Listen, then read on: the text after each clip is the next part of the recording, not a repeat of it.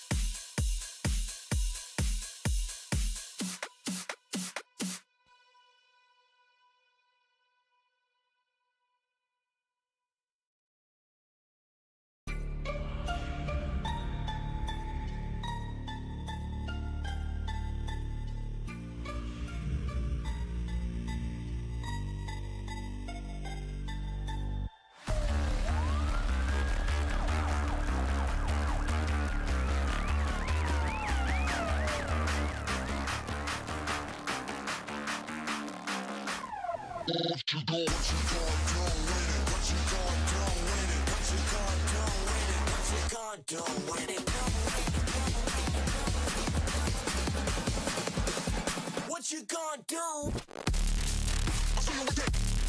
Pop that. Go. Now let me see you go. I'll see you with it. Pop that. Now let me see you go. I'll see you with it. Pop that. Go. Now let me see you go. I'll see you with it. Pop that. Now let me see you go. Go. Go.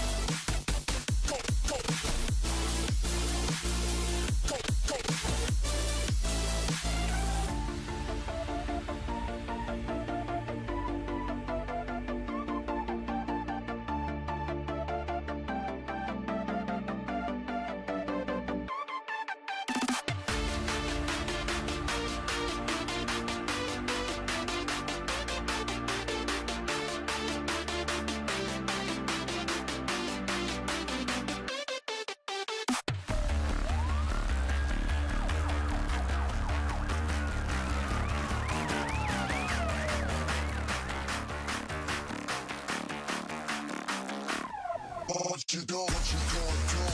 What you gonna do with it? What you gonna do with it? What you gonna do with it? What you gonna do with it?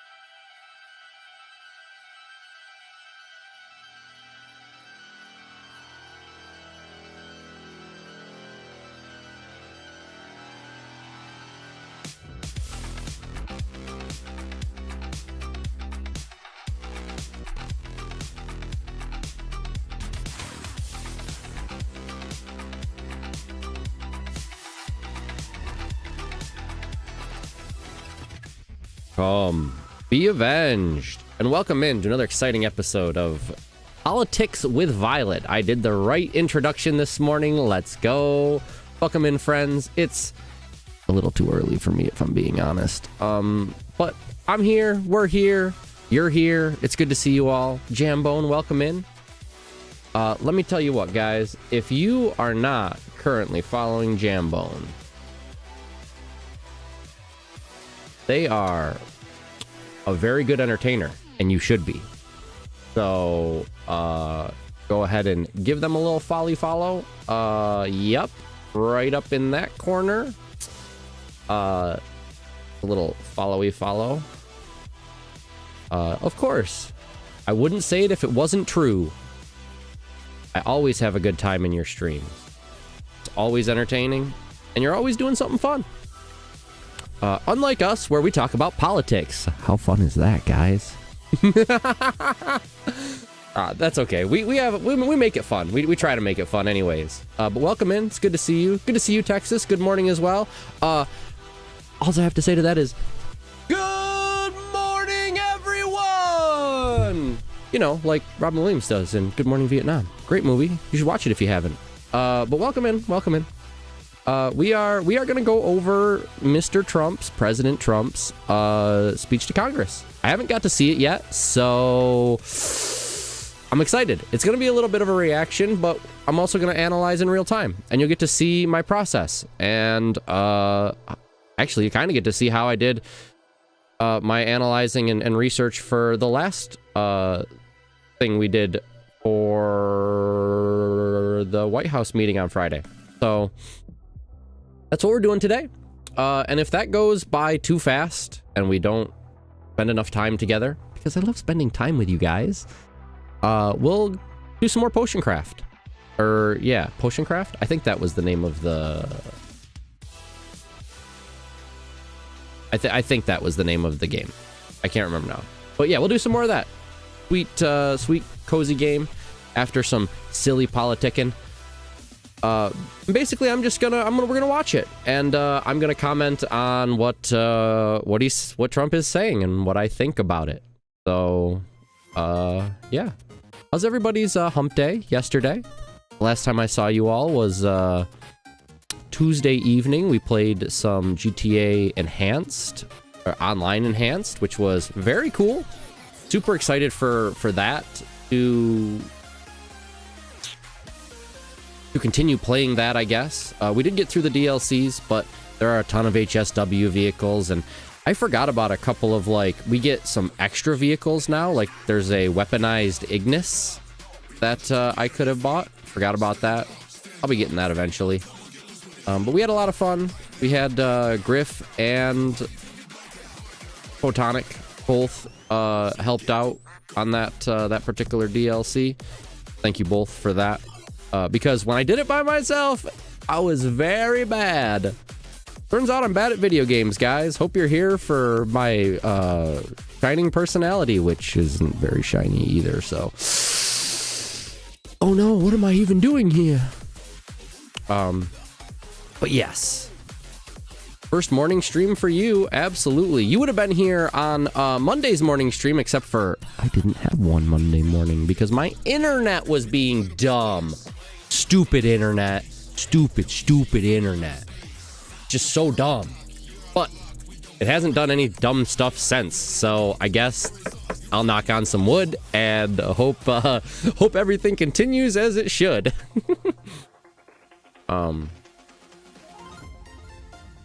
Yeah, so I guess we shall just get right into the video.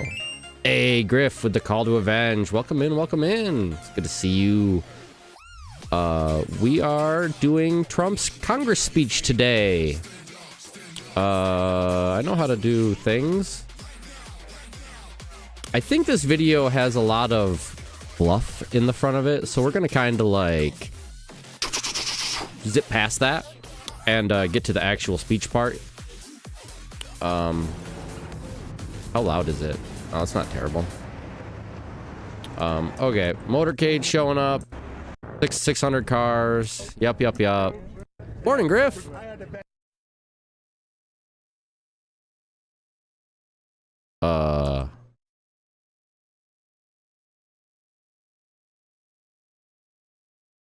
Nice. There's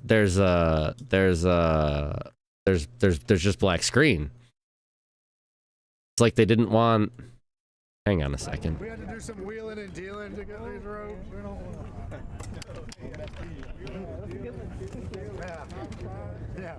Why does it seem like they start with B-roll? That's so weird.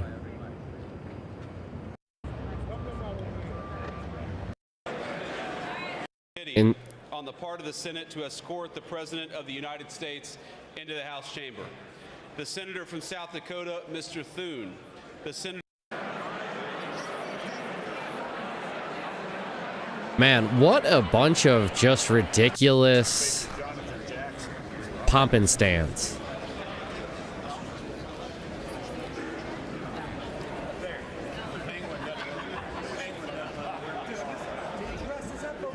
"46 minutes of it, you say, huh?" Everybody greeting everybody. Yep. Hey, in case you didn't wonder, in case you wondered if they were all part of the same them versus us, it's them. It's all of them. All of them versus us. Just saying. Is that the one? It is the one you sent me. I didn't. You think I did my own research and found my own video? Psh, get out of here. Yeah, no, it is the one you sent me, and I appreciate it. Is that Gavin? Gavin Newsom? Failure of California? I think that's who that is. Mr. Failure of California there. Way to let your state burn down.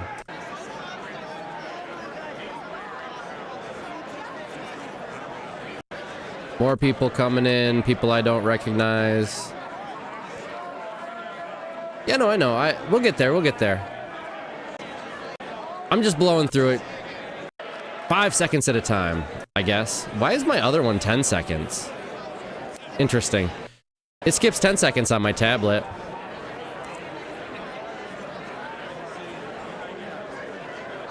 Who what?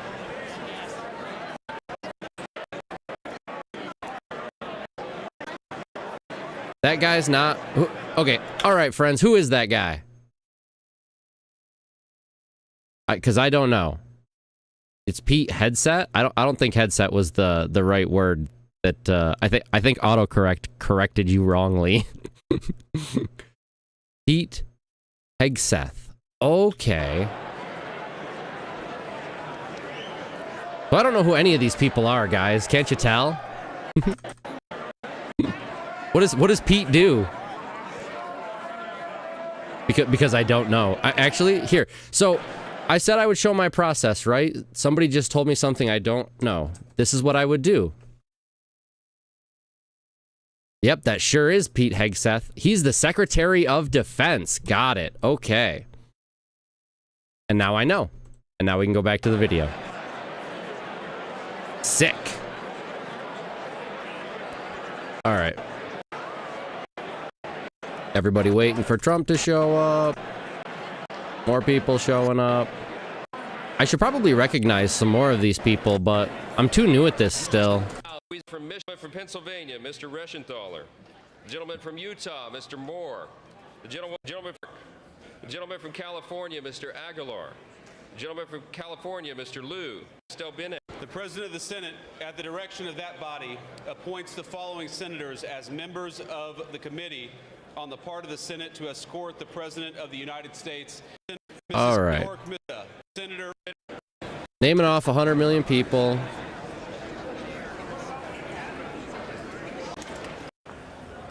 More talking and yakking and...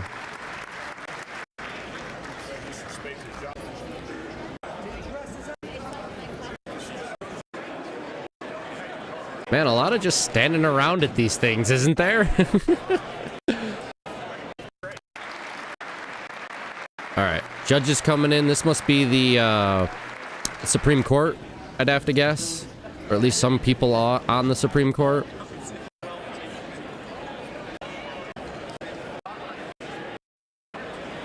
All right, let's do a quicker scan here. What else is going on?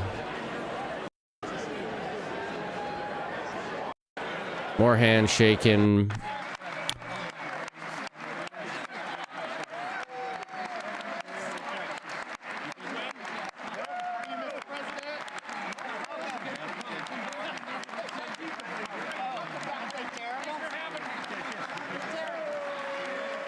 Half of everybody loves him, half of everybody hates him. I still don't know where I stand, to be honest with you. I mean, I voted for him in the last election, but I didn't think Kamala would be any better for us, so... As a matter of fact, I'm 110% sure I said both, no matter who wins this election, America loses. And I guess that's also part of the reason I am spending more time in politics, or not in politics, but doing politic news, because it keeps me a little bit closer to... Here. Turn the video down for me a little bit. It keeps me a little bit closer to know if I'm right or not, if this really was going to be bad for the country either way. Just sat down for break. It is Friday, Junior. That's right. Welcome in. Good to see ya. Nice. Super exposed. You guys see that? Look at that. That camera gotta be fired. Super exposed. All right. Lots of yakking, handshaking. Yes, typical USA chants. Not that I don't think they're good, I don't know. Patriotism is good, guys. Don't ever forget that.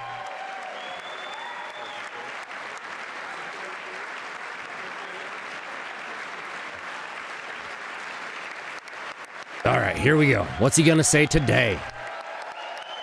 Or, well, 2 days ago. You guys probably already know because you watched it, and I haven't, so... Gonna find out. We're gonna play this game. It's called Fuck Around, Find Out. Today, we're finding out.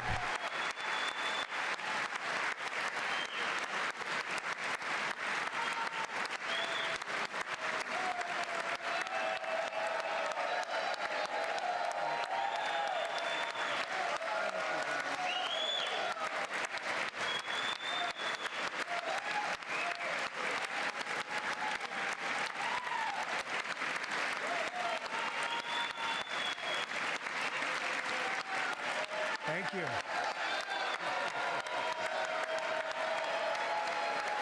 4 hours later. I mean, I get it. He's the president. Some people are happy, others not so much. Oh, hey, look at all the influencers, guys. Shit, that's Matt Walsh, Riley Gaines. Who are the other two? Anybody know? We got Riley, Matt. Anybody know who those guys are? I need to rewatch this because there's stuff that I miss. Right? What's right? Which thing did I comment on that's right? I can't remember now. Geez. I'm bad even when I'm not yeah. Even when I'm 4 hours. Yeah, 4 hours. Yeah. Okay, yeah. 4 hours later. Yeah. But yeah, don't know who those other guys are, but definitely some influencers there. It's a great honor. Thank Only you very the much. ones that Speaker Johnson, that speak good of Trump, though. Vice President Vance, Dang. the First Lady of the United States. All right, I missed the very first thing. Speaker Johnson, it's a great honor. Thank you very much. Speaker Johnson, Vice President Vance, the First Lady of the United States. I can turn the video up.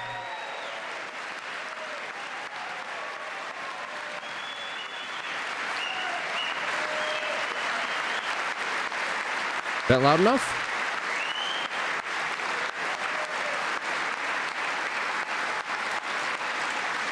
I can turn me down too, like my actual microphone. Members of the United States Congress, thank you very much. And to my fellow citizens, America is back. Where did it go, though? But guys, where did America go? If it's back, it had to have gone somewhere. I've been in America this whole time. I don't know about you guys. Yes, I know I'm being a little stupid right now. It's okay. We can make jokes.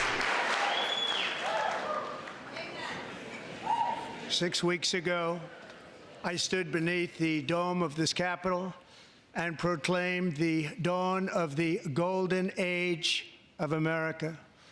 From that Boy, moment wouldn't that on, be it nice? has been nothing but swift and unrelenting action to usher in the greatest and most successful era. So I'm all for swift and unrelenting action, as he says, mostly. But I mean, let's not be so swift that we fuck it up. Pardon my French. In the history of our country, we have accomplished more in 43 days than most administrations accomplished in 4 years or 8 years, and we are just getting started. So, I'm not sure how to substantiate that claim. Sounds good.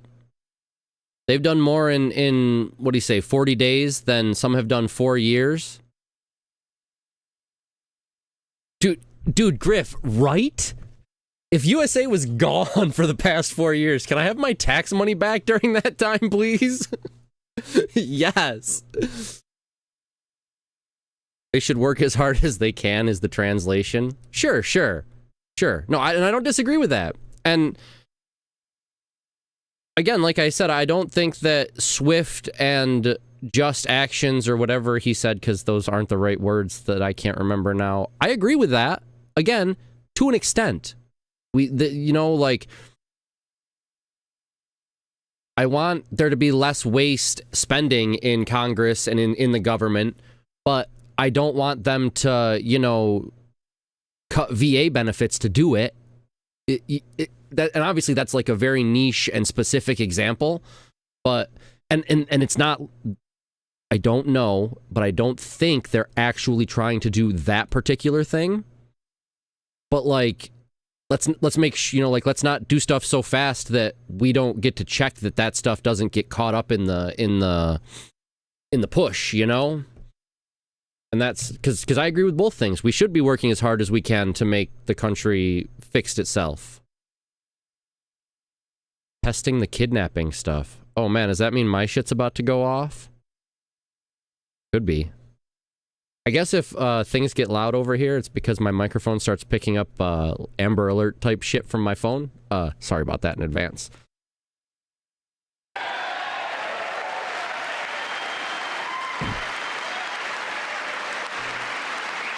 I will say one thing about those Amber Alerts and stuff, though, or like the phone alert kidnapping test stuff. That shit works. It gets people's attention because like every device goes off with that same stupid sound. And it doesn't matter if you're by yourself or with 100, well, I mean, with 100 other people, it's going to be loud as hell and definitely get your attention, but your whole car. Yeah, exactly. So yeah, it definitely that's the like emergency broadcast system type of stuff. That's why those test tones are so freaking annoying, because they're made to get your attention. Super loud as well. That's right. It's made to be a, hey, here I am. I need you to read this. Like literally, it's meant to be that. So, it definitely works. It does its job. It terrifies the hell out of me every time it goes off and I'm in the presence of my devices or anything like that. Like, yeah, more emotes. Rain them down.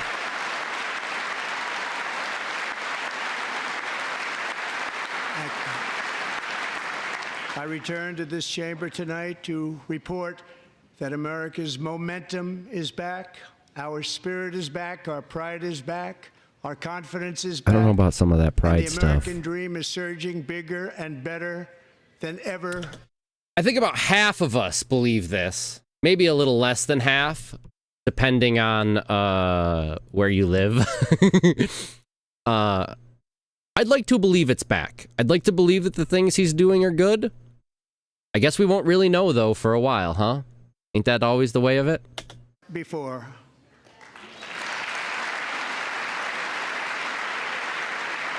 American dream is surging bigger and better than ever before.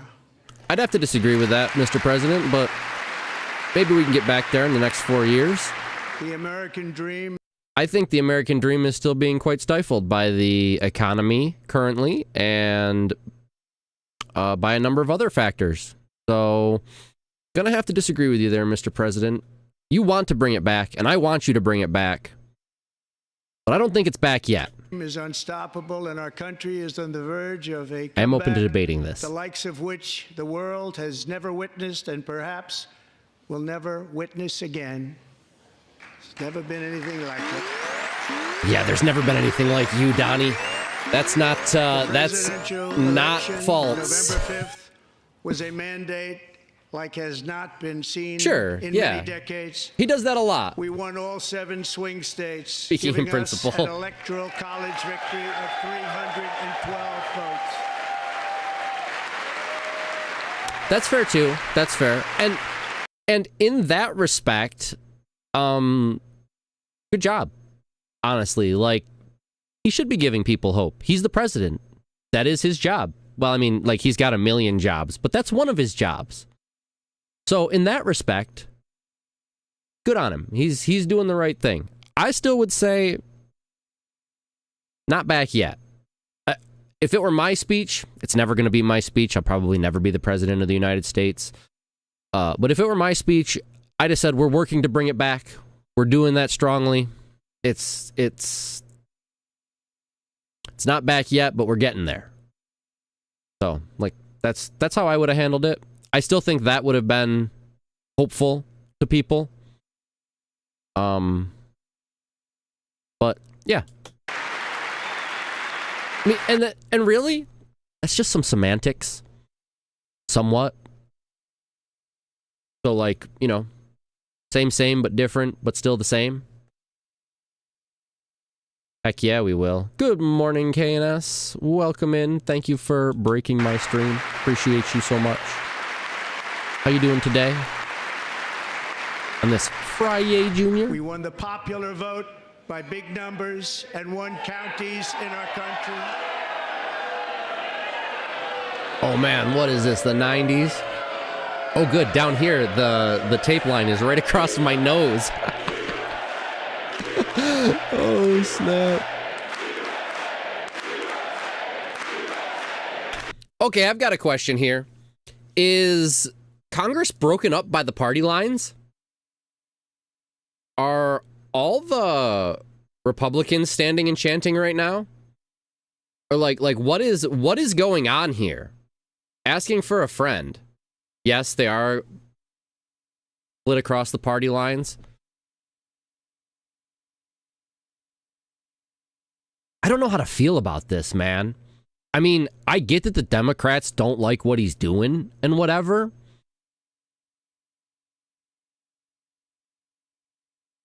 I also don't know about if I like what the Republicans are doing either. I get it. Nationalism good. Patriotism good. I believe in both of those things.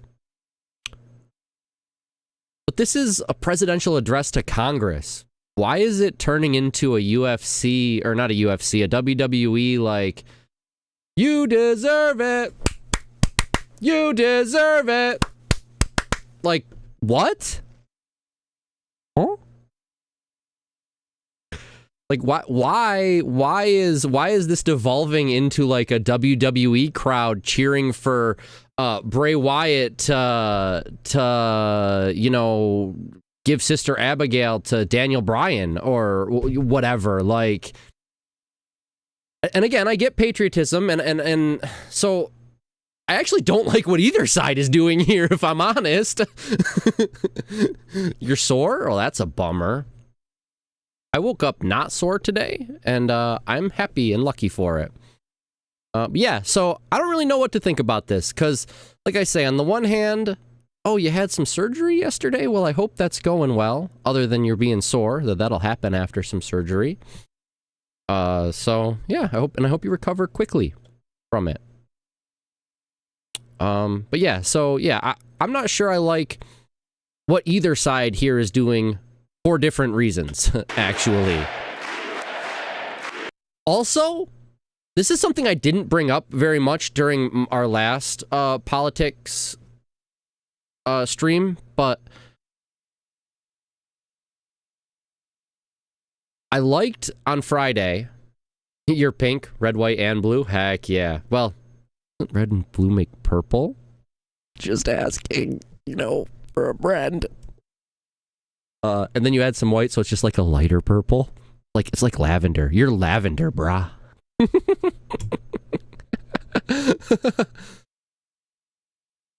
Oh, man. Not 100% sure what an embolism is, but that doesn't sound good. Hopefully, speedy recovery. But yeah, so something I didn't bring up so much in the stream where Trump and Vance and Zelensky were at the White House, I did like, even though I didn't like JD Vance jumping down Zelensky's throat, it felt like, about things, and then Trump just like ran with what Vance started. I liked the fact that Trump didn't show a broken America. Like, whether he agreed with what JD Vance was doing or not, I'll never know because I'm not the man, and he's not said. But he's right, I'm lavender, yeah. But I liked that Trump and Vance stood together. I don't like this. It doesn't matter. See, because here's the other thing, right? You saw this. I saw this. We're Americans, mostly here in the chat at the moment, I think. I've made some British friends in politics, you know, though. I wonder what they think about this. Or, what about Russia, guys? Russia sees a broken U.S. here. This gets, if you don't believe that this got broadcast to Russia, and Russia sees, oh, half of the government is fractured. Our government is fractured, and we are not showing a united America. This is not showing a united America. This is probably what my biggest problem is with this whole situation right now, with the USA chants on half the room and the other half just sitting there. Is it shows broken America. It doesn't matter what Trump's saying right now. This speaks volumes to a broken America. And our enemies see that. America's enemies see that. Democrats, if nothing less than showing a united front to our enemies, should have also stood up and USA chanted. In my opinion. Ah, okay. My dad was just going in and getting some preliminary stuff to see about some sort of veins thing. I don't think he has that, anything like that, though. They cleared him, so interesting that's going around. Or, I should say, interesting that I know two people kind of going through veins things all of a sudden. Weird. Anywho's.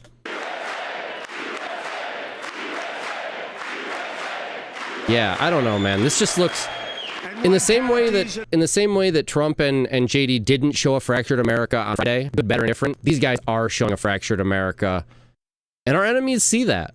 They do. Hopefully, our military's big enough to stop them anyway. All right, I'm done talking over him now. Counties in our country, 2,700 to 525. On a map that reads almost completely red for Republican. I guess, man. Actually, the map is mostly white because a lot of American lands aren't occupied by people. So they can't be red or blue. Land can't vote. Sorry.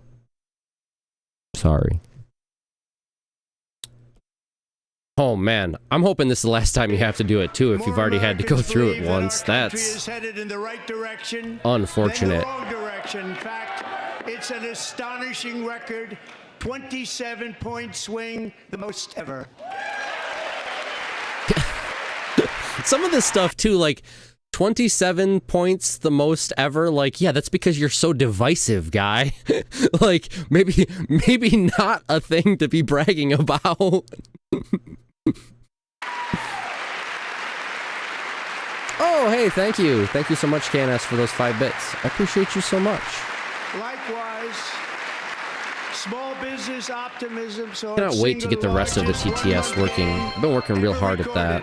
A 41 Whose gamers point Nexus just jump. supported the Avenged with 5 bits. All right, what dumb news is he doing about now? Largest 1-month gain ever recorded. A 41-point jump. Gain. What was Small business optimism, so it's single largest 1-month gain.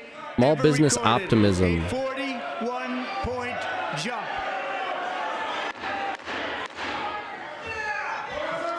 Members are directed to Dang. Well, yeah.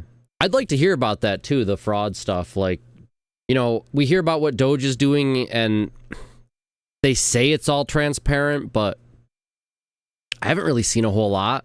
Have you guys? Am I just not looking in the right spots? I could be. That's happened before. But yeah, anyways. Now it looks like the what is this? Probably Speaker of the House sitting next to the Vice President. Because the Vice President is also the Speaker of the Senate, if you guys didn't know. So I've got to assume that other guy's the Speaker of the House, whose name I don't actually know. Where'd my mouse go? There it is. Speaker of the House. Mike Johnson, huh? Okay. All right, so that guy's Mike Johnson. You haven't seen transparency? Yeah, well, and I would just, results. I would like to see some results, like what have you cut? What are you? It's like maintain. Everybody's sensationalizing this Doge thing, and it's getting a lot of press. But is this like every other government?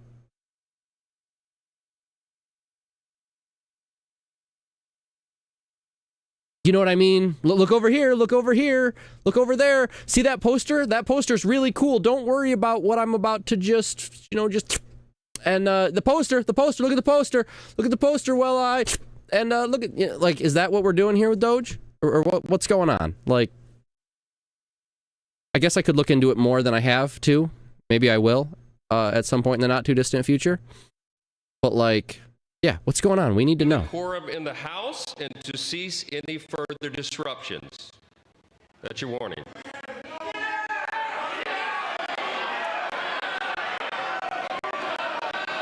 Members are engaging in willful and continuing breach of decorum, and the chair is prepared to direct the Sergeant at Arms to restore order to the joint session. In that spot, there's one guy they had to remove because he was interrupting. I heard about that. I guess that's a little unprecedented too. But I mean, if you're going to be in a loud disruption, you get removed. Did anybody forget high school class, middle school class, elementary school class? What happened when you were the kid who wouldn't sit down and wouldn't listen during class? You got punished. It doesn't matter if you agreed with what the teacher was saying or not. It doesn't matter if you believed that the earth was round, if she was teaching you the earth was round. It didn't matter. Like, you were disruptive.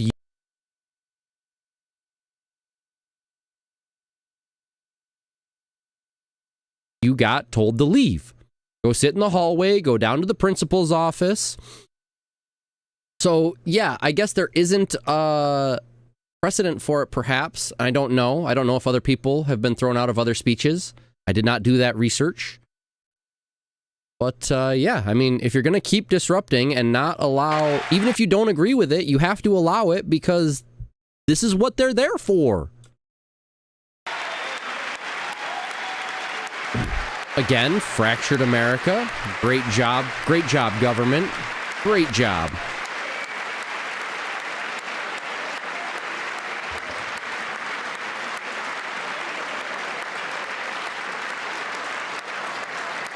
Mr. Green, take your seat. Take your seat, sir. Take your seat. Yeah, I mean, he has literally ignored the chairman of Congress, literally the highest position in that building, because they're in the congressional building. It's the building of Congress. Of course he's going to get removed. Brother, try to be that obstinate anywhere. Watch security throw your ass out immediately. And concerted disruption of proper decorum, the chair now directs the sergeant at arms to restore order. Remove this gentleman from the chamber.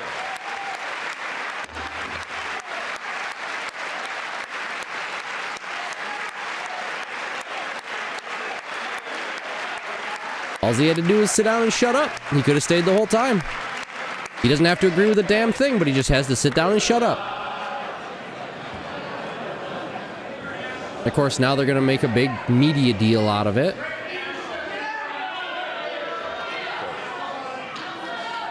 The best part is you can't even hear what he's yelling.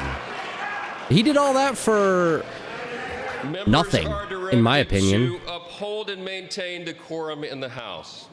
Mr. President, you continue. Thank you. Over the past 6 weeks, I have signed nearly 100 executive orders and taken more than 400 executive actions, a record, to restore common sense, safety. Not for nothing, that's not great. I mean, he's gonna spin it in the guise that I've been doing good things, I've been undoing bad things. And he has, somewhat, depending on who you talk to. But I don't think of like 400 executive orders. What? Guys, that means our country's fucked. Again, pardon my French.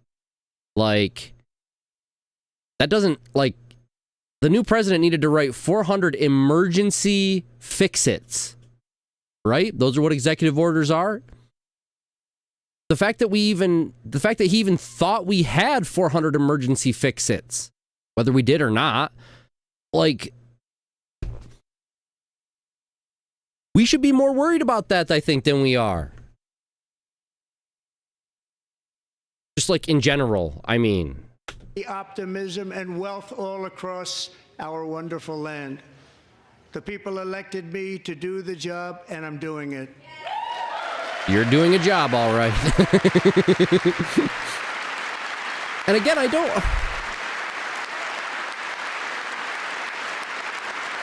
One of the reasons I voted for Trump, besides the fact that I thought Kamala couldn't do the job at all, I'm not sure Trump can do the job fully. But one of the reasons I voted for him, besides that, is because it was something different.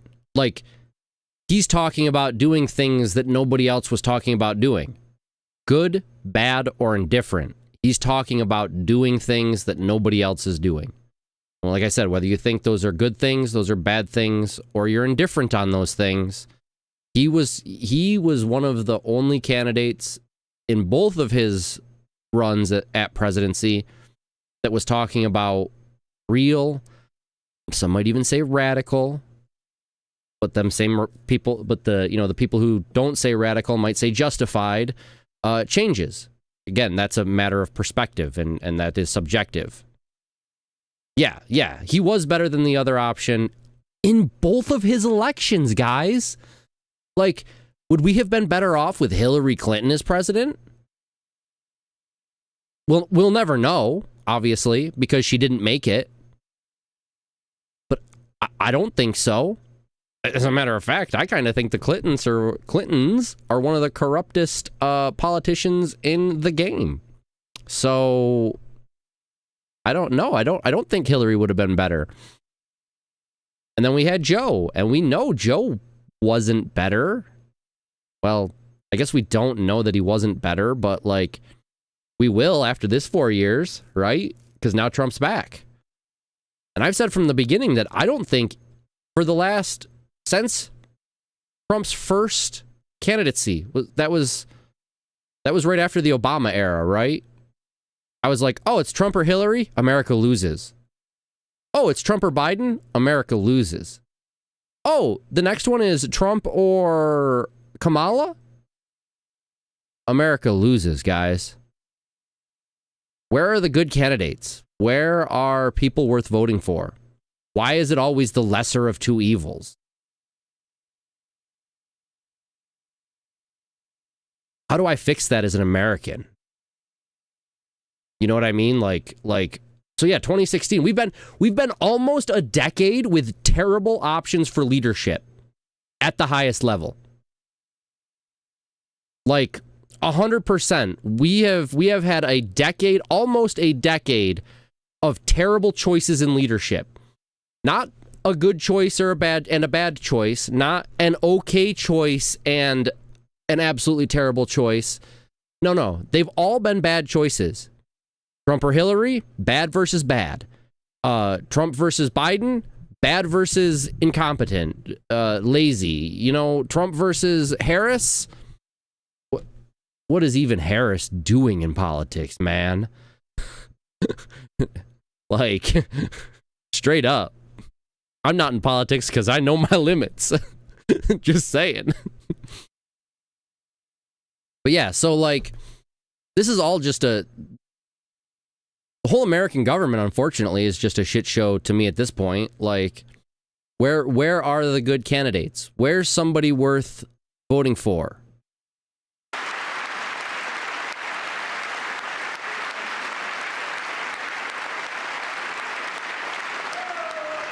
In fact, it has been stated by many that the first month of... Where are the FDRs? That's really what it's like. Where are the FDRs? Where are the Kennedys? Like the JFKs? Where are those candidates in this day and age? Like, everybody loved those guys. They did some really good stuff for America. Where are those candidates? Of our presidency, it's our presidency, is the most successful in the history of our nation. Did he just say his?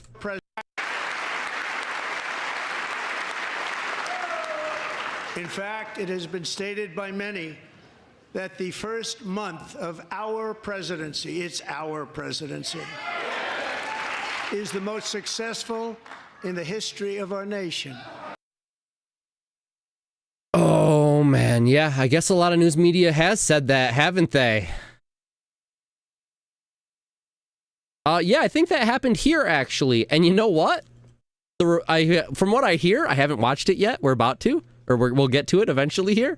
What I heard is the Democrats didn't like that at all, actually, for some reason. Which, I'm like, but he's a Kennedy. I don't get it. He's a Kennedy. Like, why do y'all hate him?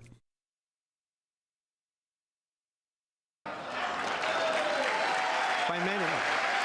I mean, he does have some wild ideas, to be fair. Good old Bob Kennedy. And what makes it even more impressive is that... See, that's not a lie. I don't know who you are, lady, but you are wrong.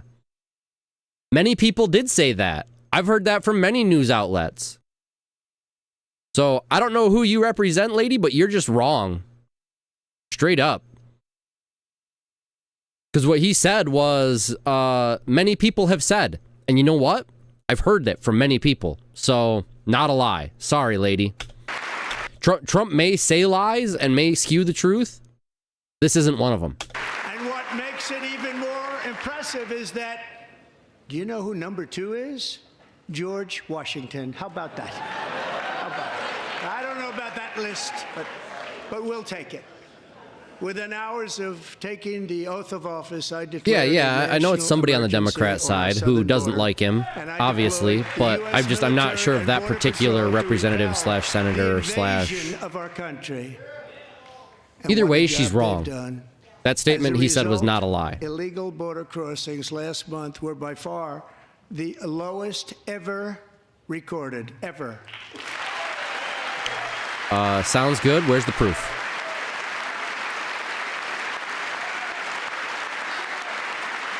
Was that? Whereby they've done the invasion of our country And what a job they've done. Southern border, taking the list, but we'll take it. Within hours of taking the oath of office, I declared a national emergency on our southern border, and I deployed the U.S. military and Border Patrol to repel the invasion of our country. And what a job they've done. As a result, illegal border crossings last month were by far the lowest ever recorded, ever. Yeah, I'd like to see some facts on that one. I don't know. I guess we could. It's not super important to the meeting, so I'm not going to, but I guess we could here at this point Google that and see if there's any other information on that deal.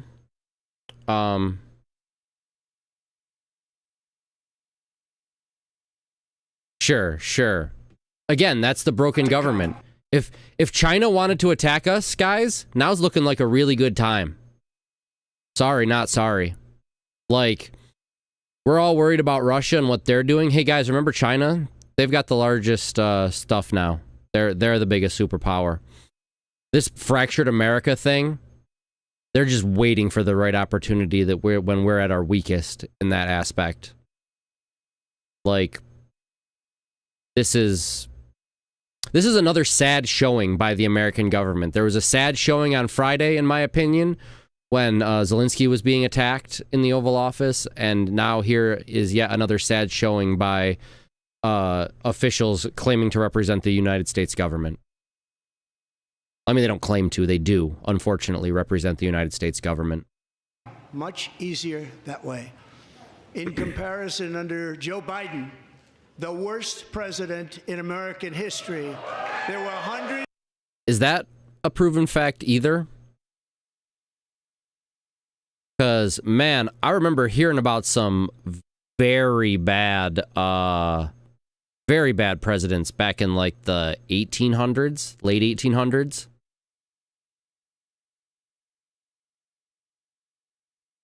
Like, his name started with a G. I think he was a terrible president. Grover something. Now I gotta look it up.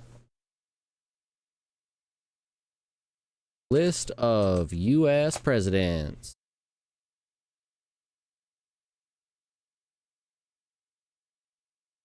Grover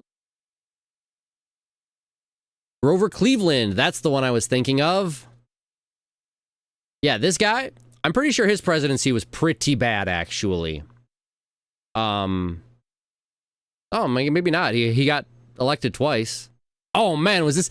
Guys, is history repeating itself? Was this the Donald Trump of the late 1800s or the late 1900s?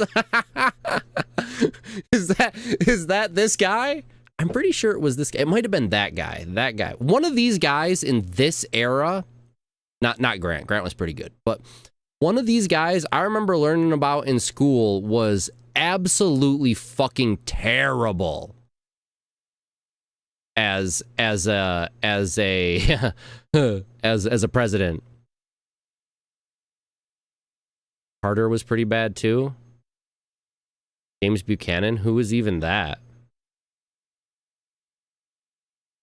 Is that even deeper down the rabbit hole? Oh, there he is, James Buchanan. Yeah. I mean, I don't know about exactly which one of them it was, but like I remember learning in school that one of these guys had like the worst presidency ever. Are you telling me Biden's presidency was worse than these guys? And if so, can I get some facts to back it up, please?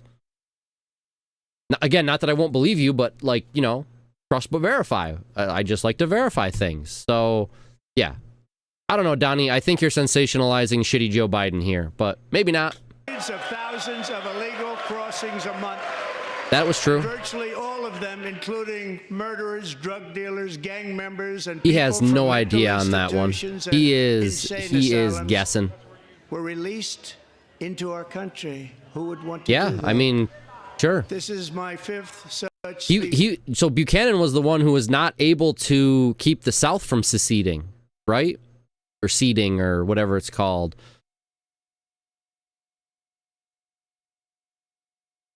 So yeah, That one might claim that his presidency might have been worse. To Congress. And once again, I look at the Democrats in front of me, and I realize there is absolutely nothing I can say to make them happy or to make them stand or smile or applaud. Nothing I can do. Thank you, Pizza, so much for that call to avenge. 34 already. Let's go. A disease that would wipe out entire nations or announce the answers to the greatest economy in history or the stoppage of crime to the lowest levels ever recorded. And these people sitting right here will not clap, will not stand, and certainly will not cheer for these astronomical achievements. They won't do it, no matter what. Five times I've been up here. It's very sad.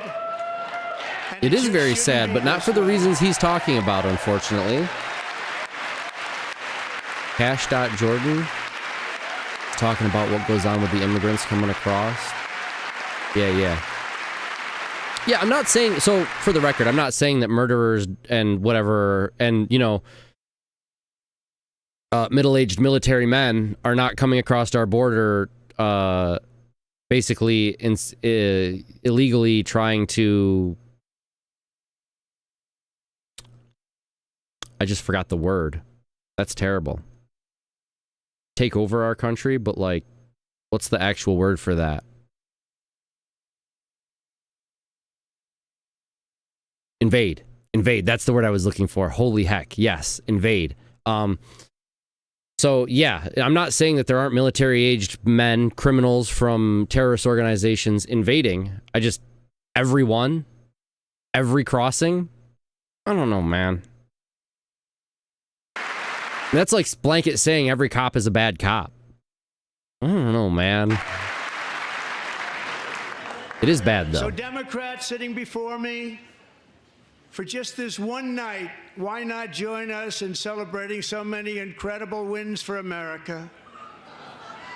Because it definitely looks bad. Let's work together and let's on the global truly scale. Make America great again.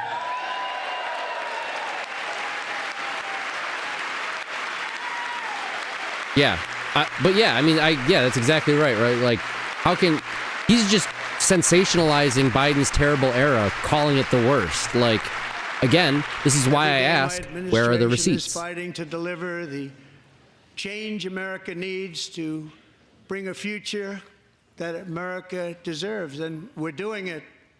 This is a time for big dreams and bold action. Upon taking office, I imposed an immediate freeze on all federal hiring, a freeze on all new federal regulations, and a freeze on all foreign aid. Oh, probably. Pelosi? Yeah. Cry more about it while you insider trade and make millions off the backs of Americans. I have no sympathy for Nancy Pelosi. I terminated the ridiculous Green New Scam.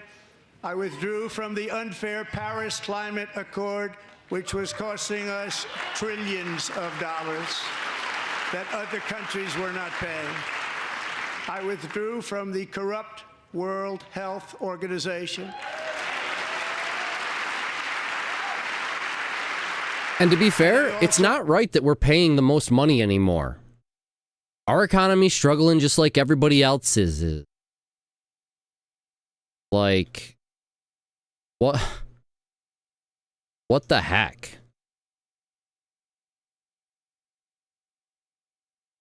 Ad soon? That's good. I've got to pee. I withdrew from the anti-American UN Human Rights Council. Yeah, all those councils that we're on, all those international things, we pay the most money into those things. Our dollar isn't that good anymore. Our economy isn't that good anymore. Like, those numbers need to be reworked for the modern era, if you ask me. Like, there's no reason we're paying like double of what some other countries are. I mean, there was a time when that made sense. We were a much larger superpower, both economically and militarily. Now we still have a pretty decent military power, but we're struggling as much as anybody else economically, if you ask me. Contrary to what any of these guys will tell you. But yeah, I mean, I agree with Trump in that those things need to be addressed. because we're not the economic superpower we used to be.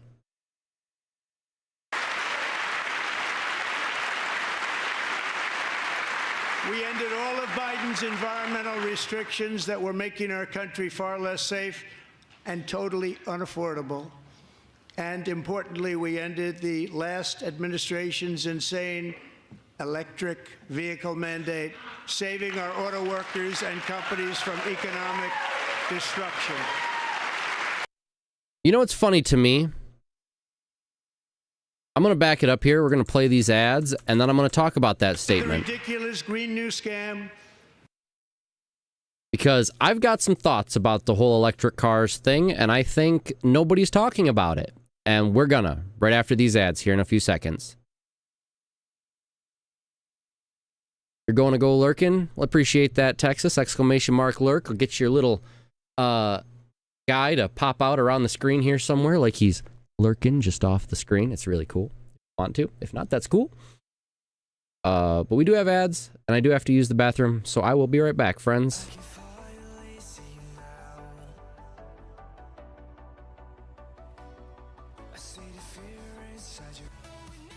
Oh, I got two things going on here, don't I? I sure do. I was goofing around with some just chatting stuff. Yep, okay. It's one of those days. What's up? Chicken's butt when it's eaten, you know that. What's up with you guys? Yeah, there was the double, and because I was testing things, because we got to move away from owned, because I'm not paying them the money. Did have a comment on my short. Was it today's short? I think it was today's short. Somebody on YouTube decided to comment, why post this? And so I replied, why not? Because I thought it was funny. And then I did the emoticon, the shrug emoticon. And then I agree. And then like 2 minutes later, I was like, oh no, wait, I got a better response. What? Why post? Why comment this? Yeah.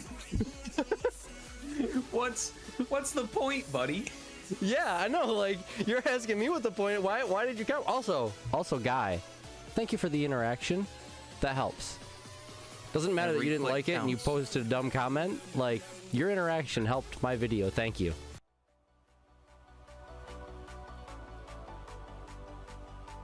So what you been up to on this beautiful Friday afternoon? Today has sucked. I'm just not gonna sugarcoat it. Today has been a struggle day. And that's okay, because we can have those. The struggle is real? Yeah. Everything I tried to do today, well, almost everything, ended in failure. The only few things that haven't ended in failure have happened within the last, like, half an hour, so I'm kind of hoping to keep that momentum rolling as we get into the Space Marine 2s, which I don't even know if I said that's what we were doing today, but we are. For the Emperor! For the Emperor! The Emperor protects!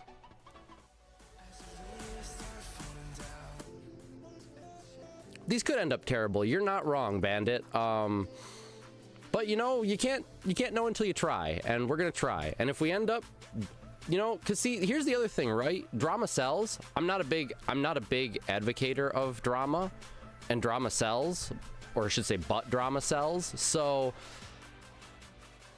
I guess this is my way. All right, we're back. Got a few more seconds on those ads, so we're gonna wait for those per usual. But yeah, we are back and we are going. Trump is talking. I don't know if I don't know if he said anything real important yet, to be completely honest. A lot of fluffing and windbagging, air blowing. Pardon me.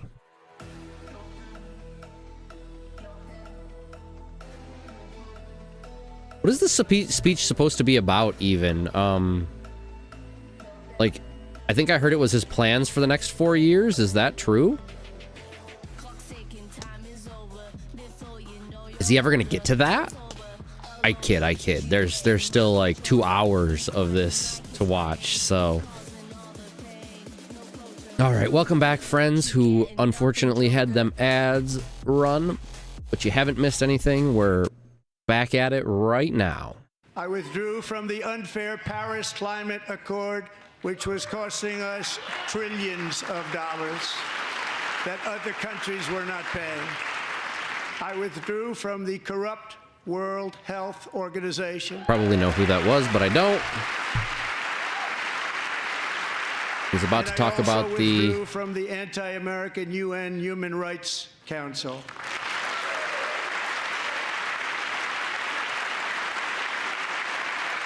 We ended all of Biden's environmental restrictions that were making our country far less safe and totally unaffordable.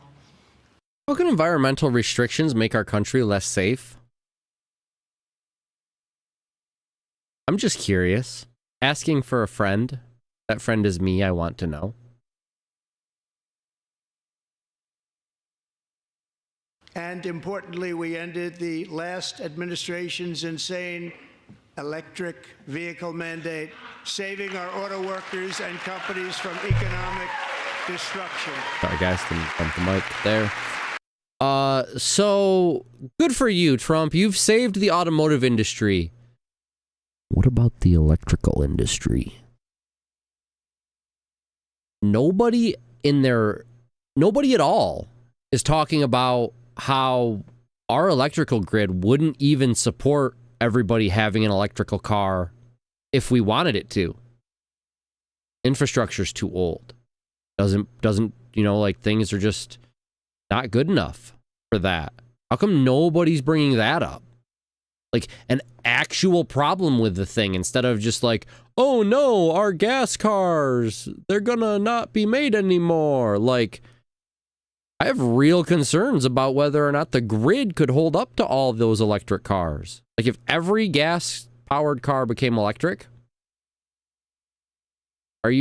guys, do you know we still have rolling blackouts in California during the summer because their grids cannot handle everybody's air conditioners plugged in? Did you know that still happens today? Well, not today, but like it'll happen later this year in the summer. In America, in 2025, rolling blackouts because we're not generating enough power. And you want us all to use electric vehicles? Excuse me? Yeah, sorry, boss, I can't come in today. There was a rolling blackout last night and my car didn't charge. Oh, I'm fired because you don't give a fuck about that? Well, what am I gonna do now? Oh, you don't care about that either? Yeah, weird, huh? Go figure.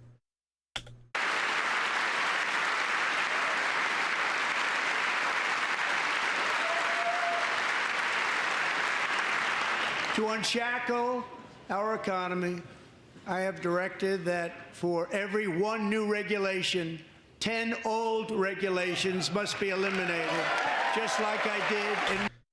So not for nothing, that's probably not a bad idea. I don't know about like an arbitrary number of 10 or whatever, but like, how many laws do we have on the books that don't even matter anymore? Like laws about, well, they might matter here in New York where we have a lot of Mennonites, but like laws about horse-drawn carriages and shit like that. Like, or I'm sure there are other ones. Like, you know how you always see the list of stupid laws in states? They're just like, they're dumb laws for some reason that never got taken off the books.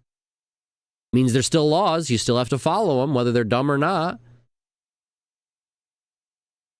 I mean, like, technically, obviously, you break the dumb ones that don't matter. Like, you know, one of them, I forget which state it is, but it has like a woman can't bathe. I don't know, some shit, something that's like, yeah, that's really dumb. Like, of course, nobody follows that law. Why is it even still on the books? It should just be like, cool, that law is dumb. There needs to be a process for getting it off the books. Stopping it from being a law anymore. My very There probably is a process, I just don't know it. successful first term.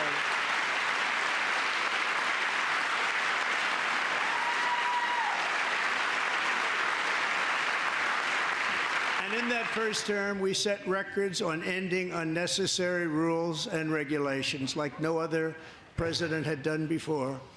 We ordered all federal workers to return to the office. They will either show up for work in person or be removed from their job.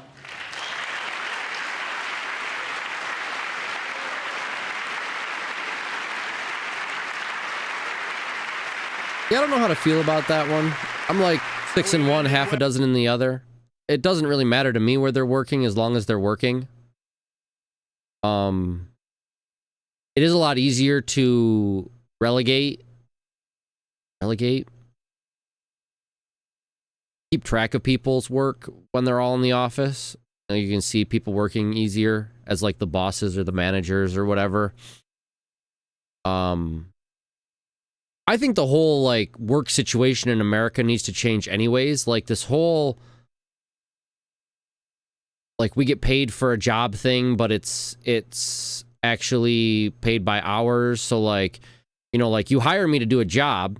Let's say that job is like shipping and receiving manager or something to like manage shipments coming in and going out.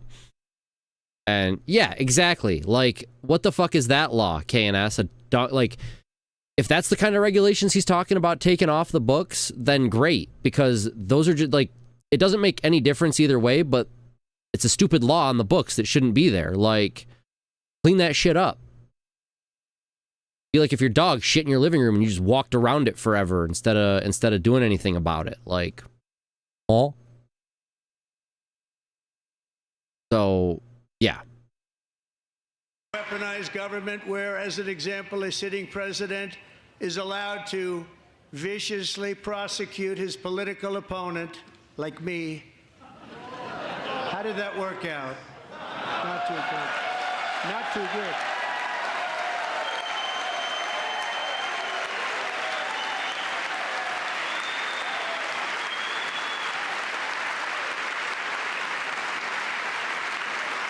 And I have stopped all government censorship and brought back free speech in America. It's back. Is it? Is it?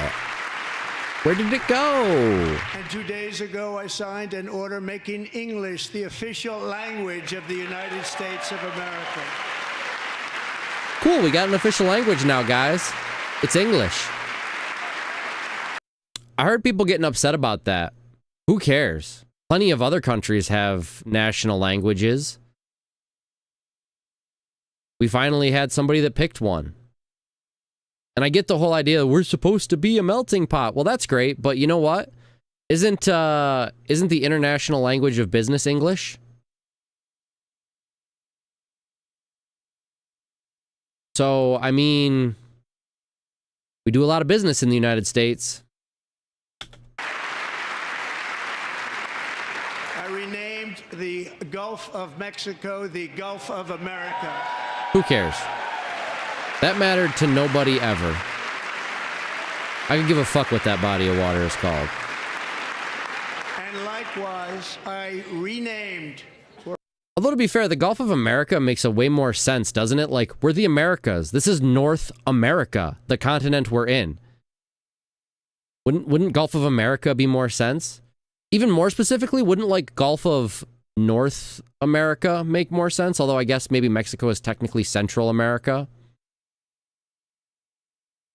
So yeah, why is the Gulf of America a bad thing? Why is everybody mad at that? Why was it the Gulf of Mexico originally? I mean, I know Mexico owned a lot of our land at one point. Like, that was like, you know, part of California was Mexico, or all of California. Arizona, I think, was Mexico for a while. Nevada, before we took it from the Mexicans. I don't know how far east Mexico got. Like, did they have New Orleans? Did they have Alabama? Did they have Mississippi? You know, now it's starting to look like the Gulf of Mexico if all those things are true. Like, you know, or were true when the Gulf was named. But like, why not the Gulf of America? We live in North America. We live in the Americas. President William McKinley, Mount McKinley again. Beautiful Alaska. We love Alaska. Yeah, which, I don't know. Call it McKinley, call it whatever the Indian Native American name was, like, whatever. Call it whatever. Again, there's another one. Call it whatever you want to. Who cares? Hooray, patriotism, I guess. Like, what did that actually help? Please, I'm waiting. I'm dying to know. The tyranny of so-called diversity, equity, and inclusion policies all across the entire federal government and indeed the private sector and our military. What? Fox, why are you only in 720? That's pretty dumb. Must have been like the live stream, maybe. Is this one in a higher quality?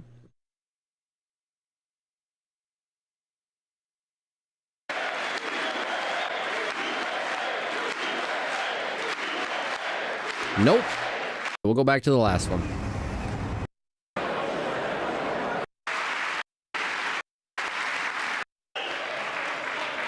Shoot, I lost where I was. Now, for the first time in modern history, members again together America. Not join us in celebrating so many incredible wins for America tonight. Why not this way? It's very sad. Sitting right here, will not clap, will not stand. Won't do it. No.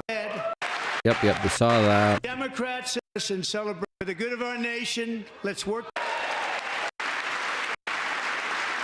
Deliver the change America needs to bring a future that America deserves, and we're doing it. This is a time for big dreams and bold action. Upon taking office, I imposed an immediate freeze on all federal hiring, a freeze on all new federal regulations, and a freeze on all foreign aid. Which, he ordered those things, but how many of them have been allowed to go through? There are checks and balances still in the world, believe it or not. Or at least in the United States.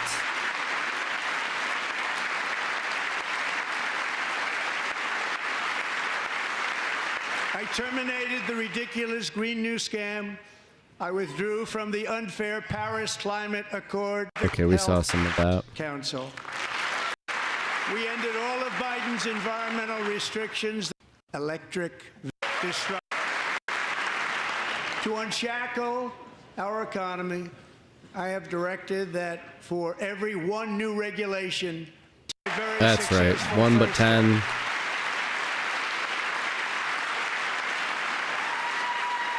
I guess, you know, this kind of makes me want to go back and watch the Biden address to Congress under the same, like, you know, because obviously every president does this thing. Pardon me. And see how, I want to see, you know, like, it would be interesting to see how the right reacts to Biden. Was this just, like, reversed last year? Was it the Democrats always standing up and clapping while the Republicans held up signs like lies and obviously not Musk steals because that's new to this era, but, like, is that what I'm going to see if I watch, like, 4 years ago's one?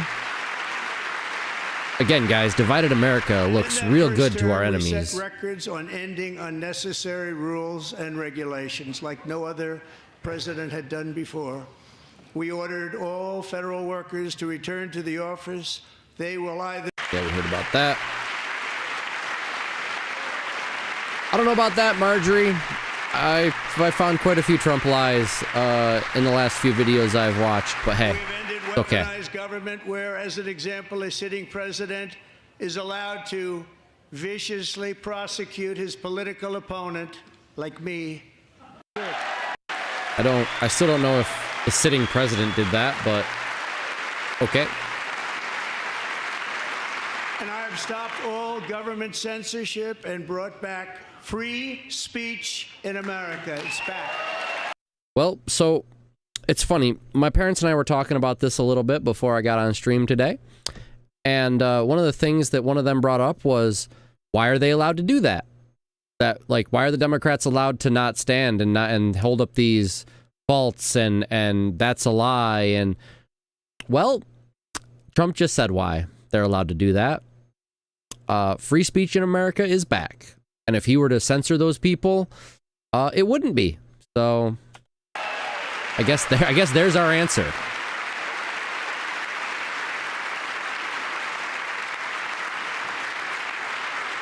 And 2 days ago, I signed an order making English the official language of the United States of America.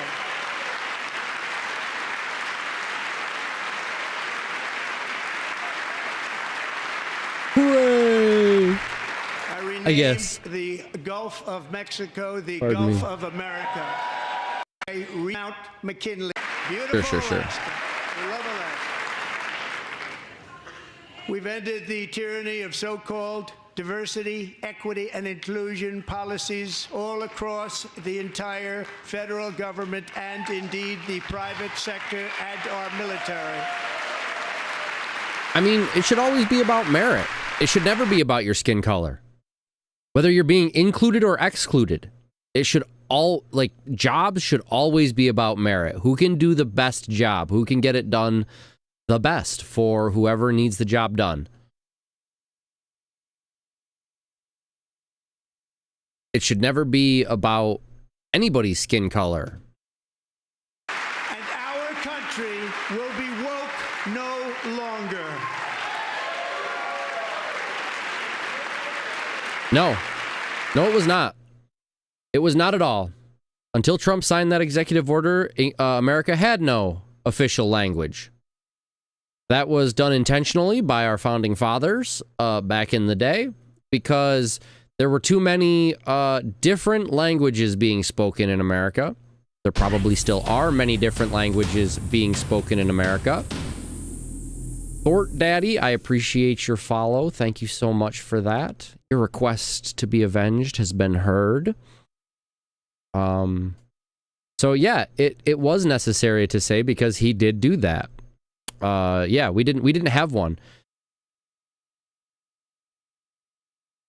Now, will that stick? I doubt it, right? The first Democrat president after him is gonna undo that executive order and make no language the official language of America again. So, I mean, like, good on you, Trump, for getting a talking point and the Republicans to stand up and clap or whatever. But yeah, that's not going to matter at all in the long run, unfortunately.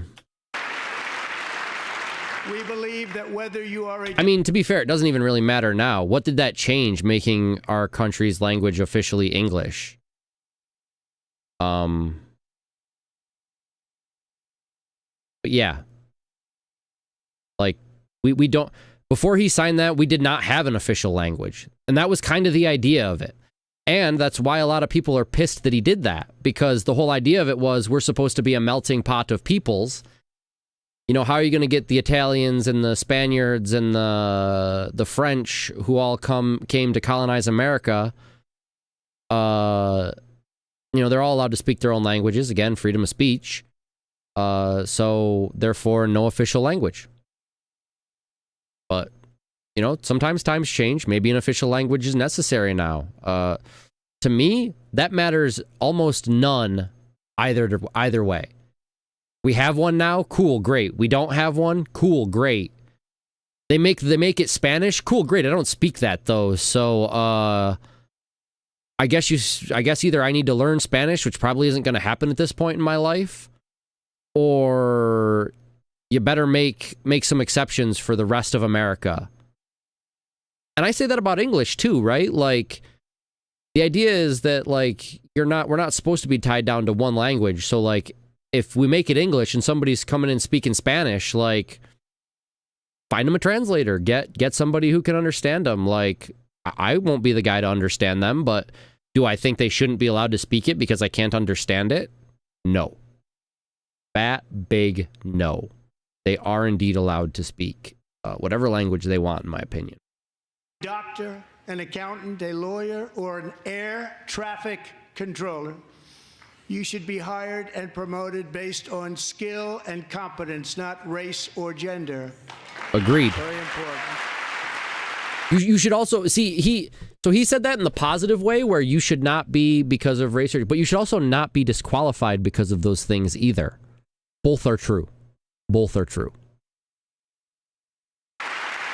Merit alone should land you the job you are looking for. You should be hired based on merit, And the Supreme Court, in a brave and very powerful decision, has allowed us to do so. Thank you. Thank you very much. I was right. That was the Supreme Court justices.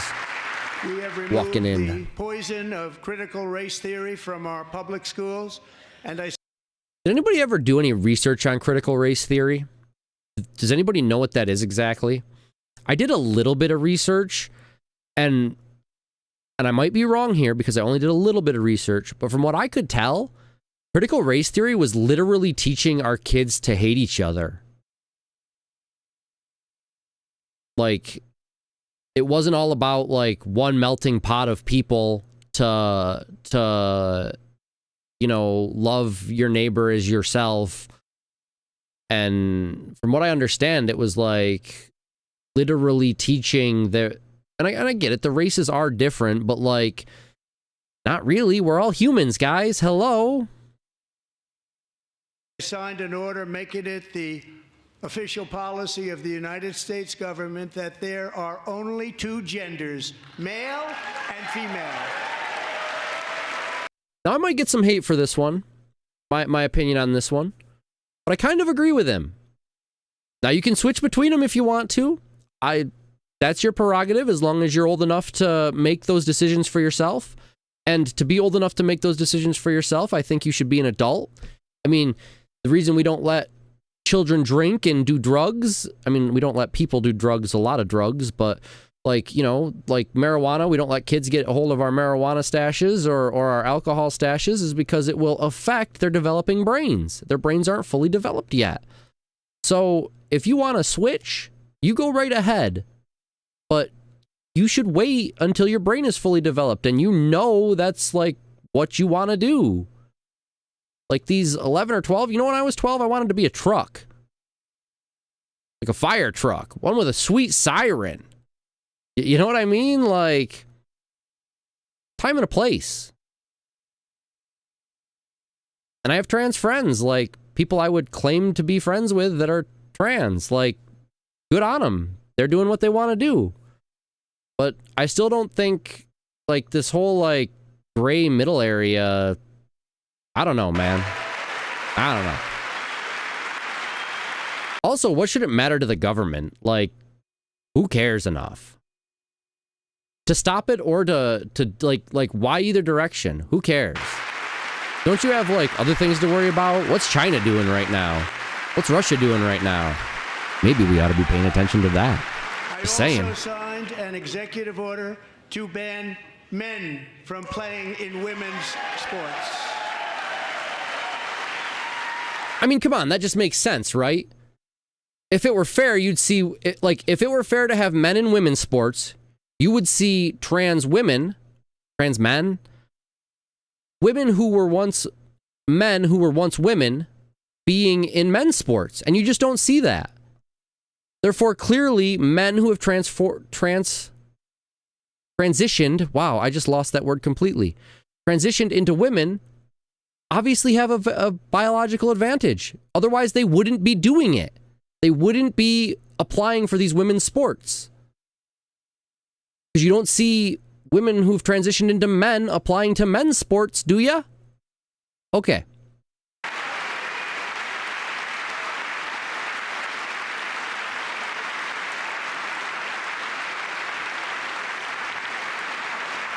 Ago, Peyton McNabb was an all-star high school athlete, one of the best, preparing for a future in college sports. But when her girls' volleyball match was invaded by a male, he smashed the ball so hard in Peyton's face, causing traumatic brain injury, partially paralyzing her right side and ending her athletic career. It was a shot like she's never seen before. She's never seen anything like it. I rest my case. Here tonight you don't see women doing that, but women who have transitioned into men doing that to men in men's sports. It's not safe. It's not fair. Not right. Valerie and Peyton, from now on, schools will kick the men off the girls' team or they will lose all federal funding.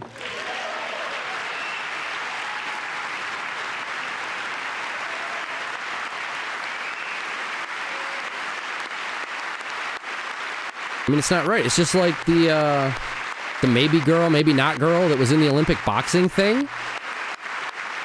Like, it doesn't matter whether she's male or female. She's literally destroying people, like ending careers. That ain't right. And if you really want to see numbers, just take a look at what happened in the women's boxing, weightlifting, track and field, swimming, or cycling, where a male recently finished a long-distance race 5 hours and 14 minutes ahead of a woman for a new record by 5 hours. Broke the record by 5 hours. It's demeaning for women. You can't tell me that's and fair. It's very bad for our country. We're not going to put up with it That, any longer. what? They should all have their own category. Oh, wait, they tried that and they didn't want to run in their own category because then they would have had a fair fight. And I'll fight anybody who says that they're not trying to gain an advantage by doing what they're doing. I will literally fight you about it. Because clearly they are. If they weren't, you would see more women who have transitioned into men in men's sports. And that is not the case. That is not true at all. Oh man, I'm going to have to ask you to use English if you're here. I don't speak that particular language. Please, friend. I will do the old Google Translate on this one.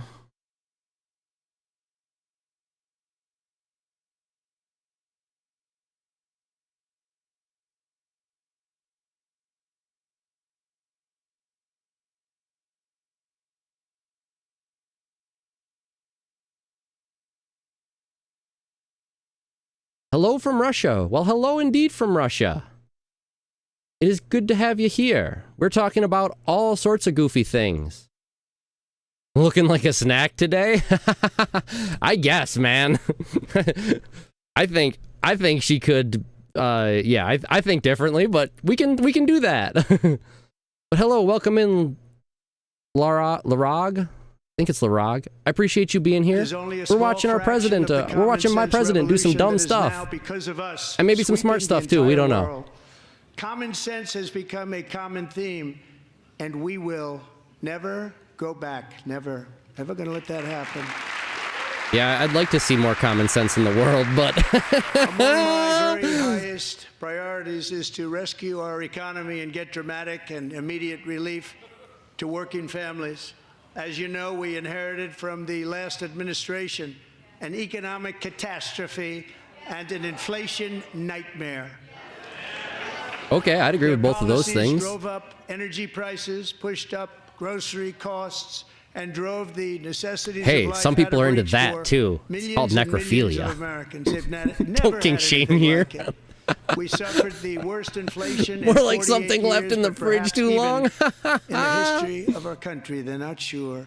As president, I'm fighting every day to reverse this damage and make America affordable again. Boy, that'd be nice. Although we all know prices aren't going to go down, so talk all you want to, Trump.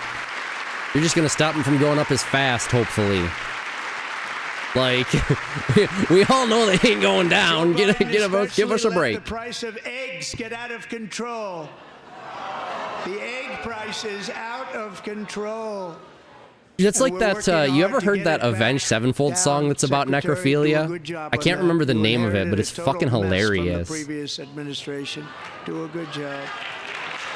Oh, I talked over him. Egg prices out of control. Yeah, we know about eggs. They're And we're terrible. working hard to get it back down. Secretary, do a good job on that. You inherited a total mess from the previous administration.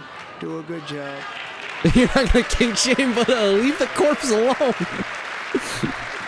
Hey, just because it's not your cup of tea, friend. A major focus of our fight to defeat inflation is rapidly reducing the cost of energy.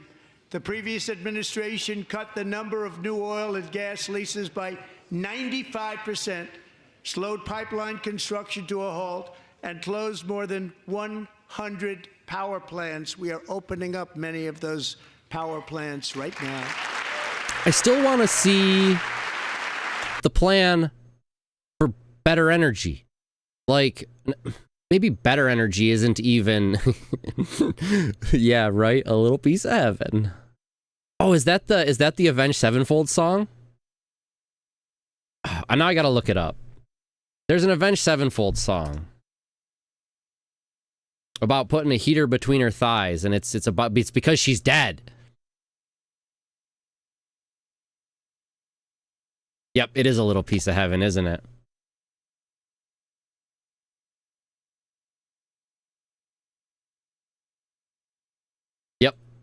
Yep. Yep. Hilarious song, actually. Trump will bring order to the states. Man, I hope so. But watching this particular segment here, the speech that he's doing, man, America's never looked so divided. We look so fucking weak, if you ask me. I mean, hey, you're a guy on the outside, right? Like, you see half of a country's government standing and cheering for the leader, and the other half just sitting there. How's that make the country look to you, LaRog? Just curious. Like, do we look like a strong America when that happens? Do we look like somebody that should be feared and respected? Maybe not feared, but at least respected? I don't think we do. No offense to us. Pour on you, government. Nothing like it. That's why on my first day in office, I declared a national energy emergency.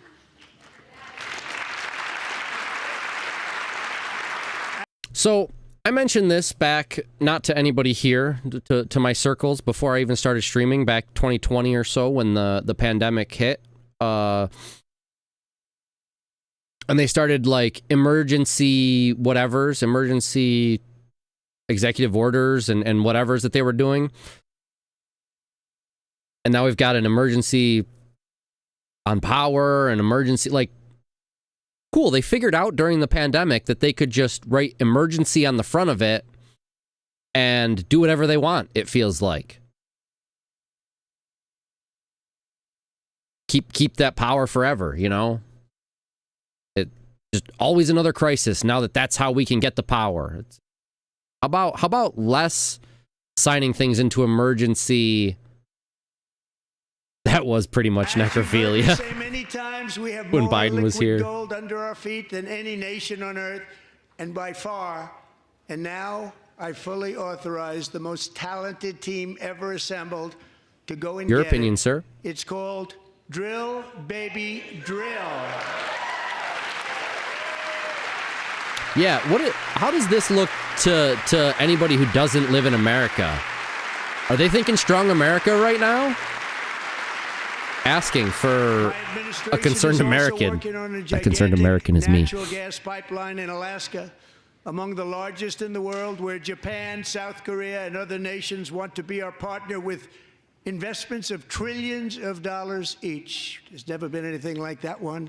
It will be truly spectacular. It's all set to go. The permitting is gotten.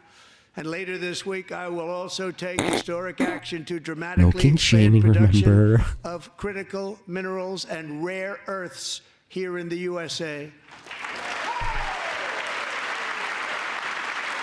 I get it. I get why he wants to deal with Ukraine. The minerals that they haven't really said what they are, or that rare earth, like that's got to be silicon, right? For like computer chips, or cobalt maybe for batteries, or what else?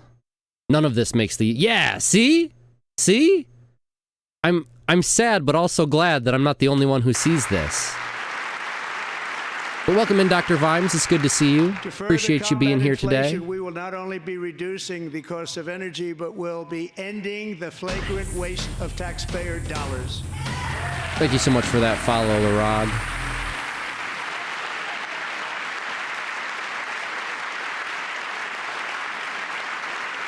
To that end, I have created the brand new Department of Government Efficiency. They could have picked a better name. I get it. It's a joke name. It's supposed to be funny. The work they're doing, in my opinion, is very serious, though. I think an audit of the government has been a long time coming. especially a deep audit, like what it seems like is trying to happen here under this administration.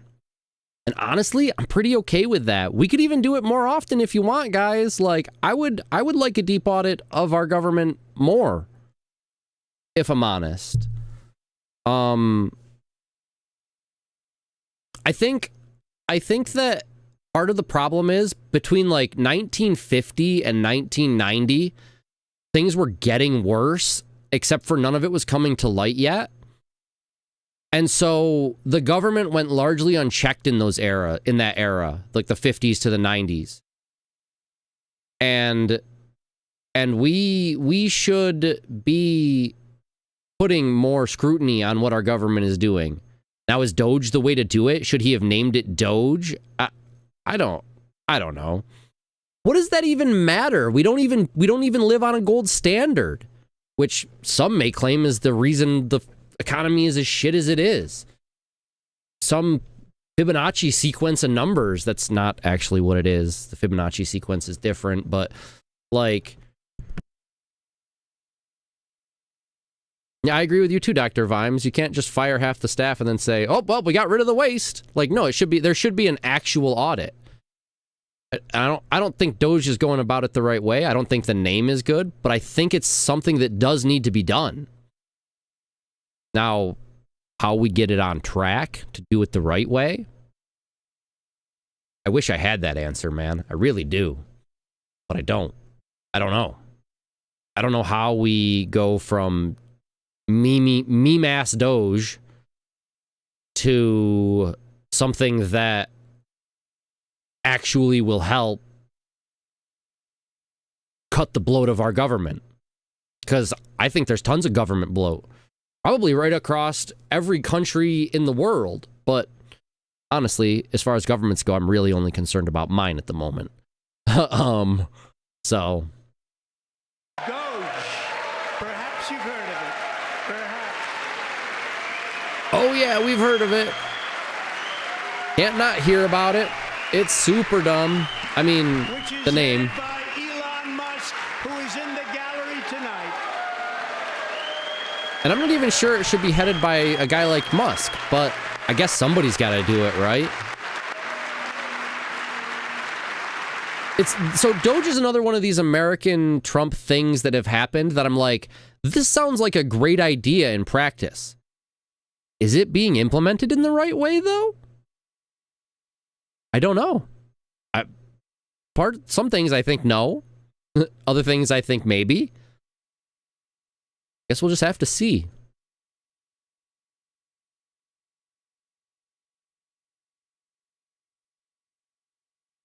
It's things people don't agree on. Oh, that's fair too.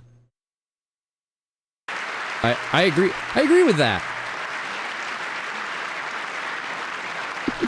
Thank you, Elon. But no, I do agree with that. He didn't need this. He's so Trump is cutting things that he doesn't agree with, that aligns with his side, the right side, the Republican side.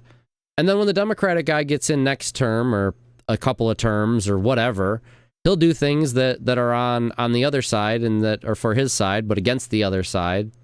Yeah. He didn't need this. Thank you very much. We appreciate it. Everybody here, even this side, appreciates it, I believe.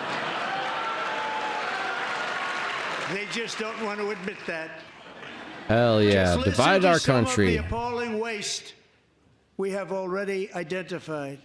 I mean, I said it before in the stream, and I'll say it again. Like, for the last almost decade now, America hasn't had a good choice in leadership. After Obama, it was Trump or Hillary. Neither are good for the country. After that, it was Trump or Biden. Neither good for the country. And after that, Trump and Harris. Neither, again, good for the country. Where are all the good candidates? It's like people will say he will bring order. I ask how and why, and we don't know. Yeah, like they love the idea of Doge, but then like, well, what is Doge actually doing? Are they doing anything but wasting more government money? We don't know. $2 billion from HHS to provide free housing and cars for illegal aliens. 45. And the other problem is he's done it so much that, like, when he gets something right, I can't just immediately agree with him and accept it. I have to go fact check it because he's been wrong on numbers so many times. $22 billion from HHS to provide free housing and cars for illegal aliens.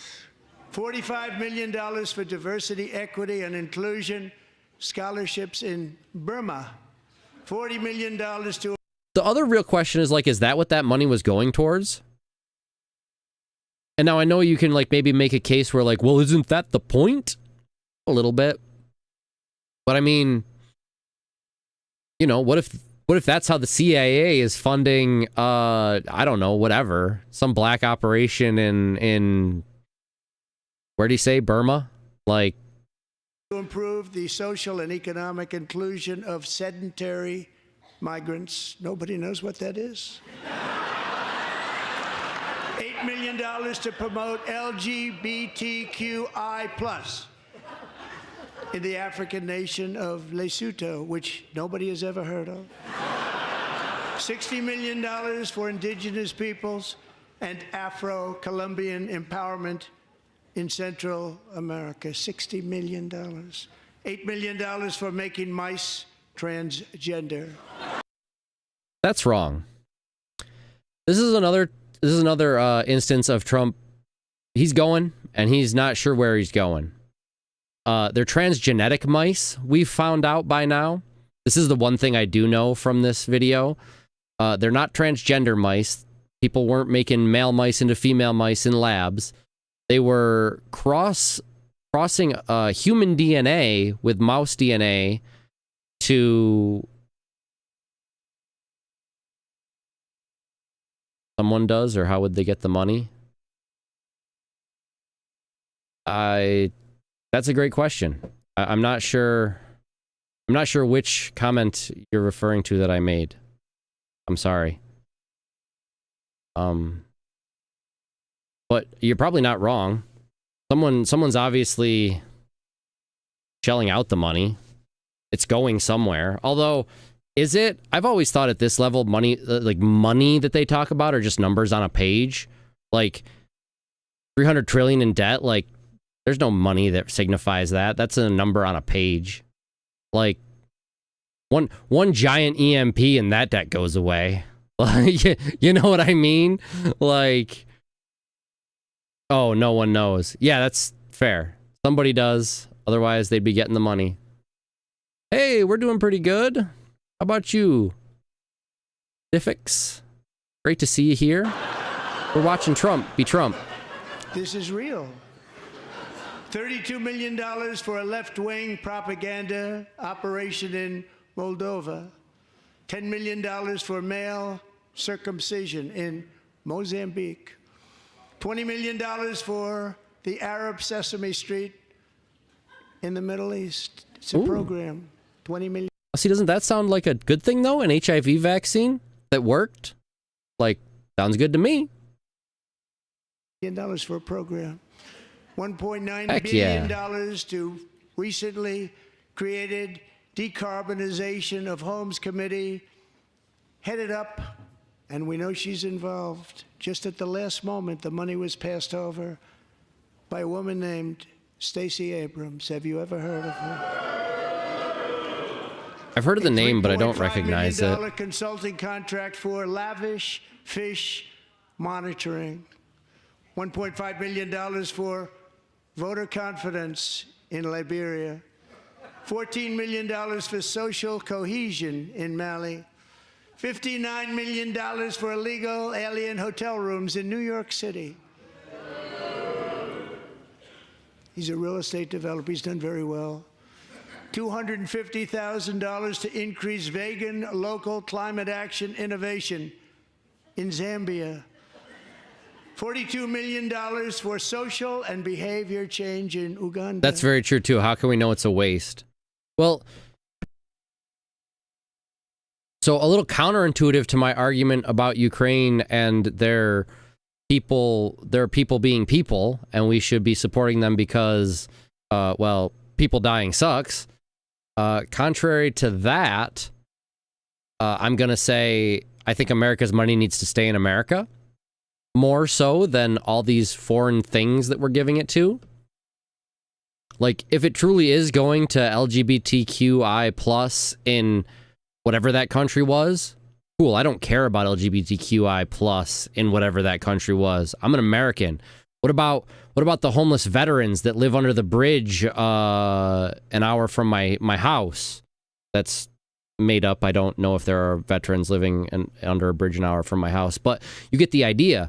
Like, I would rather see that money spent here on home soil than I would see it go to some foreign, even if it is funding some CIA black ops situation to make the world better or what the hell ever. Like, I would still rather see that money be spent here in America as an American. Which I know is absolutely contrary to what I said on Friday about how the Ukrainians are people and we should help people because we're all people. I know. $14 million for improving public procurement in Serbia. $47 million for improving learning outcomes in Asia. Asia's doing very well with learning. You know what we're doing. Should use it ourselves. A $101 million. Well, I mean, that really depends on what, like, how, are they bringing the troops home and dismissing them? In that case, then they're just civilians and they should go out and get jobs. But if they're not, they should be putting them in bases or on our borders, or, you know, if they're still active military, then they'd still get active paychecks, except for, we probably could. But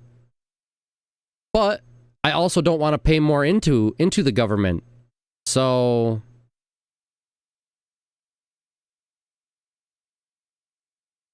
sure, and I'm not even talking about Trump asking for his money back from Ukraine, which, okay, whatever, I guess. But I'm just talking about, like, you know, we were funding those things, but, like, at one point our economy was better.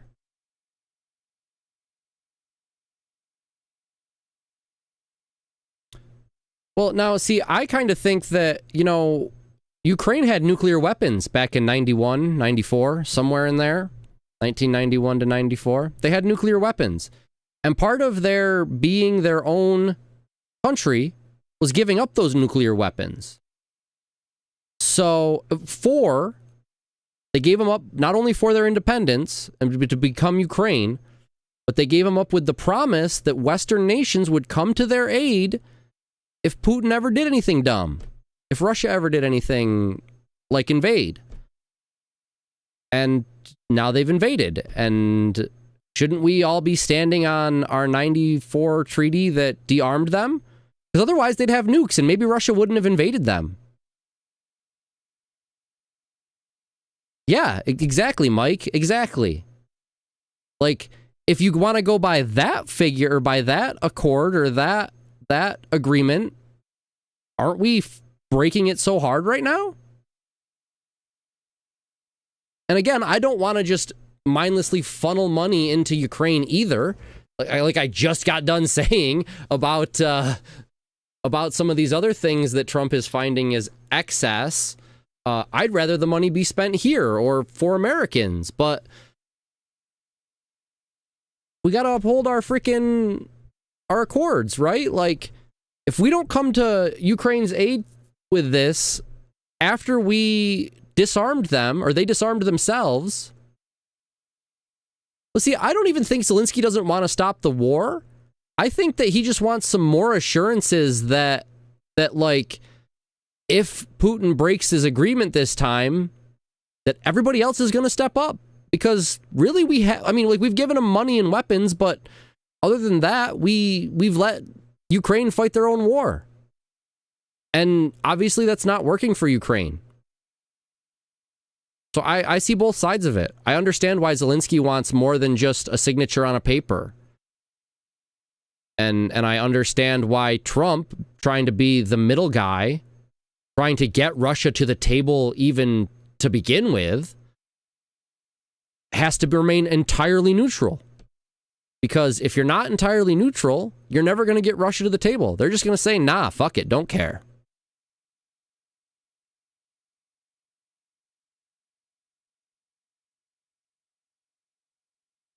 See, personally, no.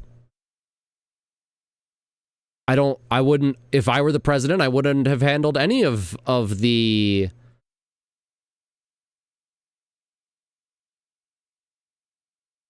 I wouldn't have handled it any of the way that I would still be trying to stand on our 94 accords. So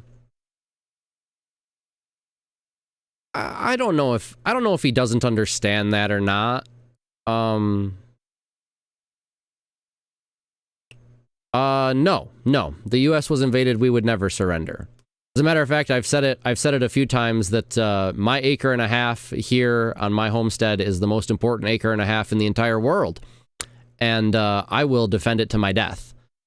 So, yeah, understandable. I don't know if Zelensky understands he's playing with World War III or not. I don't know if he cares because it's his soil, it's his people getting killed, it's his soil being threatened. It's his, you know what I mean? Like, well, if you're looking for peace talks to get the firing ceased, as they might say, you would have to be neutral. Now, am I saying that's a good idea? No. But, like, that's how you would have to go about it. And it is a nice pipe dream for America first, but I also don't disagree with it being American. I mean, UK went UK first when they Brexited. I'm sorry. Britain went Britain first when they Brexited, didn't they?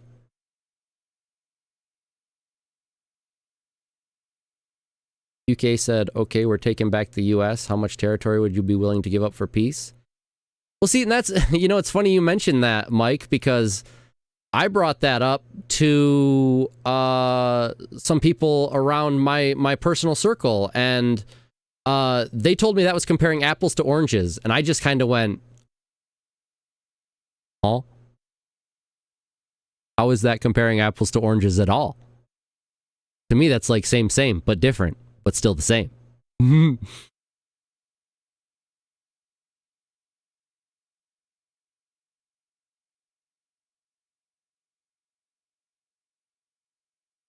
Yeah.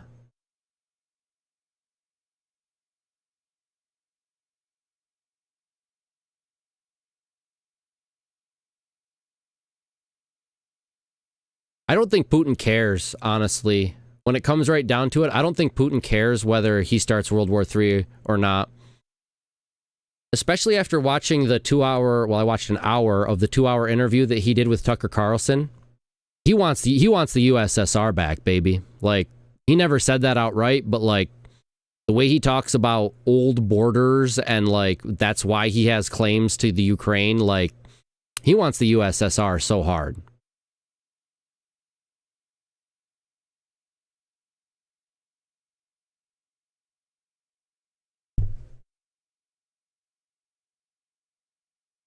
Yeah, well, and you know, it's funny because I see a lot of that where like people just eventually start yelling their biggest point the loudest, whether it's true or not.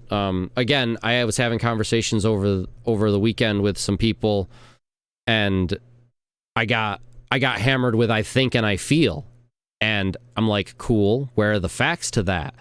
Well, I don't know, but this is what I think, or this is what I feel. I'm like, cool, but those aren't facts.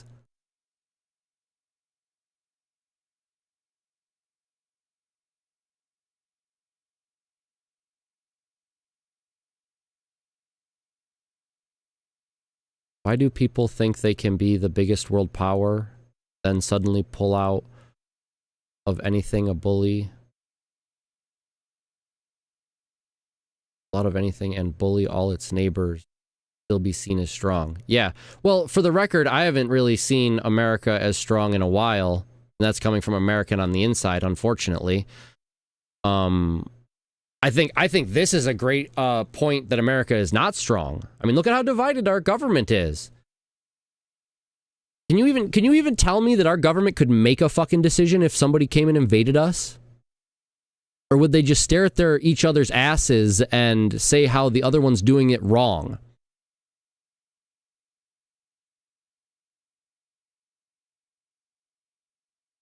Like, you know what I mean? Like, how can I even be sure that I'm safe with this government? I can't. Because this government isn't united in any way. Ha! Good question. Who knows?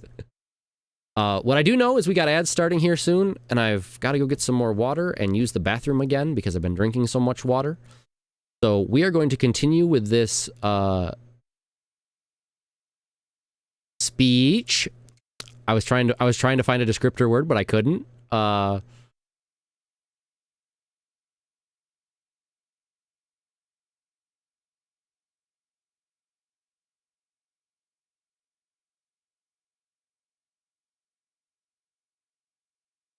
Yeah, I understand your point there too, Dr. Vimes, that yeah, we're only meant to support our allies when the economy's good. And I believe with you, and I disagree with that. And we will talk more about it right after these ads. It didn't do the thing. Don't touch that dial. We'll be right back after this. Why doesn't word. it do that thing sometimes? That's weird. Anyways, I'll be right back, guys. I gotta use the bathroom.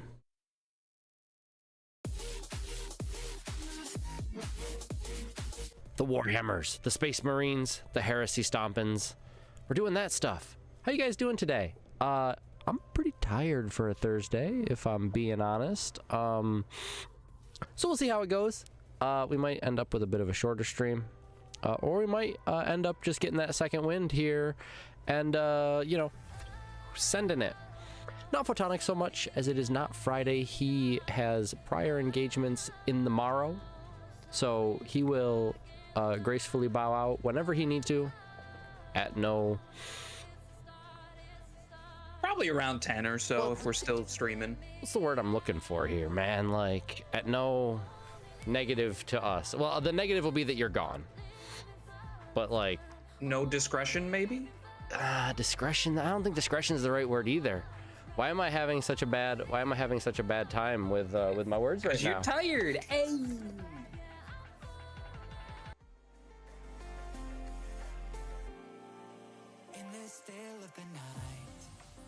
I don't know. I can tell you though that I am sick. I am sick and tired. I am sick and tired of dealing with this audio crap. I don't want to do it anymore. Why can't it just work? See, the problem is, so for those of you who don't know, which is pretty much everybody because I haven't really talked about it, so let's talk about it. The problem is, I have this fancy ass sound mixing board that like you could run a professional stage with. Like, you know, Slayer could play on this board. Slayer probably can't play on this board because there's probably not enough inputs. But if there were more inputs, Slayer could play on this board. Like, it's that professional level. And yet, I can't seem to get more than a few channels in or out of Windows. So I can't use it because I need more channels in and out of Windows.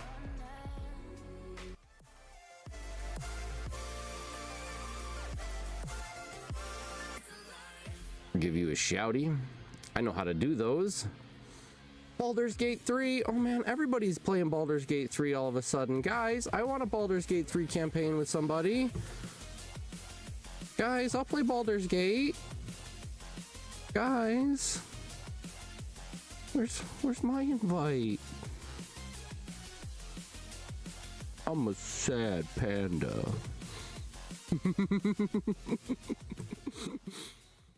Welcome back, friends. I hope you were able to stretch your legs, get some water if you needed to, so we can continue this great conversations we're having here. Putin used to hate the USSR? Really? I did not know that.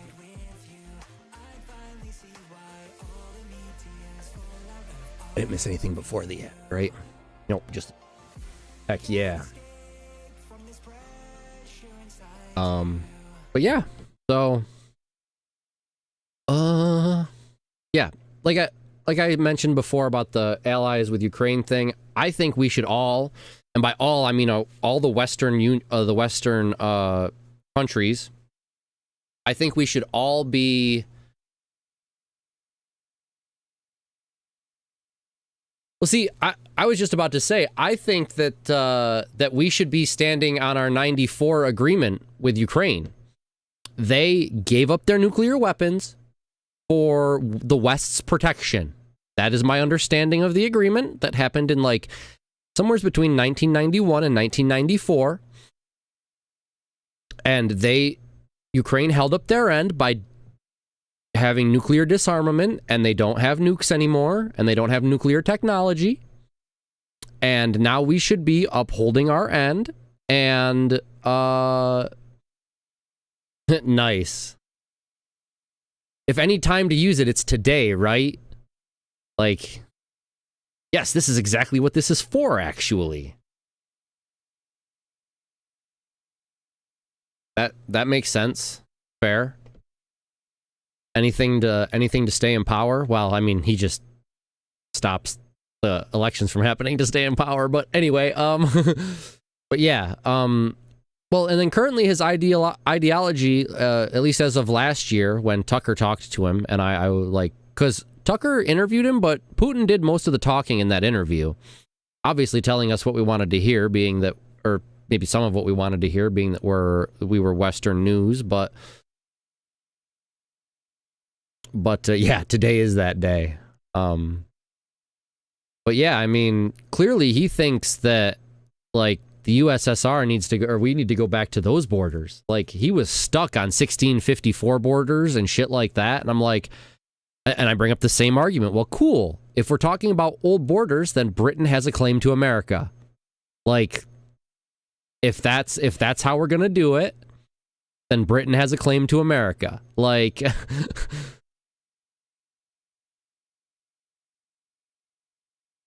So, you know, what's good for one is good for another. Putin loved the USSR, just hates how it collapsed. Well, it's funny, too, because he mentions that a little bit in the interview with Tucker Carlson, and it seemed like, and I don't know how true any of it is, this is coming from Putin himself, and, you know, again, in this interview setting, who knows what's the truth and what's trying to be posted as propaganda, you know, like the propaganda we're watching right now, as a matter of fact, because some of this is propaganda too. You know, like those things he said about, you know, nobody knows what that's for or whatever. Well, somebody did, because yeah, that's propaganda. Happens. Unfortunate from all sides. But yeah, like, I forgot where I was going with that, but yeah, it was pretty eye-opening. Like, if that's what Putin really believes, then I agree with everybody who says we should be giving him no quarter. Zero. None. So, given the evidence presented, this is how I feel. And we're going to continue watching Trump talk all about what he's going to do in the next 4 years as president. For DEI God help us all. contracts at the Department of Education, the most ever paid, nothing even like it. Under the Trump administration, all of these scams, and they're far worse, but I didn't think it was a...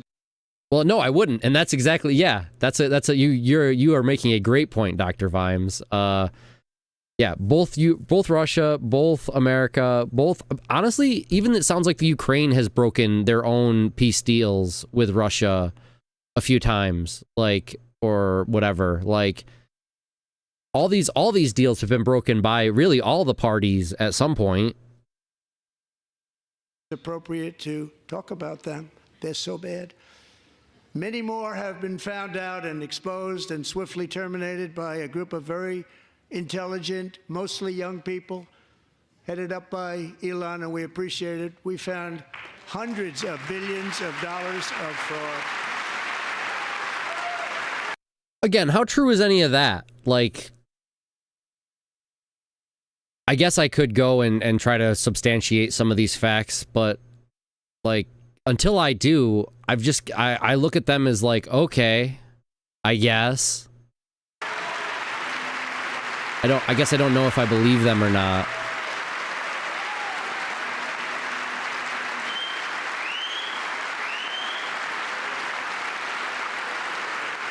And we've taken back the money and reduced our debt to fight inflation and other things.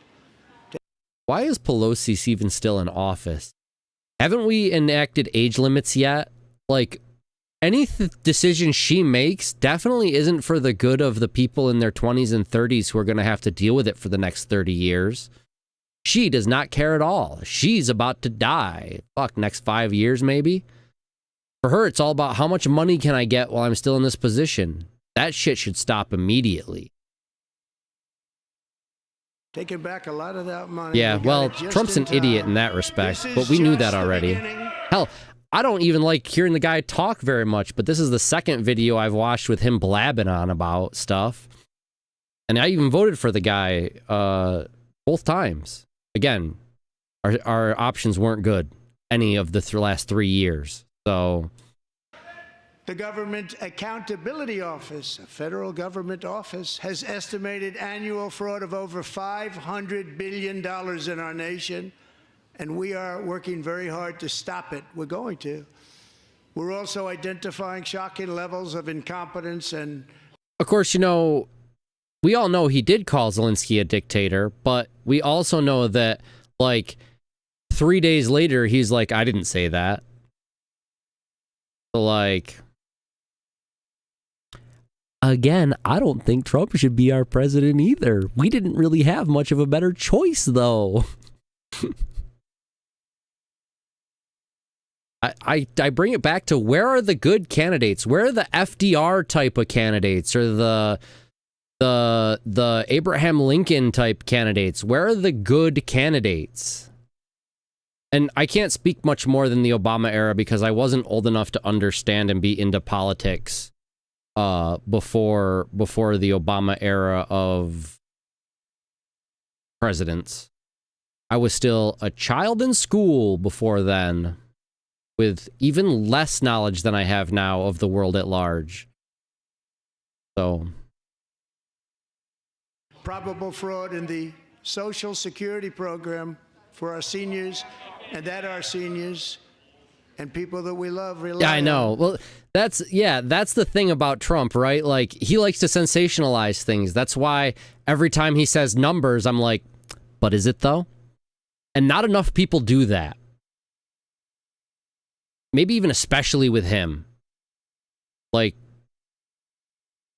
yeah, that's sensationalizing stuff for sure. Believe it or not, government databases list 4.7 million Social Security members from people aged 100 to 109 years old. It lists...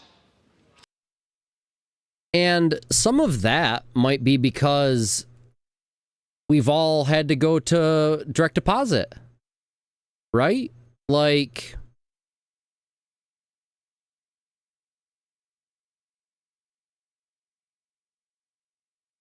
yeah, I mean, sensationalized could be considered as lies, but I mean, the fact is you can't tell either way. So, like, he could be right, but he could not be right. Forgot what I was talking about. We'll just go on. 3.6 million people from ages 100. Oh, yeah. So, like, my dad had a good example. This may be happening, actually, due to direct deposit. Because, like, when his mother, my grandma, got in her later stages, Dad and my grandma had a joint bank account. And if those Social Security checks were just going to the joint bank account,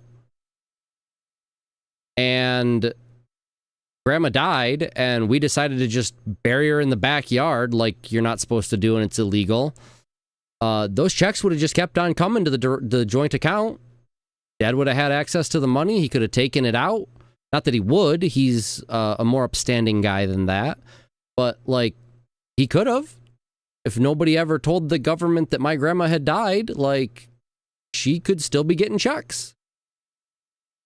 it's worth looking into to try to see if that's actually happening or not. Of course, they say it is.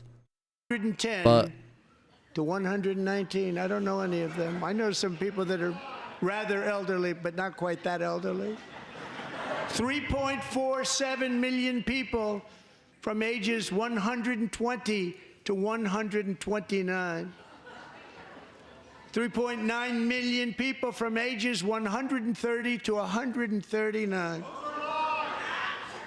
3.5 million people from ages 140 to 149. And money is... I would still have to see, like, I don't believe any of these numbers he's spewing just because I think he's so bad with numbers. So I would still, like, if there's any truth to this at all, I would have to see it from, like, some other department of something that wasn't just out of Trump's being mouth. paid to many of them, and we're searching right now. In fact, Pam, good luck. Good luck. You're going to find it. But a lot of money is paid out to people because it just keeps getting paid, and nobody does, and it really hurts Social Security and hurts our country. 1.3 million people from ages 150 to 159, and over 130,000 people, according to the Social Security databases, are age over 160 years old. We have a healthier country than I thought, Bobby.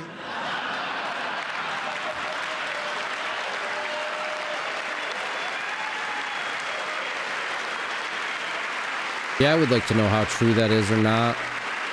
If it's true, it would free up a whole bunch of money that should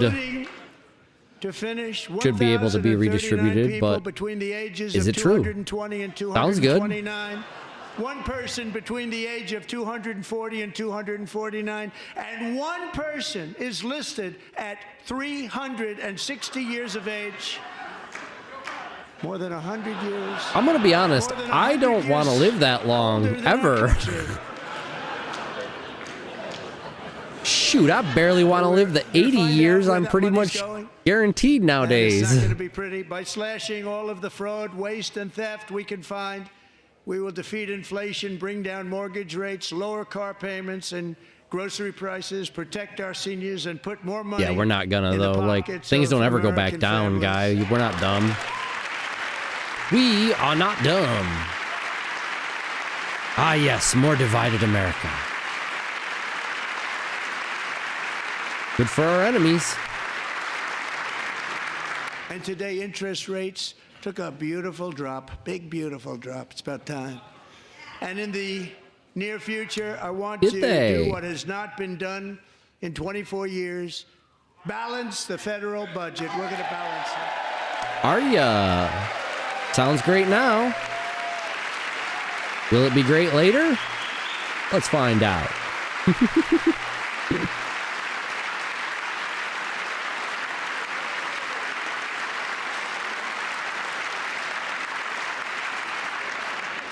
With that goal in mind, we have developed in great detail what we are calling the Gold Card, which goes on sale very That's soon. right, the $5 million gold card.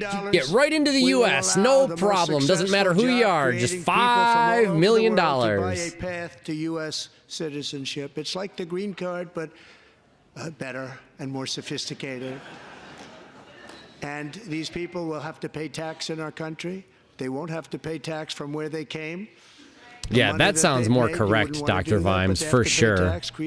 I would believe that way over the fact that I would believe that people are still getting money out to 300 years in our old. country instead of having them being forced out.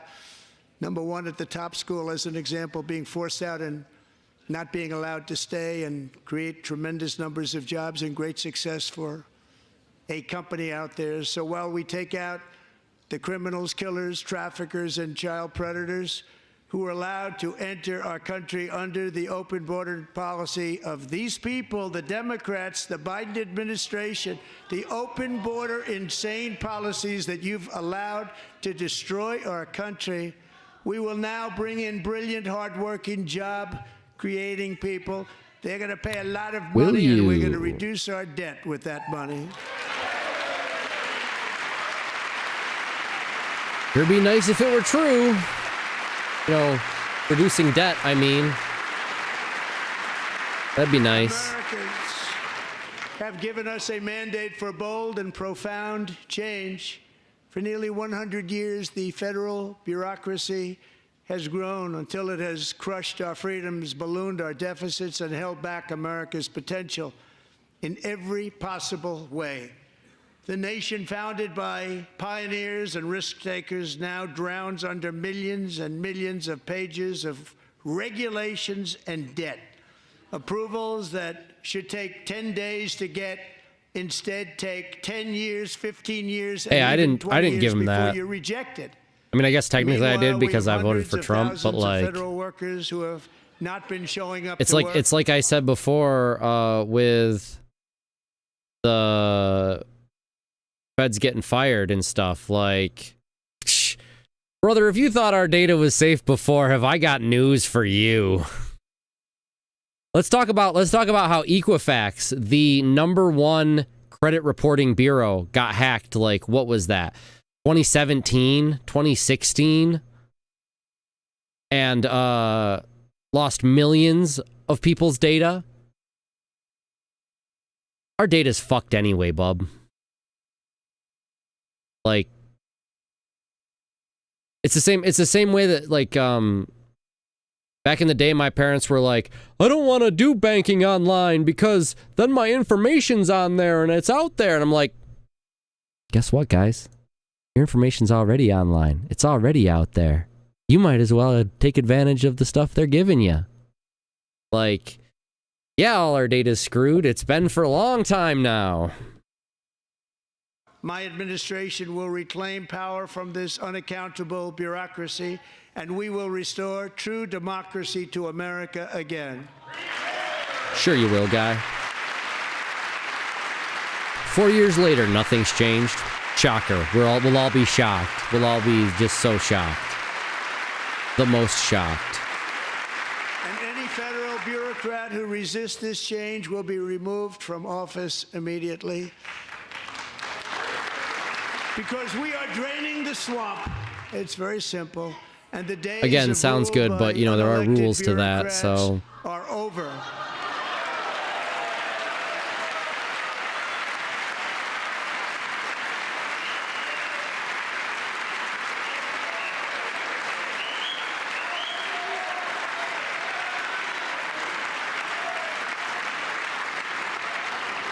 And the next phase of our plan to deliver the greatest economy in history is for this Congress to... I don't understand what you mean by that, Dr. Vimes. Like, when Equifax got hacked, that was everything. Equifax has all that information, and all of that got hacked and taken. So, like, as an American, my shit's already out there. If you've got a credit score, your shit's out there somewhere.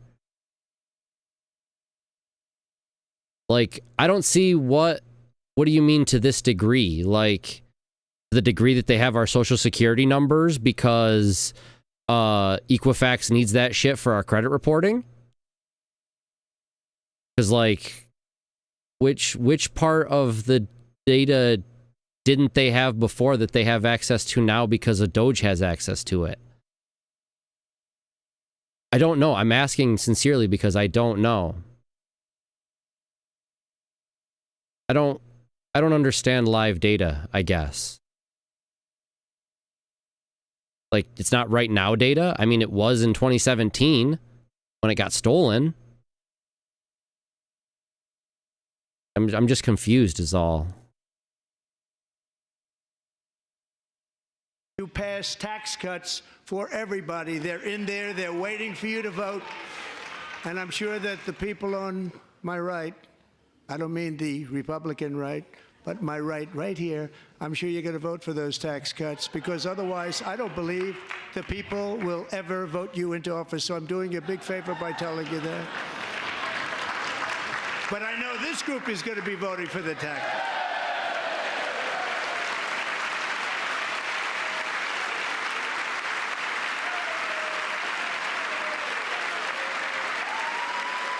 Also, I'm not sure, like... Thank you. I'm not sure what would be in live data that like is worse than my social security number getting out. Big part of our plan. We're seeking permanent income tax cuts all across the board. And to get urgently needed relief to Americans hit especially hard by inflation, I'm calling for no tax on tips, no tax on overtime, and no tax on Social Security benefits for our great seniors.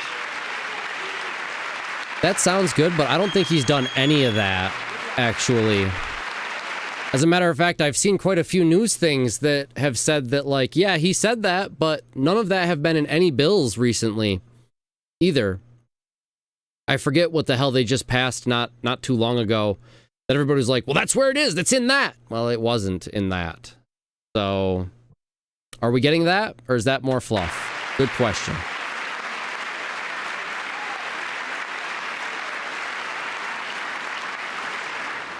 And I also want to make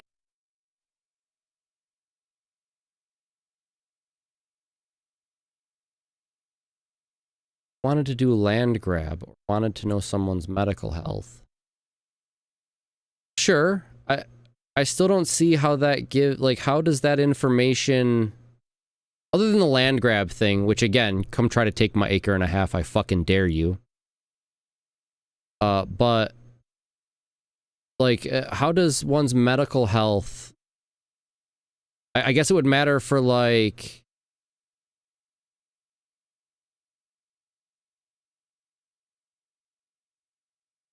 I don't even know. Like, why would Musk having my medical health information matter? Like, don't the people who care about that, aren't they health insurance companies who honestly should not exist anyways for other reasons? Like the Democrats have been doing with the stock market. What have the Democrats been doing with the stock market? I think I missed something there. Having a tougher time keeping it straight, all straight today, friends. But only if the car is made in America.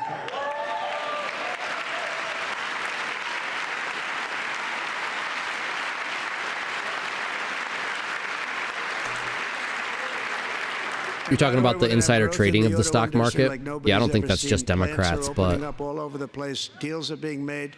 Never seen. That's a combination of the election. Insider trading in Congress is ridiculous. The $250 fine for making millions of dollars. Ridiculous. Other policies will allow our auto industry to absolutely boom. It's going to boom. Spoke to the majors today. All three. It's going to be the boomiest boom you've ever boomed, man. In fact, already numerous car companies have announced that they will be building massive automobile plants in America, with Honda just announcing a new plant in Indiana, one of the largest anywhere in the world.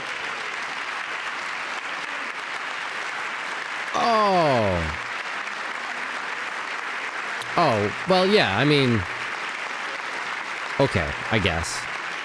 And this has taken place since our... I guess I would be more concerned about that, Dr. Vimes, if I didn't think that Facebook was already selling all my data anyway.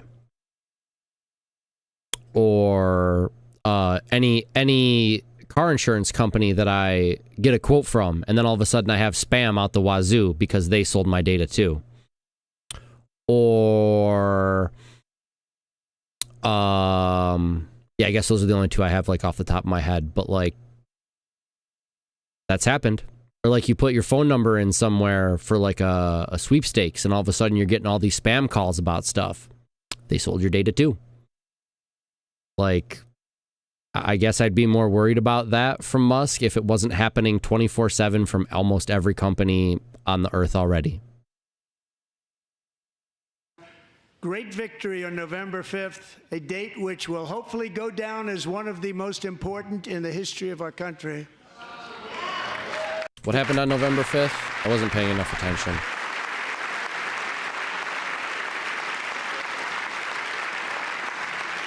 And this has taken place since our great victory on November 5th, a date which will hopefully go down as one of the most important in the history of our country.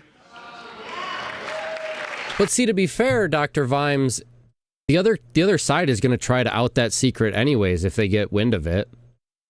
So they got it from Elon instead of from the Facebook post you made or something. Obviously, that's a silly comparison, but like, yeah, there's the other thing is like, Americans don't really have health insurance, and if they do, it's shit anyway. I mean, maybe not the technical end of it, but there are some people that overshare way too much on Facebook.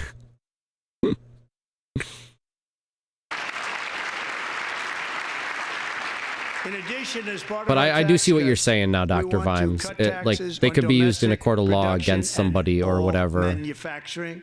And just as we did before, we will provide 100% expensing.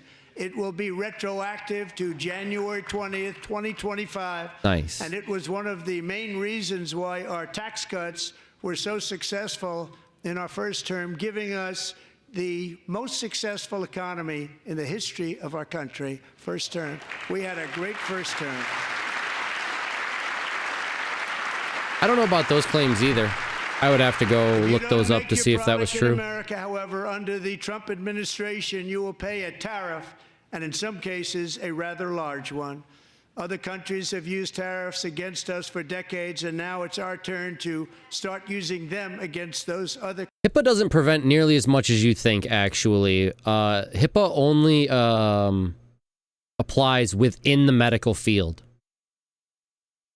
As soon as you step outside the medical field, HIPAA doesn't matter at all. That was the same argument that people tried to make when COVID hit. And they were trying to get out of the mask requirements. And they were like, well, HIPAA. Well, guess what? HIPAA doesn't matter. Because those are private companies and not medical institutions. Big eye opener on the HIPAA deal. Countries. On average, the European Union, China, Brazil, India, Mexico, and Canada, have you heard of them? And countless other nations charge us tremendously higher tariffs than we charge them. It's very unfair. India charges us auto tariffs higher than 100. Well, it would have if Elon, and that's exactly what Dr. Vimes is getting at then. It would have if Elon didn't have all that information and could just funnel it to his data selling companies. So then they will. And then it doesn't matter because once they know about it and it's like, and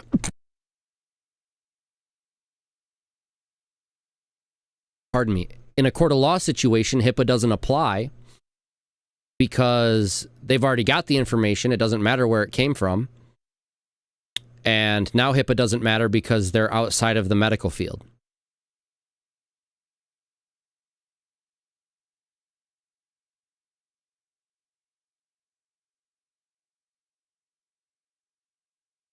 Yeah, I can see that. I guess my thought there is be stronger than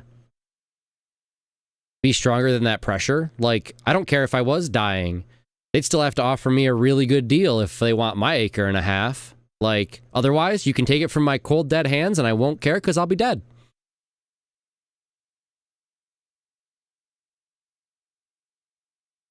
I mean, you say that, Amish, but I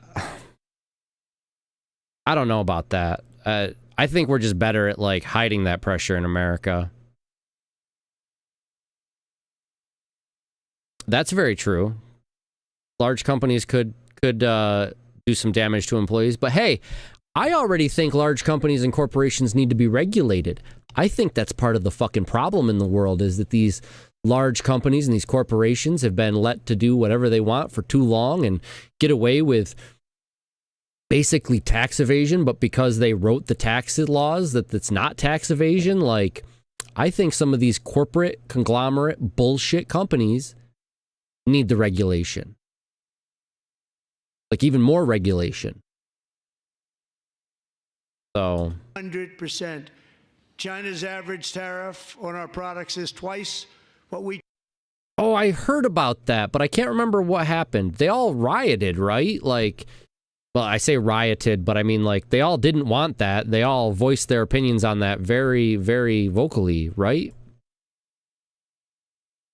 I cannot remember.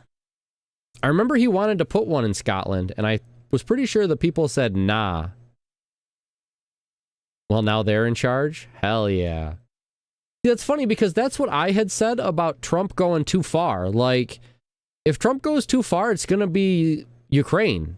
Because back in 2014, Yanukovych went too far and tried to side with Russia again, and the Ukrainians revolted.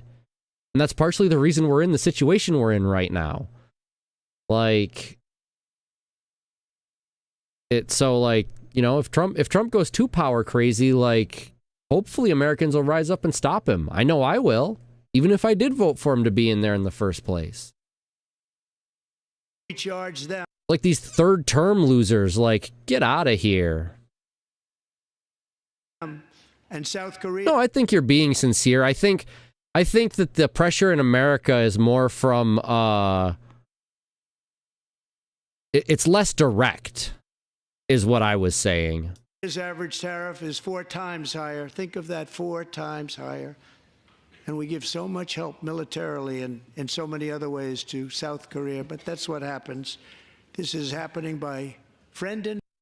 You know, it's funny because you say that nobody pressures you to do anything, but, like, weren't you just talking about the other day, Amish, about how you didn't want to go to the hospital because your knee was hurting because you didn't have health insurance? Is that not like you don't have health insurance, so there's pressure not to go to the doctor to get checked up? I would call that a pressure to not go to the doctor based on outside pressures. Info. This system is not fair to the United States and never was, and so on April 2nd... Just as an example. I wanted to make it April 1st, but I didn't want to be accused of April Fool's Day. That's friend and foe. What do you want to do on April 1st? So much help militarily and in so many other ways to South Korea, but that's what happens. This is... No, they're not. They just have to have one opinion and stick with it forever. For sure. For sure. Just one opinion.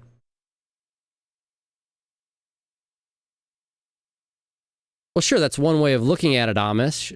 The fact that you were hurt was the problem, but you could also say the problem isn't that you're hurt, but that you can't go get it fixed because our society has such terrible, terrible healthcare laws.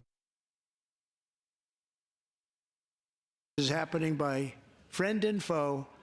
This system is not fair to the United States and never was, and so on April 2nd, I wanted to make it April 1st, but I didn't want to be accused of April Fool's Day. That's not, just one day cost us a lot of money. But we're going to do it in April. I'm a very superstitious person. April 2nd, reciprocal tariffs kick in. And whatever they tariff us, other countries, we will tariff them. That's reciprocal, back and forth. Whatever they tax us, we will tax them. If they do non-monetary tariffs to keep us out of their market, then we will do non-monetary barriers to keep them out of our market. There's a lot of that, too. They don't even allow us in their market. That sounds good. An eye for an eye. Everybody goes blind. Let's go. Jobs like we have never seen before. I did it with China and I did it with others, and the Biden administration couldn't do anything about it because there was so much money they couldn't do anything about it. We have been ripped off for decades by nearly every country on earth, and we will not let that happen any longer.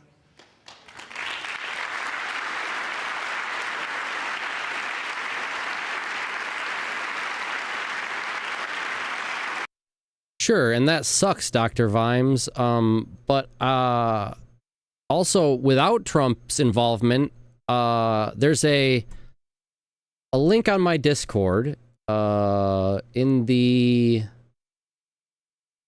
general chat, perhaps? Yeah. It's a YouTube link by Faithful Farm Adventures.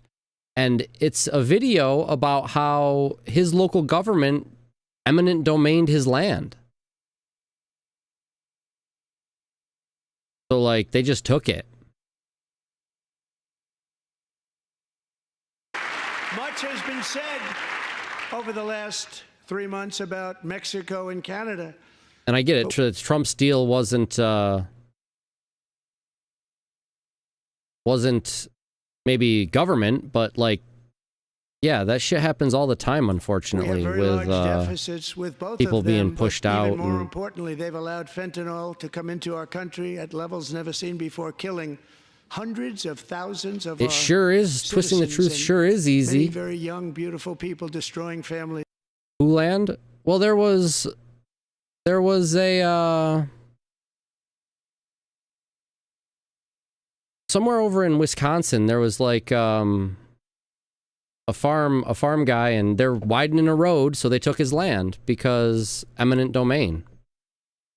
If that's what you mean by who land. I'm not sure which government, local, state, maybe, but that guy's losing like 3.5 acres. No choice, just lost. He's trying to fight it in court, but as everything gets fought in court, it's a money battle, and he doesn't have a whole lot of it, so they'll probably just wait him out, and he'll have to run out of money and just acquiesce anyway. Nobody's ever seen anything like it.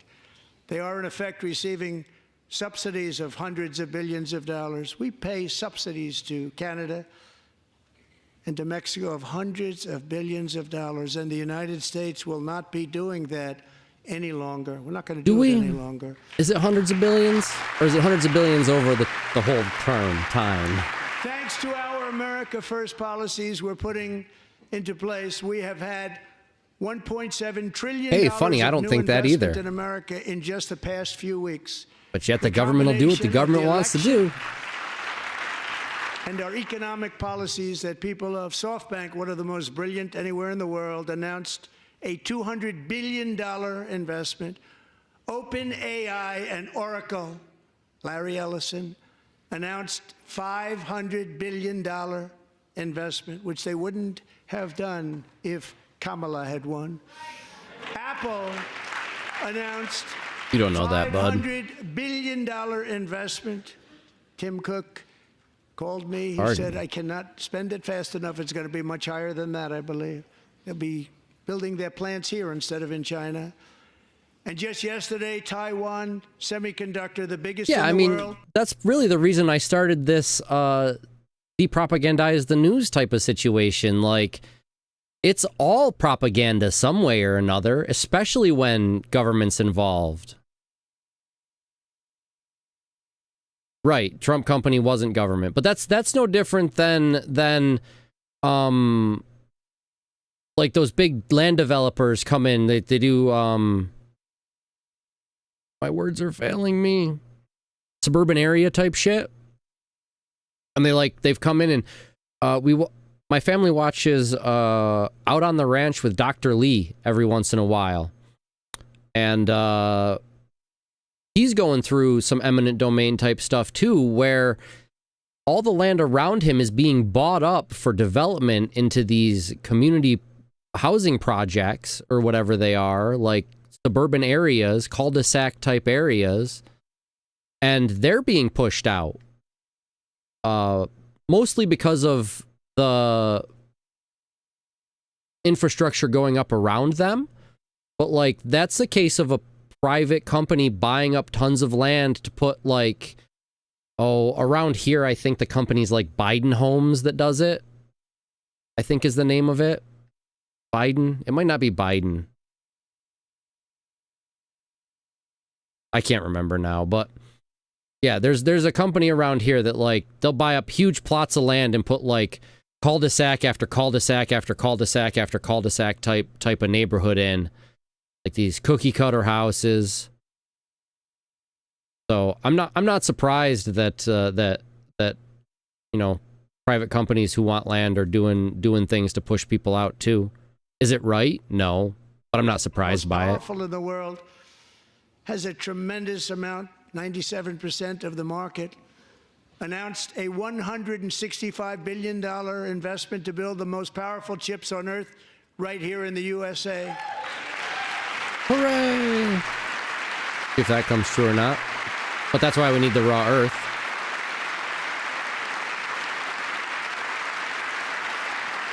And we're not giving them any money. Your CHIPS Yeah, Act I agree is with that a too, Dr. horrible, Vimes. horrible thing. So the question becomes then, like, what is the recourse there from the person who got their water cut off? I mean, obviously what they want them to do is acquiesce, sell, and move. But, like, shouldn't there be a recourse for having your water cut off by even a corporation? And if there's not, isn't that just another failing of our governments? Like, for not having protections for the little guy? Again, making the corporations responsible for things and because we're America, man. America's the greatest. Just ask any of us, we'll tell you. I don't actually believe that. I haven't believed America's been the greatest for a long time, but a lot of people still stand on that rhetoric very hard. And you'll garner a lot of support by saying America's the greatest, whether we are or not. So, yeah. We give hundreds of billions of dollars, and it doesn't mean a thing. They take our money and they don't spend it. All that meant to them, we're giving them no money. All that was important to them was they didn't want to pay the tariffs, so they came and they're building, and many other companies are coming. We don't have to give them money. We just want to protect our businesses and our people, and they will come because they won't have to pay tariffs if they build in America. So it's very amazing. You should get rid of the CHIP Act and whatever's left over. I mean, Mr. Speaker, that sounds good, but is that true? Even if they come here and build stuff in America, don't they have to get those resources from somewhere? Won't those raw materials coming in still be subject to the tariffs that Trump is talking about?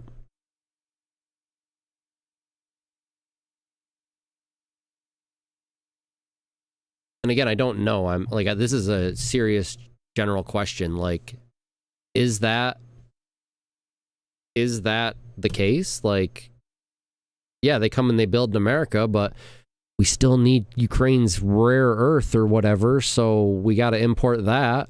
I mean, even is it an import if an American company goes over there to get it? Is it still an import? How do these things work? I just don't know. you should use it to reduce debt or any other reason you want to. That could be fair, too. I heard a buzzword once, and I'm just going to use it till they don't clap for it anymore.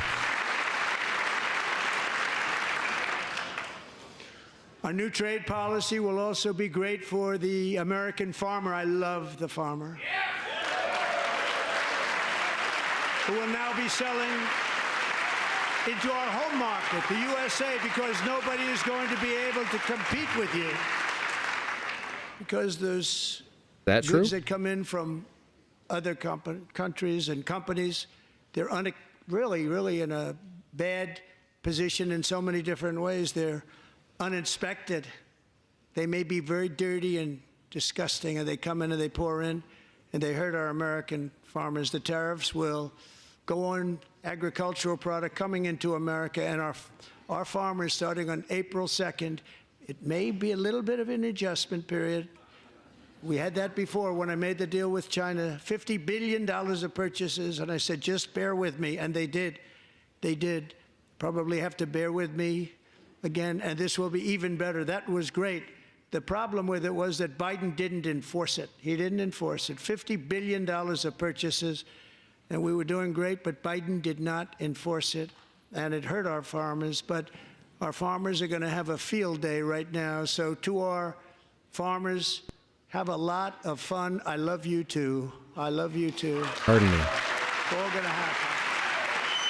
Ask any political scientists and economists. Wow. Words, guys, words. They're hard today. Tariff on foreign aluminum, copper, lumber, yeah, no, they all and think it's real bad, for sure. I've definitely seen that. Steel, and lots of other things. We don't have a military. I don't know. They're the experts, right? Maybe it will be bad. Country very long. Here today is a proud American steelworker, fantastic person from Decatur, Alabama. Jeff Denard has been working at the same steel plant for 27 years in a job that has allowed him to serve as the captain of his local volunteer fire department, raised 7 children with his beautiful wife, Nicole, and over the years provide a loving home that's for more than 40 foster children. So great, Jeff. A lot of biological kids, not to mention all the fostered work he's done. Holy smokes. But, you know, got to show that guy. Got to tug on American heartstrings. He is doing some good work. Like, I don't want to put him down. Like, that guy is, well, hopefully raising those kids right. Stories like Jeff's remind us that tariffs are not just about protecting American jobs. They're about protecting the soul of our country. Tariffs are about making America rich again and making America great again, and it's happening, and it will happen rather quickly. There'll be a little disturbance, but we're okay with that. It won't be much. No, you're not. Oh. Yeah, making it horrible for farmers. And yeah. Look where Biden took us, very low. Because the thing Trump's looking at, I'm sure, is the exports list where we export like so much corn and soybeans or whatever. But yeah, probably looking at that a little one-sided. She worked so hard on it. A very loving person, our magnificent First Lady of the United States.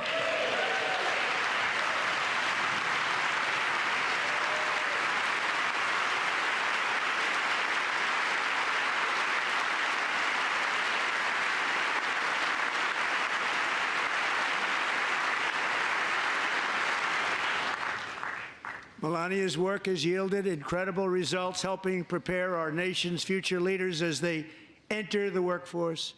Our First Lady is joined by 2 impressive young women, very impressive. Haley Ferguson, who benefited from the First Lady's Fostering the Future initiative and is poised to complete her education and become a teacher. And Elliston Berry, who became a victim of... Man, that's another thing. Can we talk about schools for a second? Like, can we just gut that whole system and make it better? Because I don't know why people are clamoring that we still need the Department of Education when clearly the Department of Education has failed to educate so many Americans for so long.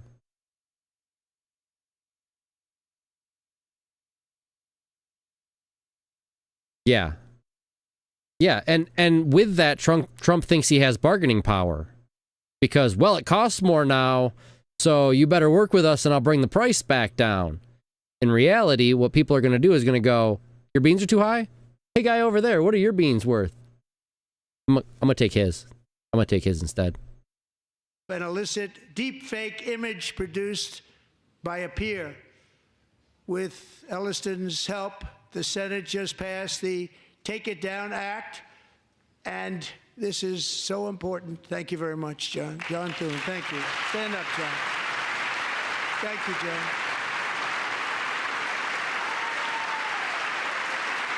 Thank you all very much.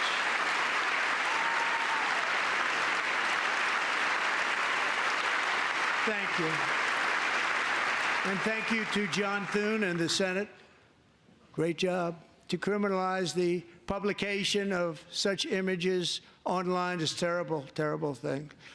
And once it passes the House, I look forward to signing that bill into law. Thank you. And I'm going to use that bill for myself, too, if you don't mind. Because nobody gets treated worse than I do online. Nobody. I don't know about that. I mean, you get treated pretty bad online, but I don't know about the worst. But if we truly care about protecting America's children, no step is more crucial than securing America's borders. Over the past 4 years, 21 million people poured into the United States. Many of them were murderers, human traffickers, gang members, and other criminals from the streets of dangerous cities all throughout the world. Because of Joe Biden's insane and very dangerous open border policies, they are now strongly embedded in our country, but we are getting them out and getting them out fast. So, Vimes, do you think Kamala would have been a better choice for our president than Trump? And I want to thank Tom Homan and Christy. I want to thank you and Paul of Border Patrol.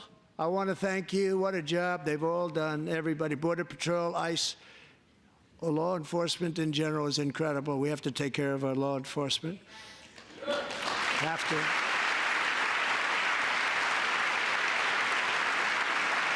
Last year,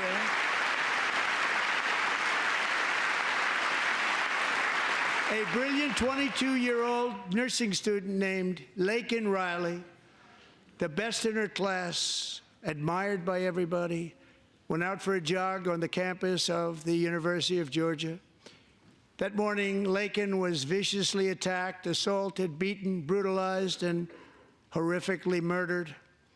Laken was stolen from us by a savage illegal alien gang member who was arrested while trespassing across Biden's open southern border and then set loose into the United States under the heartless policies of that failed administration. It was indeed a failed administration. He had then been arrested and released in a Democrat-run sanctuary city, a disaster, before ending the life of this beautiful young angel. With us this evening are Laken's beloved mother, Allison, and her sister, Lauren. Yeah, I mean, that shouldn't have happened for sure. But we've been letting too many criminals go. On all sides.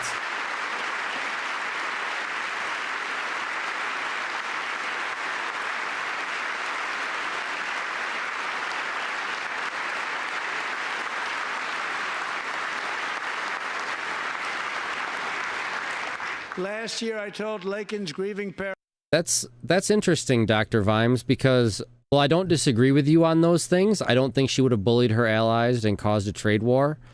I didn't feel like she was a strong enough leader otherwise. Like, sure, she won't bully her allies and cause a trade war, but what if somebody tries to go too far? Will she step up and stop that? And I didn't feel like she would have, which is why part of the reason I voted for Trump. I thought at least, yeah, he's a dumbass, but at least he'll stand up if he thinks he needs to. Now, whether I agree with him standing up or not is an entirely different story. Like on Friday when I think he should have more shut up. But hey, you know. Parents that we would ensure their daughter would not have died in vain. That's why the very first bill I signed into law as your 47th president mandates the detention of all dangerous criminal aliens who threaten public safety. It's a very strong, powerful act. I mean, that should have been happening anyways, right? Like, what the fuck is our judicial system for if not for locking up dangerous criminals? Why are we just throwing them back out on the streets? And if you tell me that anybody who puts hands on another person isn't dangerous, you're wrong and a liar.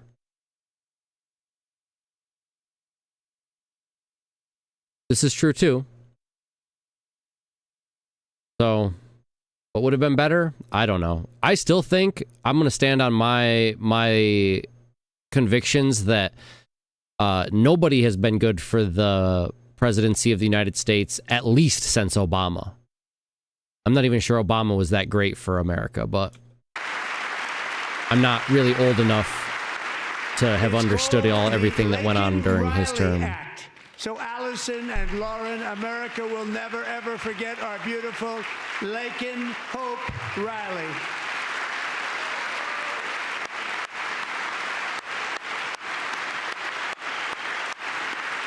Here's the other question is, like, does this get passed? It's a bill he's talking about getting passed, but does it get passed? We don't know now. We'll have to wait and see. But Thank you very much.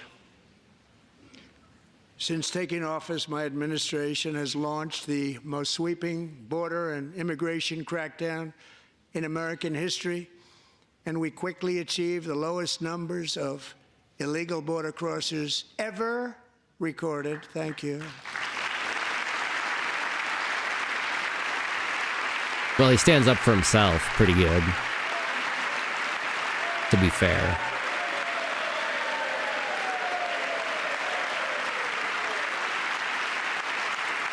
The media and our friends in the Democrat Party kept saying we needed new legislation. We must have legislation to secure the border. But it turned out that all we really needed was a new president. Yeah, this whole speech just looks weak to me. Like, not even like what President Trump is saying, but just like the picture that is displayed to the world through the camera that we are looking through right now. It doesn't display strong America. It displays weak America, divided America. America easy for the picking. God, I hope I'm wrong. Yeah. I don't disagree with that at all.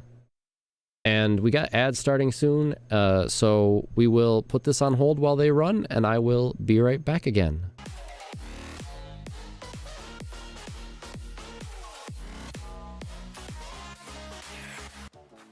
All right, time to show off our friends in a segment I like to call Griff Needs Clips. Yes, he needs clips. Oh, Griff needs clips. Yes, Griff needs clips.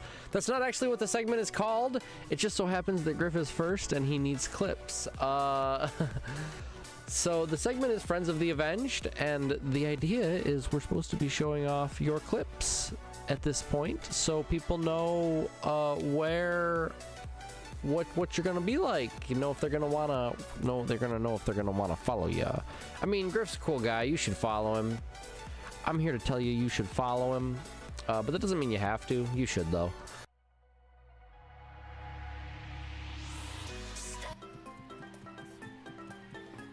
Wishy-washy banjo, best banjo.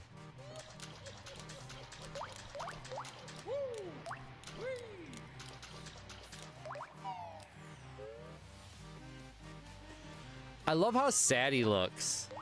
It adds to the wishy-washiness of it. Like, that's hilarious, actually. Trials and triumphs is my new mindset. Hell yeah. Yeah, I mean, that's really what it's about. Just getting through it, you know? Like, obviously, this hasn't been fun for me. But I've been doing it because I thought it would make the stream better. Like, I wanted to make the stream better. Like, I like doing the streaming. I want to provide good content for you guys. I want it to sound good and not be trash, and not have things be too loud or too sharp on the ears, stuff like that. So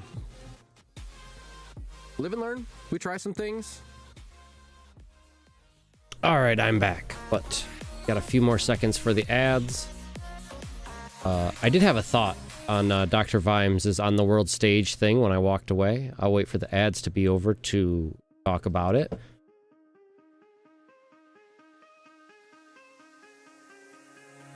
Give me reasons to doubt, try to keep me down, but I'll put the flame out, you can't get to me.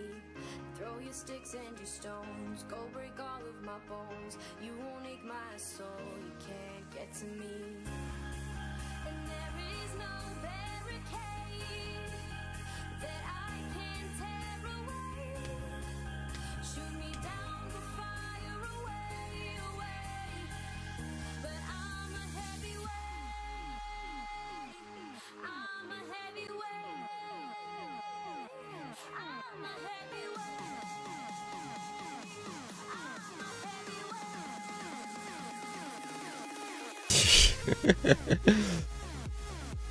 Turns out, Griff might need more clips. Heck yeah. He's got some clips now. That's an old clip of mine.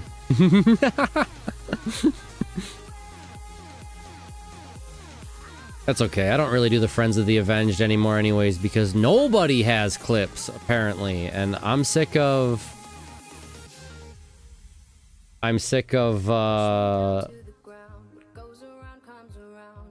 being the entertainment during that section when it should be for you guys that I shout out during the stream.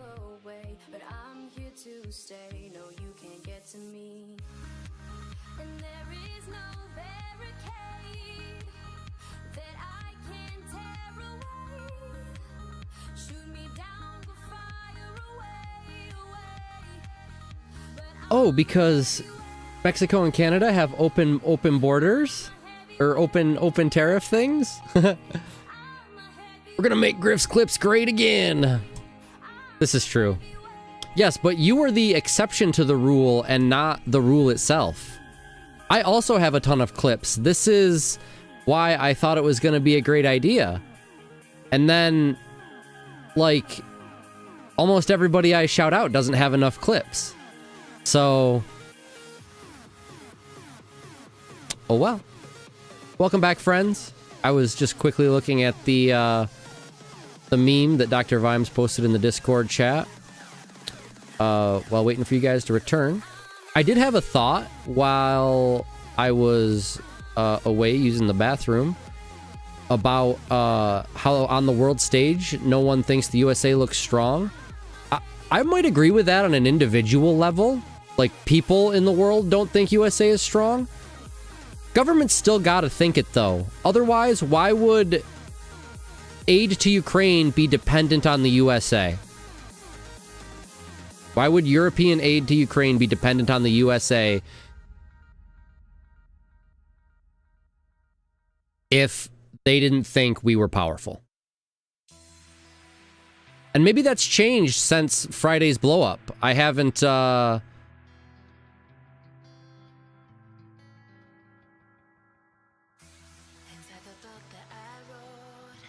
Sure. Yeah, I saw that in the map where... Yeah. But I just assumed that, like, from Canada to Mexico, there wasn't tariffs because we had open trade, or they had open trade with each other, which I think we did for a while, but now we don't because tariffs and whatever. I'm not 100% sure on all that. I do see how you have to pay it twice, though. Once going out, once coming back in. And which is, again, what I said about, he's like, yep, all these companies are going to bring their markets or bring their stuff over here. I'm like, but they're still going to have to pay for the raw resources to come in. So, yeah, 100%.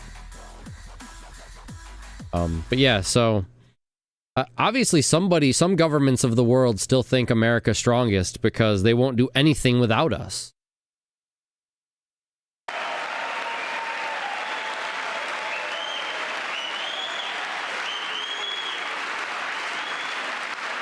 What are you talking about? You'll have to pay each time.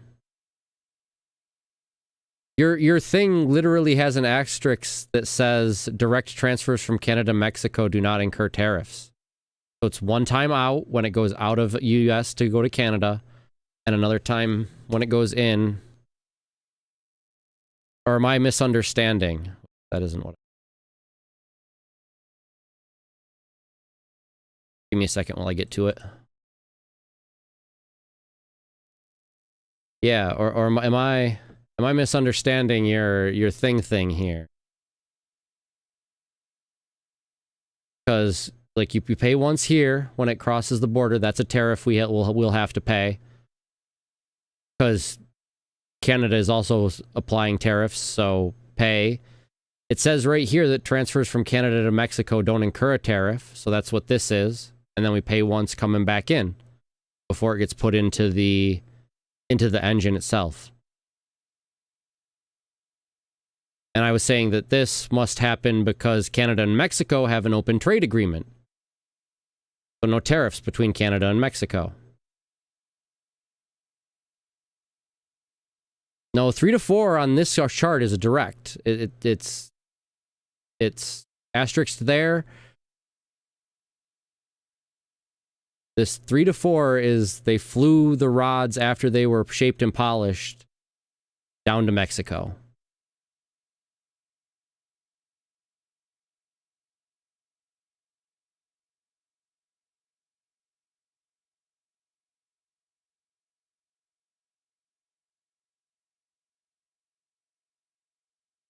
I mean, unless I'm misunderstanding the... oh, I was using the wrong. Yeah, here to here, direct.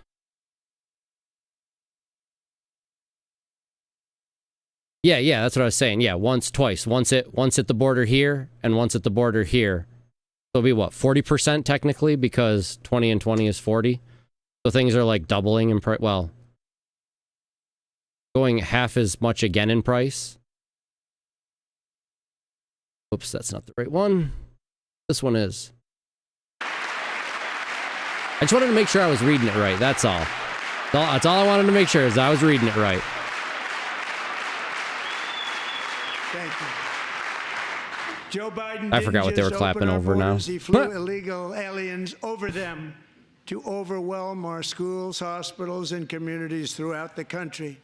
Entire towns like Aurora, Colorado, and Springfield, Ohio. Hey, we got an Aurora out here in New York. Of the migrant occupation and corruption like nobody's ever seen before. Beautiful towns destroyed. Now, just as I promised in my inaugural address, we are achieving the great liberation of America. Are we? Okay. Let's get it liberated. Who are we liberating it from again? Quick question. Is much work to be done. Here tonight is a woman I have gotten to know, Alexis Nungari from Houston.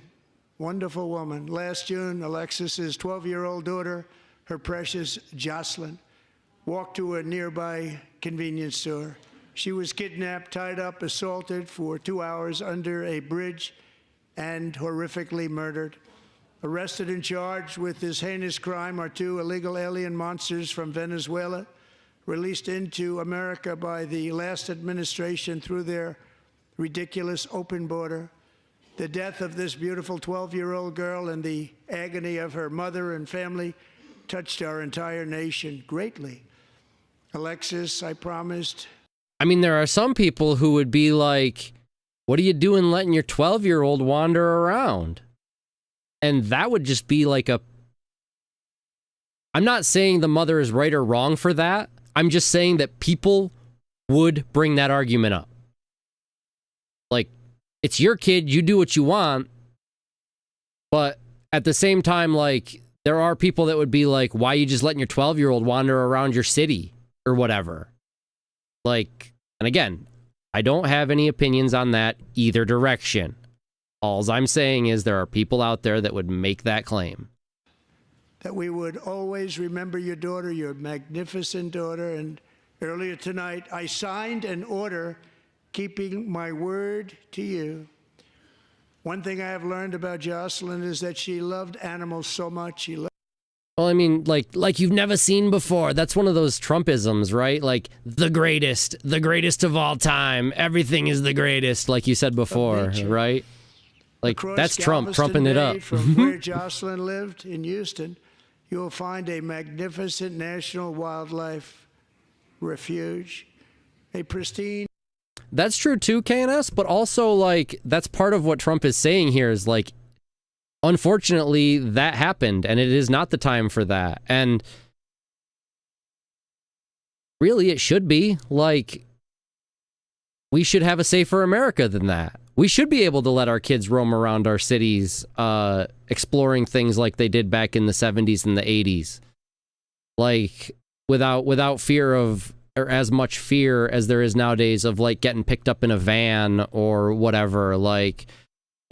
Peaceful, 34,000-acre... I don't know. ...sanctuary for all of God's creatures on the edge of so like I say, I see both sides. America. On one hand, I'm like, why weren't you watching your kid? On the other hand, I'm like, why is our country so shit? In loving memory of your beautiful that we daughter, have to watch our Jocelyn. kids like that. So, Mr. Vice President, if you would, may I have the order?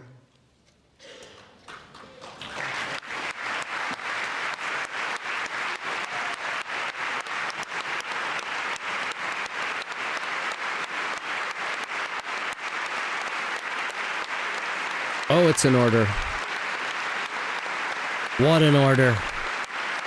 He wrote an order like you've never seen before.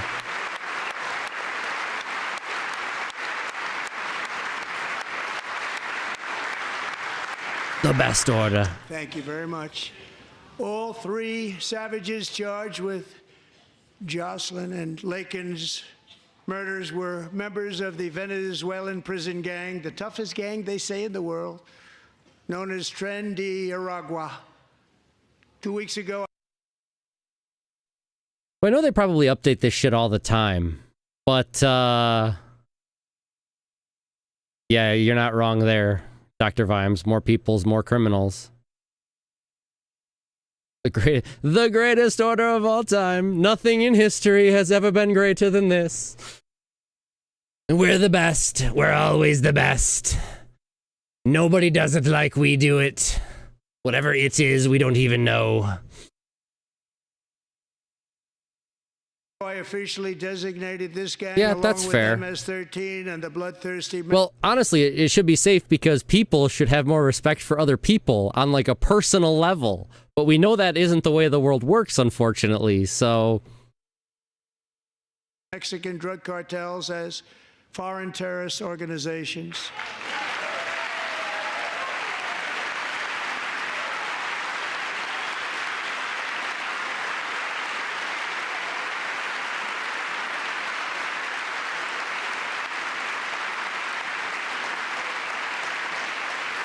They are now officially in the same category as ISIS, and that's not good for them. Countless thousands of Really? these You made that you made that parallel, did you? Oh God, guy. Ooh. You mean that same ISIS we gave so much stuff to when you pulled out of fucking Iraq? Man, I like I said, I voted for Trump, but holy shit, dude.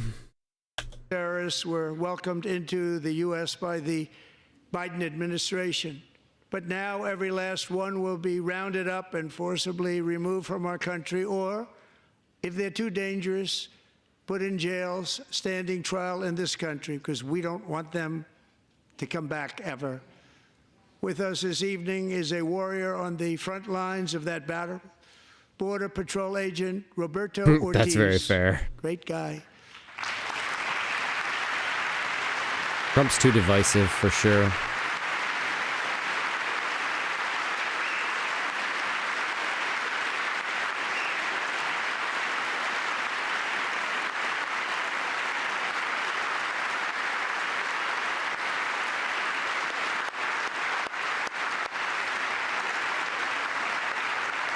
Personally, my worry is we're on a 12-year decline in leadership in the United States, if you ask me. Like, I wasn't really old enough to understand all of Obama and whatnot. I do know that that Affordable Care Act that he put through ended up screwing me and a bunch of who knows how many Americans into either getting health care or getting screwed on our taxes for, like, what was that, 5 years?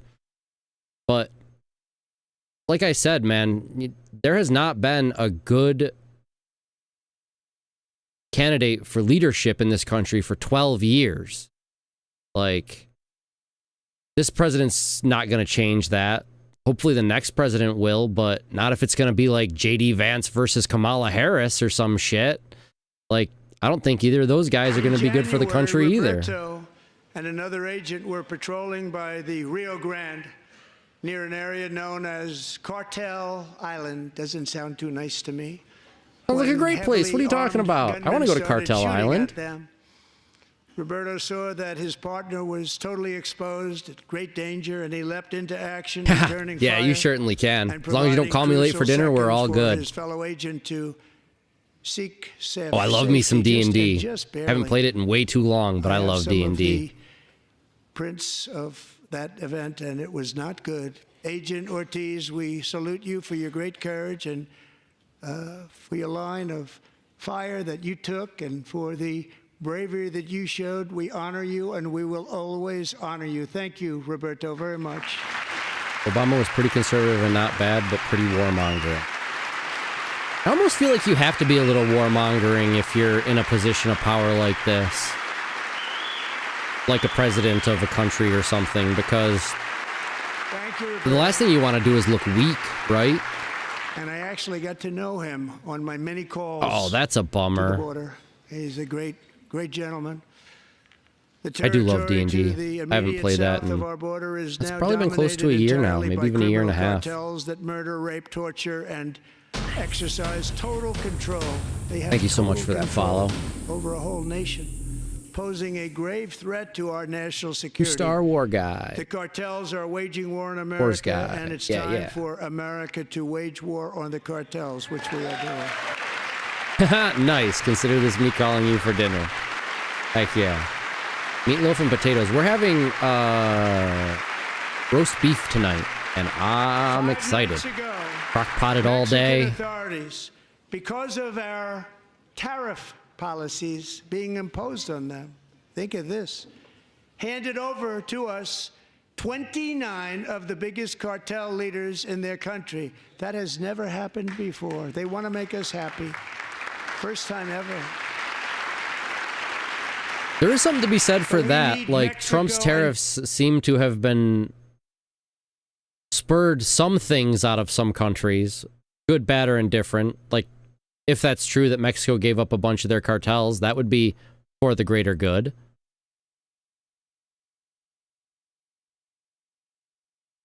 Well, technically, I'm Violet Avenger, as the name tag suggests, that I forgot to remove from when I was doing some Stream Together stuff. But it kinda all came from this little guy that I got, along with some of my overlay stuff, where Biden.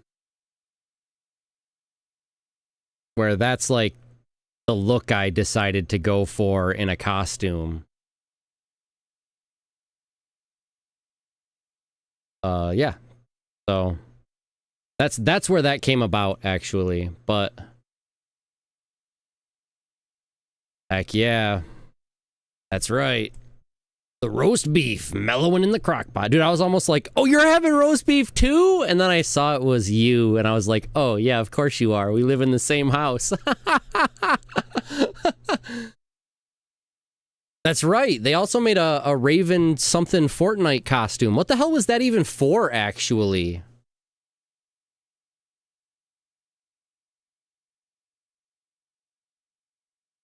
Oh, hell yeah. I'd jump into a Star Wars D&D campaign. Some, like, over-the-internet type thing? Absolutely.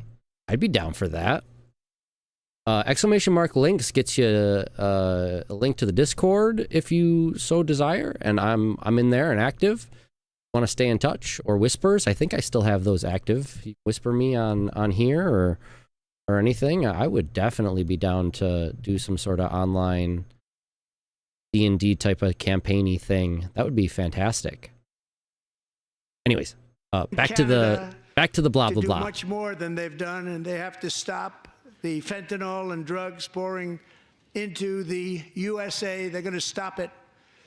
I have sent Congress a detailed funding request laying out exactly how we will eliminate these threats to protect our homeland and complete the largest deportation operation in American history, larger even than current record holder, President Dwight D. Eisenhower, a moderate man, but someone who believed very Heck yeah. strongly in borders.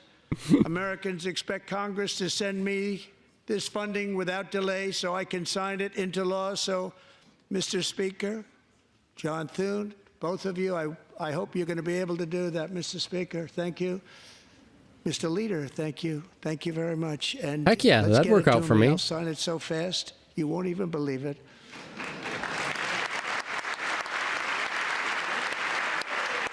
Either day, both of those times currently, I am available.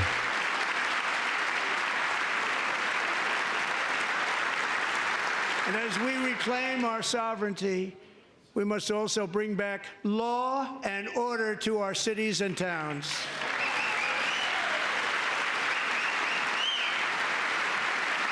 So the leaders of the cartels that he was talking about are people that we've already taken off the streets? Is that what you're telling me, Dr. Vimes? I think. Which doesn't actually surprise me either. Hey, remember how he said about 350 million in the billion in the White House on Friday? In recent years, our justice system has been turned upside down by radical left lunatics.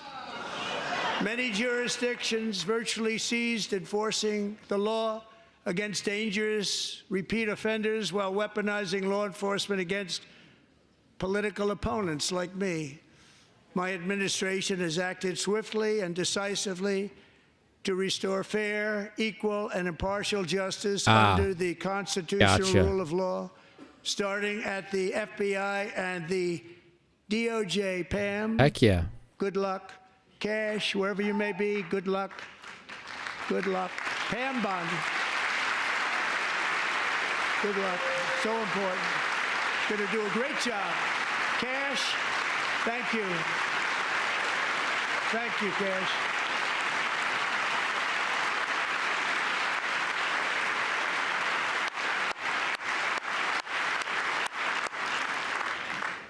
They've already started very Yeah, strong. They're absolutely. gonna do a fantastic What's job. tomorrow? You're gonna be It's very Friday, proud isn't of it? them. Yeah.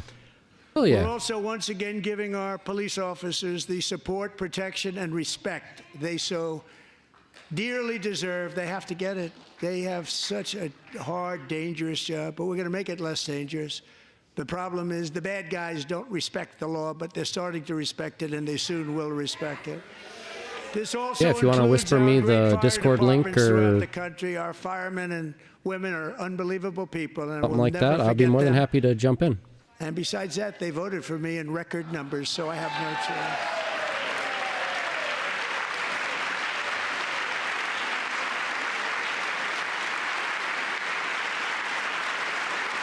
One year ago this month, 31-year-old New York police officer Jonathan Diller, unbelievably wonderful person and a great officer, was gunned down at a traffic stop on Long Island. I went to his funeral. The vicious criminal charged with his murder had 21 prior arrests, and they were rough arrests. Absolutely. He was a real bad one. Absolutely. Exclamation The mark thug in links the get you seat next to him we'll get you the link had to my 14 Discord. prior arrests and went by the name of Killer. He was Killer. He killed other people, they say, a lot of them. I attended Officer Diller's service, and when I met his wife and one-year-old son, Ryan, it was very inspirational, actually. His widow's name is Stephanie, and she is here tonight. Stephanie, thank you very much, Stephanie. Thank you very much.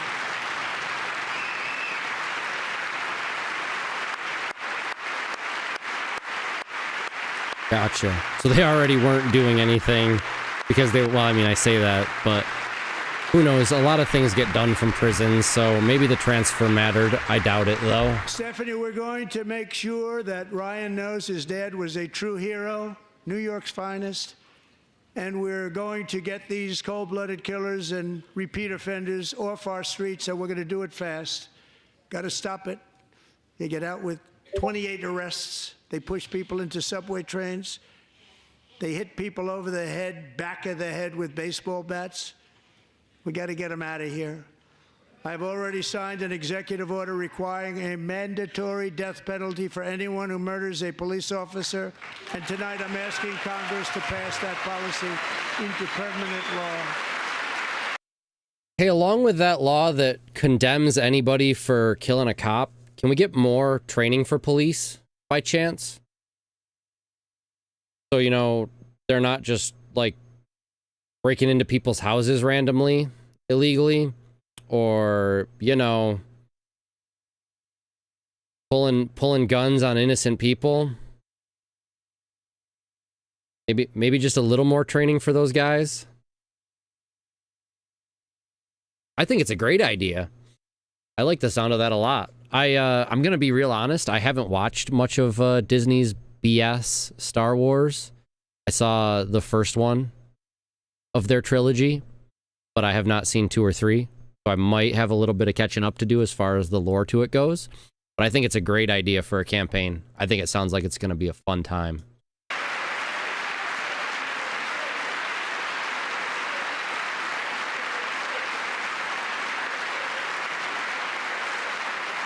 Yeah, exactly. Or I suggested earlier today, how about, because, you know, in the military, when you sign up, you go through boot camp. And it's to, like, break you down and build you back up into the soldier they need you to be, right? Why don't we have something like that for police? they get in these high intense situations, you know, high adrenaline situations. They should be practicing in high adrenaline situations, subjecting themselves to these kinds of things to be able to have a better head on their shoulders in a situation of crisis. Like, I think all around, like, I don't think that you should be killing cops, but I also don't think that you should just immediately be put to death for cops. Like, you know, like if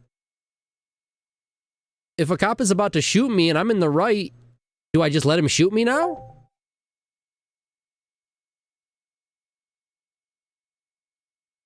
Yeah, you can send the main idea more detailed there, Star Wars guy. I know I'm reading your DM, my DMs out of my Discord, but yeah, go ahead and post whatever you want to me. I will read it and yeah, be ready for the thing tomorrow. I'm also asking for a new crime gotcha. bill getting tough on repeat offenders while enhancing Protest to what Disney protections did. for America's Gotcha. police officers so they can do their jobs without fear of their lives being totally destroyed. They don't want to be killed. We're not going to let them be killed.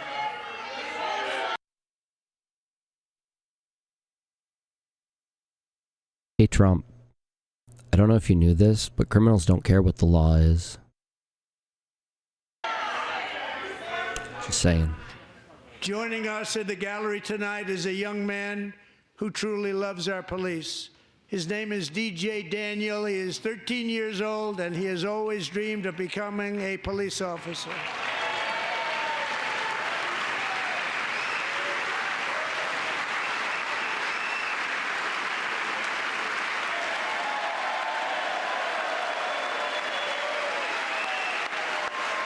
Damn, we still got a whole nother hour of this speech. We might have to do the rest of this on Monday.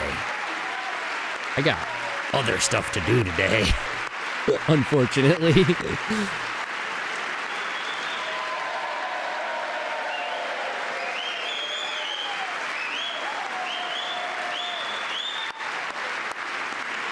Kid's like, all right, put me down already, dang it. Sure, I can pause.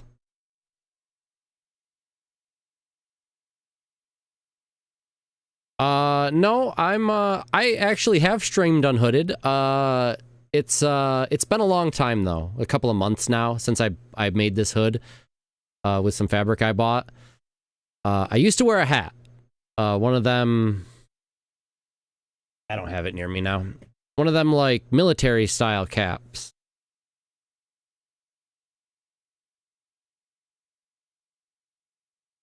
This whole situation with this child has been a back and forth on a much bigger level than it needed to be.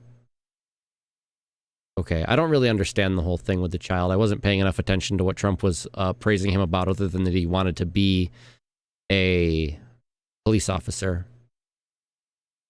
Oh yeah, Twitch wouldn't show that. Yeah, I also have a YouTube, and if you were to go over there, you would see on the VOD streams that I started out in a hat, and no, I do have hair, although I've been thinking about doing the shaved head thing, because I got this fancy beard down here that I like to highlight. So,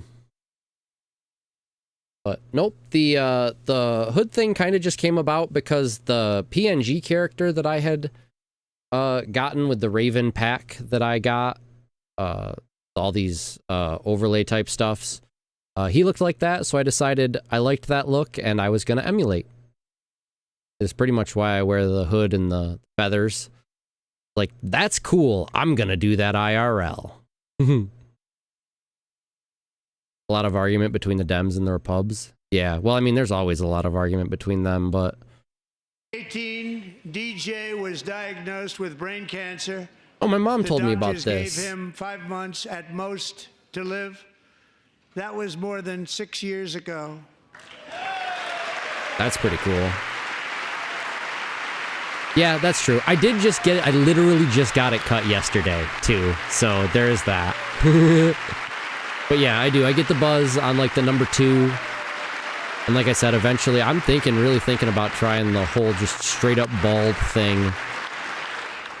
Since that time, DJ and his dad have been on a quest to make his dream come true, and DJ has been sworn in as an honorary law enforcement officer, actually a number of times. The police love him, the police departments love him. And tonight, DJ, we're going to do you the biggest honor of them all.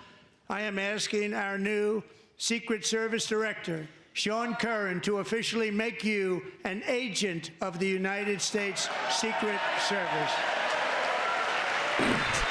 That kid was blown away. Did you see that? It's like, dang. What a great honor. Obviously, it's a publicity stunt, but what a great honor for a kid who should have died at 5 months old. Whether you like Trump or hate him, that's a feel-good story right there. Again, it means nothing in the political world, but it sure does feel good.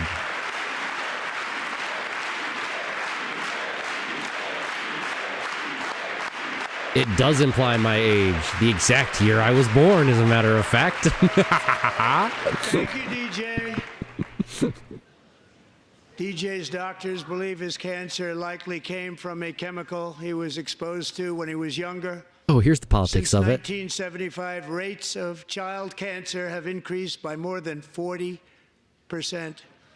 Reversing this trend is one of the top priorities for our new presidential commission to make America healthy again, chaired by our new Secretary of Health and Human Services, Robert F. Kennedy, Jr.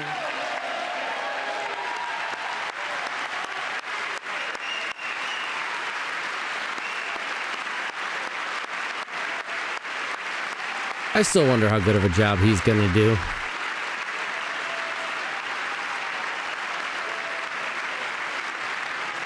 I feel like if America really, or if America's government really wanted America to be healthy again, we'd start by outlawing like most of the same stuff the EU has outlawed as far as what can go in our foods and not.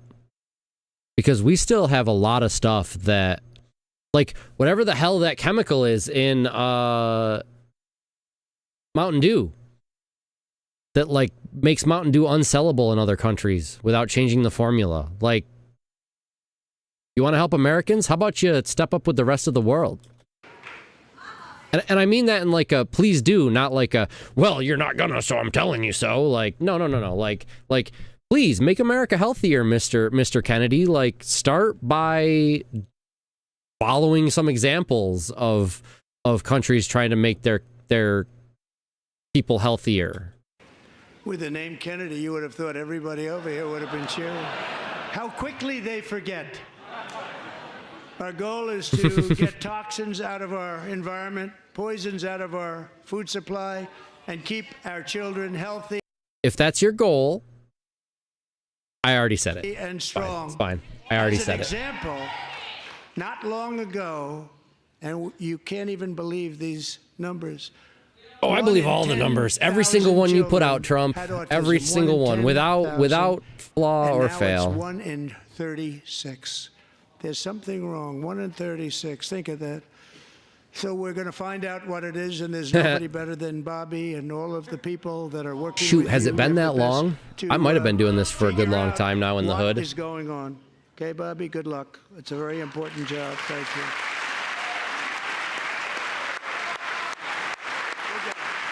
The Talos Principal long plays, though, ought to show me without the hood. And actually, it should show the hat I was wearing.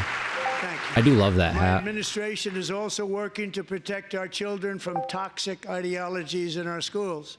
A few years ago, January, Littlejohn and her husband discovered that their daughter's school had secretly, socially transitioned their 13-year-old little girl. Oh, that's why the Discord is Teachers and making noises administrators here. conspired to deceive January and her Turn husband the while encouraging her daughter to use a new name and pronouns. They, them pronoun, actually, all without telling January, who is here tonight and is now a courageous advocate against this form of child abuse. January, thank you. Thank you. Thank you very much. Oh, I guess I did not disable them here, although I wanted to. Stupid Discord being stupid. Thank you.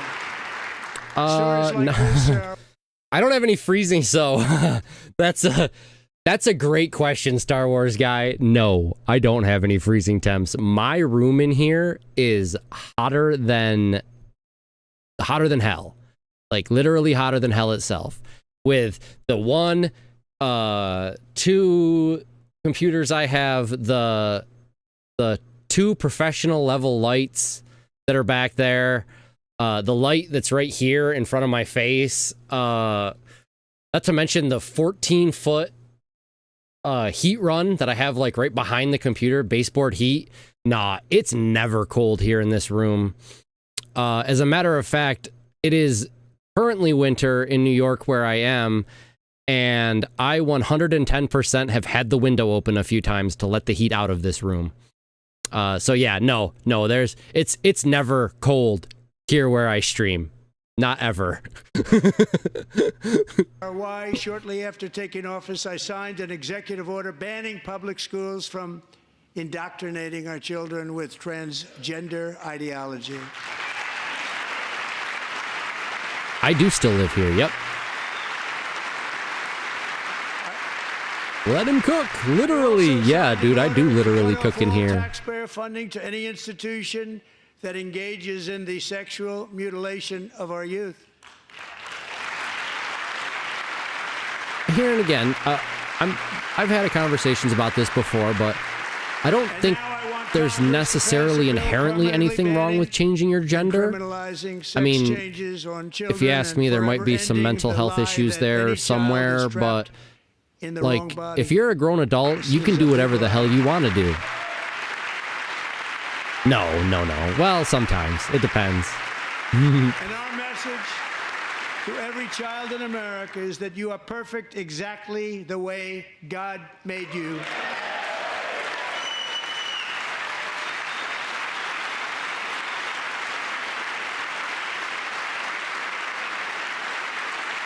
I don't know. Again, as an adult, if you want to do whatever you want to do, go ahead. As a child, you should have to wait till you're of legal age. It's already out, and it's out of our society. We don't want it. Wokeness is trouble. Wokeness is bad. It's gone. It's gone. Well, you say it's gone, but we feel so much but better for it, don't we? Don't we feel better? I mean, the thing about that is wokeness inherently wasn't bad. It was the radical people that took it to the absolute extreme, and then, you know, we started calling it wokeness, and it was bad, right? Like, some of the things that these woke people care about are things that I care about. They just take it to the most ridiculous extremes. And ideologues, they will be fighters and warriors. They will fight for our country. And Pete, congratulations. Secretary of Defense, congratulations.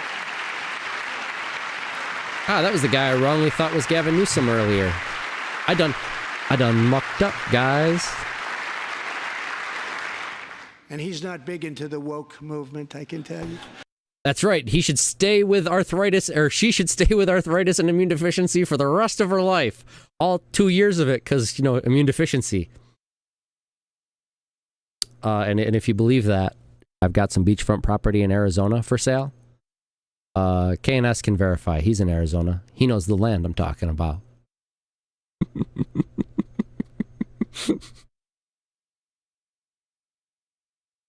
I know him well. I am pleased to report that in January, the U.S. Army had its single best recruiting month in 15 years, and that all armed services are having among the best recruiting results ever in the history of our services. What a difference. Are we? I'd like to see those numbers. Because last I heard, our manpower military was a bit gutted. Maybe I'm running on bad information, but that was the last thing I thought.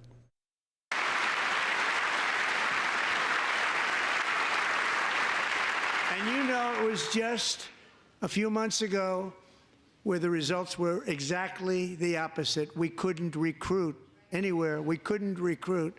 Now we're having he gets to the that best point, I results guess. just about that we've ever had. What a tremendous turnaround. It's really a beautiful thing to see. People love our country again. It's very simple. They love our country, and they love being in our military again. So it's a great thing, and thank you very much. Great job. Thank you.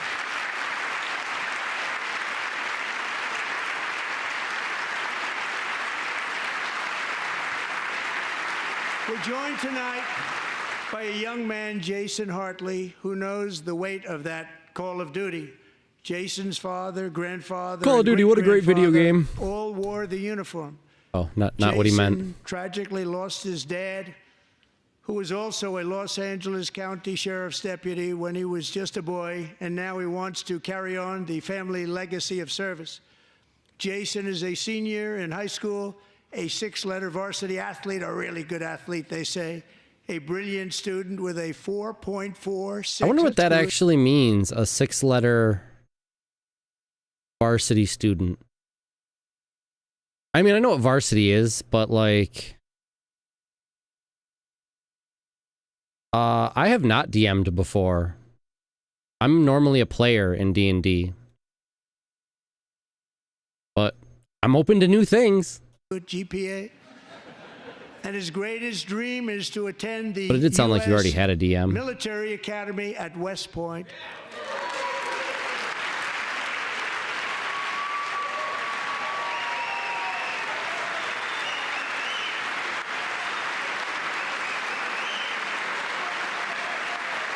Hooray, our soldiers!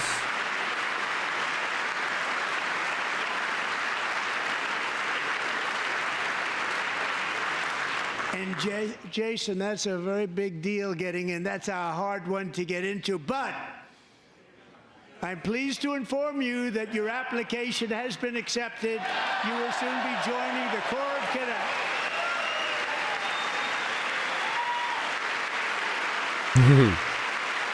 Yeah, no, I DM'd a single one-shot one time, and it went okay. But it wasn't even a full, like, campaign or anything. It was like, I DM'd a battle one time. That is the extent of my DMing experience. Thank you. Jason, you're going to be on the long gray line, Jason. Oh, sick. As Commander-in-Chief, my focus is on building the most powerful military of the future. As a first step, I'm asking Congress to fund a state-of-the-art Golden Dome missile defense shield to protect our homeland, all made in the USA.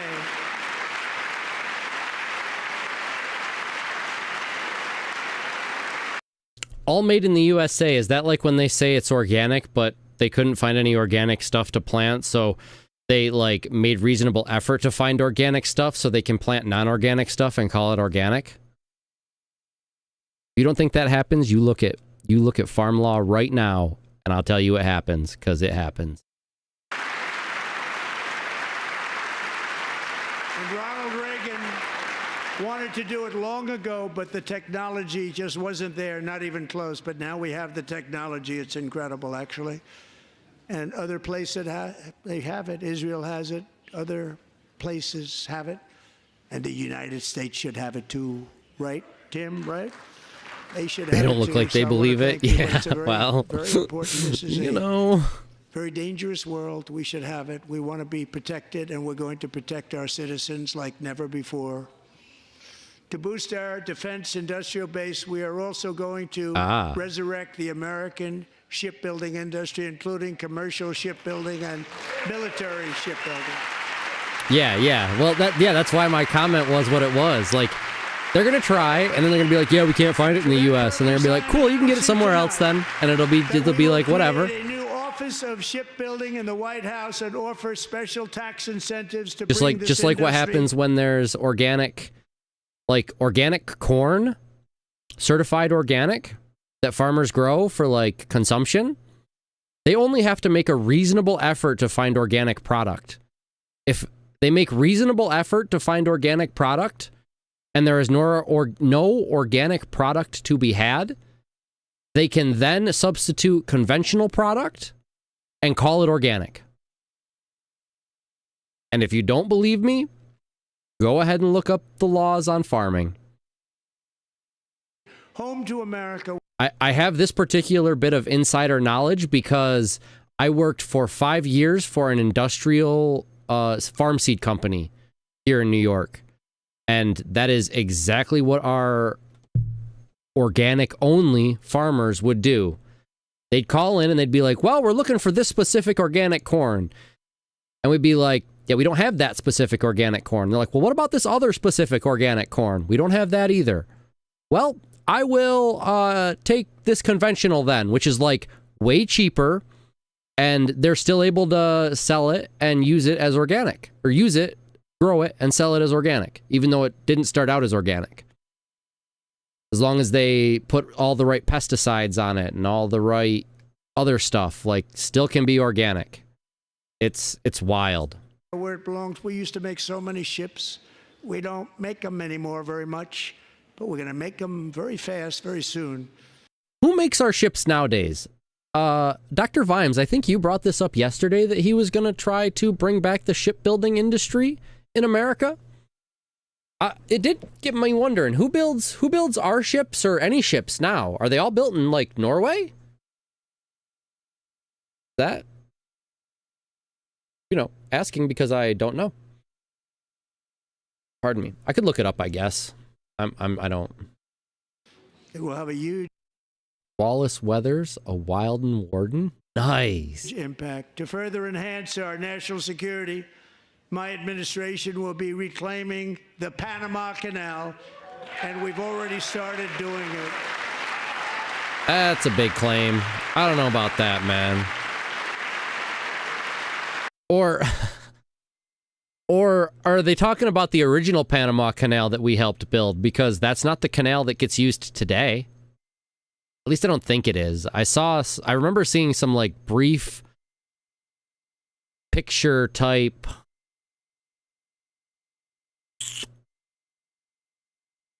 meme, like picture type meme, where it was like the Panama Canal that's used today, and it's like the one we all know. And then there's, like, just north of it, like, I don't know, a few miles is like the old Panama Canal that USA helped build. And I'm like, is that true? If that's true, which Panama Canal is Trump going after now? Also, why do we need the Panama Canal? American company announced they are buying both ports around the Panama Canal and lots of other things having to do with the Panama Canal and a couple of other canals. Well, he just said a large American company has bought up both ports. So I guess ports on both sides, or the port on both sides? Boy, I sure hope that American company doesn't defect to any other place, eh? The Panama Canal was built by Americans for Americans, not for... And again, the Panama Canal that is used today, I don't believe was built by Americans. I would have to do some more research to be sure on that one. But yeah, I think the one we built has been retired since then. For others, but others could use it. But it was built at tremendous cost of American blood and treasure. 38,000 workers died building the Panama Canal. They died of malaria. They died of snake bites and mosquitoes. Not a nice place to work. They paid them very highly to go there. What is this, knowing Australia? There was a 25% chance that they would die. The most expensive project also that was ever built in our country's history, if you bring it up to modern day costs. It was given away by the Carter administration for $1, but that agreement has been violated very severely. We didn't give it to China. We gave it to Panama, and we're taking it back.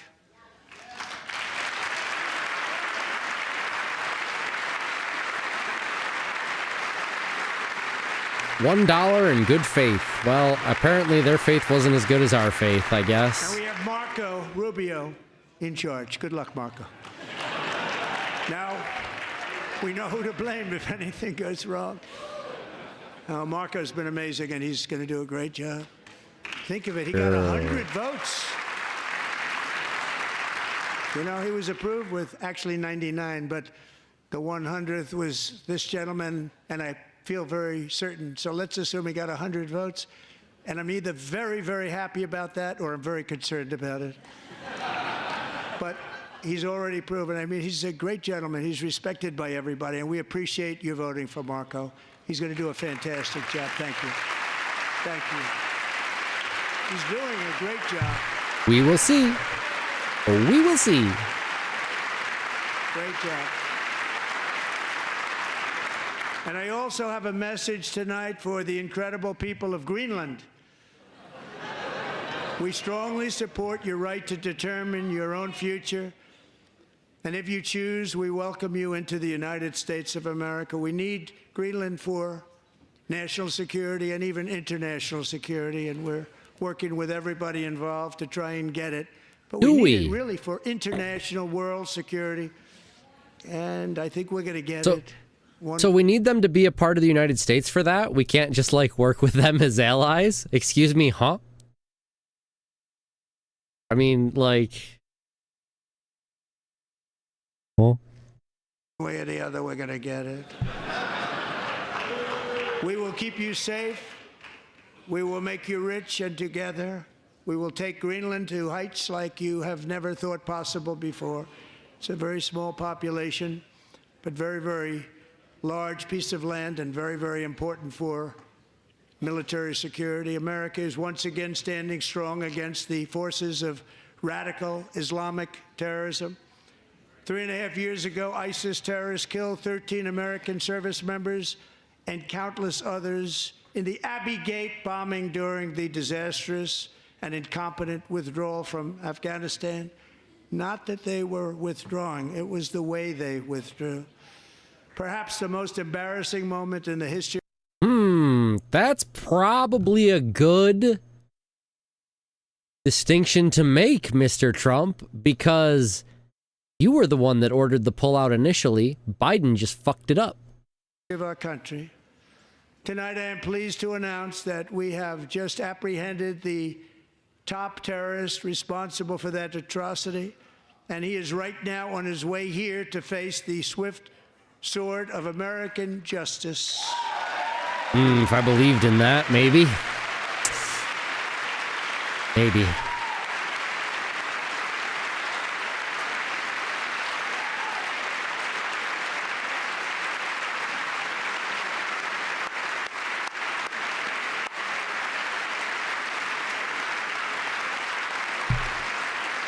And I want to thank especially the government of Pakistan for helping arrest this monster. This was a very momentous day for those 13 families who I actually got to know very well, most of them, whose children were murdered, and the many people that were so badly, over 42 people, so badly injured on that fateful day in Afghanistan. What a horrible day. Such incompetence was shown that when Putin saw what happened, I guess he said, wow, maybe this is my chance. That's how bad it was. Should have never happened. Grossly incompetent people. I spoke to many of the parents and loved ones, and they're all in our hearts tonight. Just spoke to them on the phone. We had a big call. Every one of them called, and everybody was on the line, and they did nothing but cry with happiness. They were very happy, as happy as you can be under those circumstances. Their child, brother, sister, son, daughter was killed for no reason whatsoever. In the Middle East, we're bringing back our hostages from Gaza.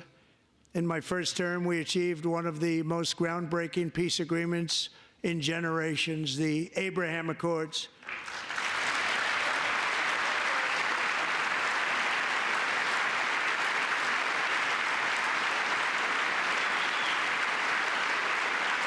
All right, so we're getting prisoners from Gaza? Who? What? This is the Middle East thing, right? Gaza's in the Middle East. To build on that foundation to create a more peaceful and prosperous future for the entire region. A lot of things are happening in the Middle East. People have been talking about that so much lately with everything going on with Ukraine and Russia. But a lot of things are happening in the Middle East. It's a rough neighborhood, actually. I'm also working tirelessly As rough as to end Ukraine? the Just savage asking. conflict in Ukraine. Millions of Ukrainians and Russians have been needlessly killed or wounded in this horrific and brutal conflict with no end in sight. The United States has sent hundreds of billions of dollars to support Ukraine's defense with no security, with no anything. Yes, well, funny you mentioned that, Mr. Trump, because I happen to know about a 1994 accord that was signed with Ukraine saying that's pretty much exactly what we do for them getting rid of their nukes. Yeah, you would say Pocahontas says yes.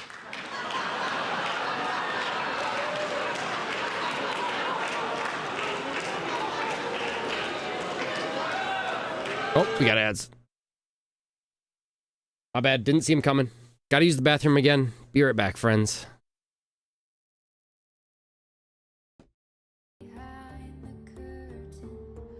Texas, thank you so much for the tier 1 subscription. 7 months. Have I really been doing this for 7 months already? That's wild. I mean, I've been doing it for more than that because it took me a few months to get affiliate. Have I really been affiliated for over half a year? Wild. Where did the time go? It feels just like yesterday I was getting the email from Twitch. It's wild. Yep.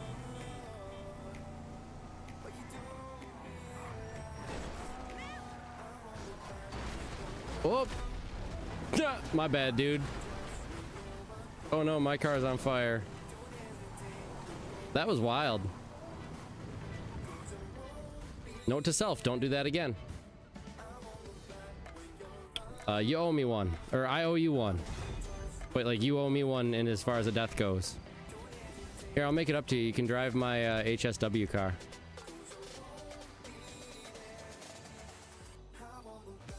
Yeah, that is an appropriate response to what just happened. Yes. My apologies. Holy heck, I did not expect that to happen.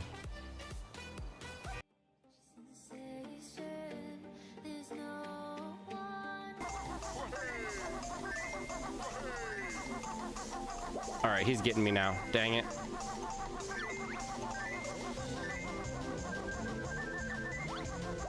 It's fine. It's fine. Everything's fine. We're winning right now. First try. First try. Yeah, you've lost again. Take that. Fast as.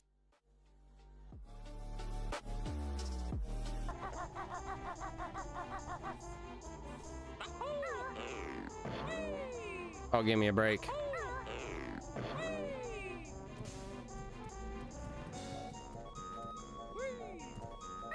Are you joking me, game? Now I gotta climb all the way back up there. Yeah, I actually watched the halftime show. I thought it was okay. I'm not a huge Kendrick Lamar fan, so firstly, that show wasn't for me anyway. I'm sorry, not sorry. And it's not Kendrick, it's me. I'm just not a big fan of him. He does fine. He's a multi-Grammy award-winning. Well, if I thought the Grammys were worth anything, but anyway.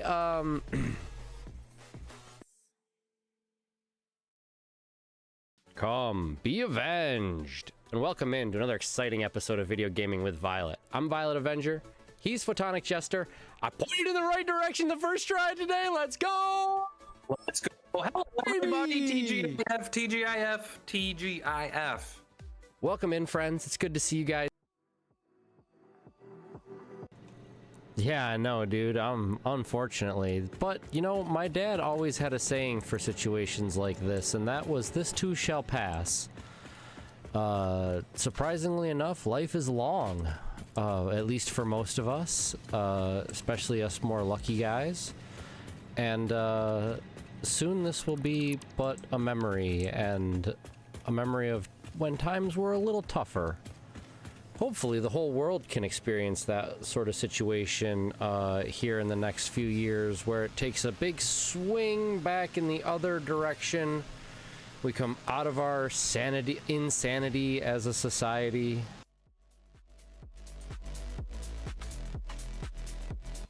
Welcome back, friends. Sorry that took an extra minute or two. I had to talk with my folks. They're getting ready to go grocery shopping for the week. So we're going to be wrapping this up here in the next 15 or 20 minutes. We've got way more video than that, so we'll have to finish it up on Monday when we do more news with Violet, or Wake Up with Violet, or whatever the heck I called it this morning. I don't even remember. But yeah, so we'll wrap this up here in the next 10 minutes or so, and the next stream will be tomorrow evening. We'll be doing video games then. I'm not sure what we'll be playing exactly. Maybe some Banjo-Tooie, maybe some Space Marine 2. But if you want to come back for some more cool hangout, chit-chat, there's always chit-chat here. As long as you guys are chit-chatting, I'm always talking. I'm the streamer. I have to always talk. But always discourse here, whether we're actually looking at political stuff or not. I'm always open to talking and debating. Like I've always said, as long as nobody's just blatantly shilling for one side or another, if there are facts that can back up your arguments, like let's debate about it. Let's have some great talks. Thank you all again for being here. Let's get back into the speech. 2,000 people are being killed every single week. More than that. They're Russian young people. They're Ukrainian young people. They're not Americans, but I want it to stop. Meanwhile, Europe has sadly spent more money buying Russian oil and gas than they have spent on defending Ukraine, by far. Think of that. They've spent more buying Russian oil and gas than they have defending. And we've spent perhaps $350 billion, like taking candy from a baby. That's what happened. And they've spent 100 more.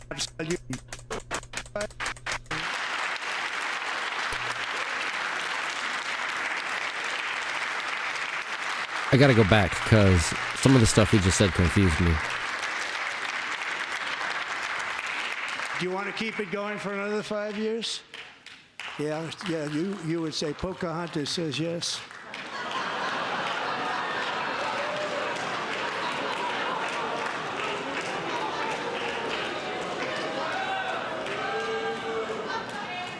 $2,000 people are being killed every single week. More than that. They're Russian young people. They're Ukrainian young people. They're not Americans, but I want it to stop.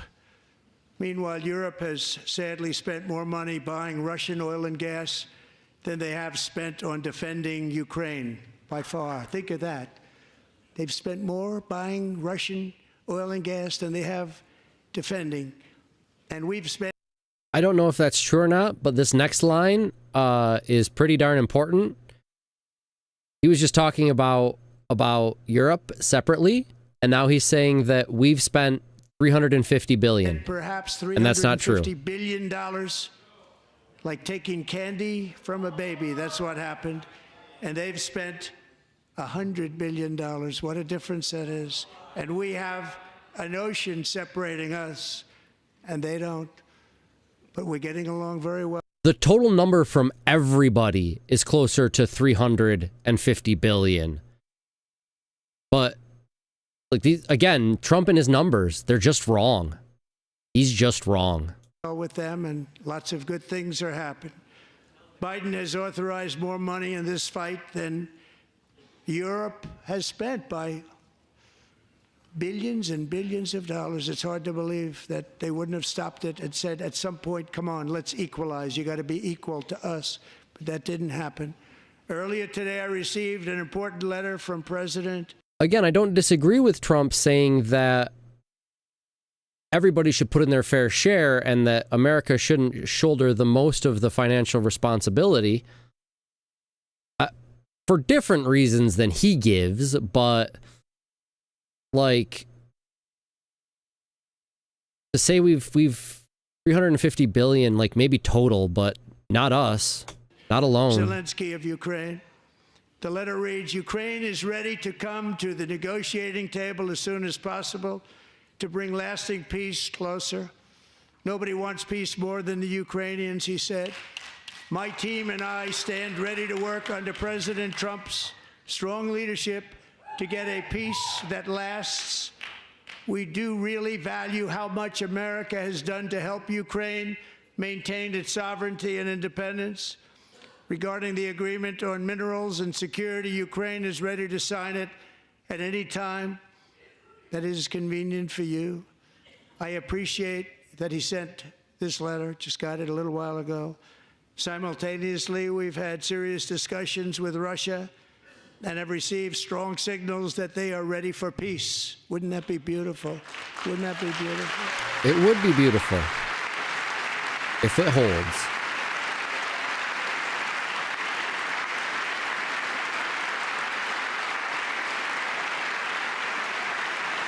Wouldn't that be beautiful?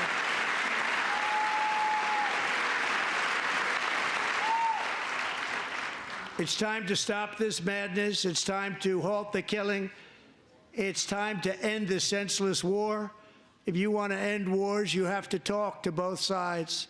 Nearly 4 years ago, amid rising tensions, a history teacher named Mark Fogel was detained in Russia and sentenced to 14 years in a penal colony. Rough stuff.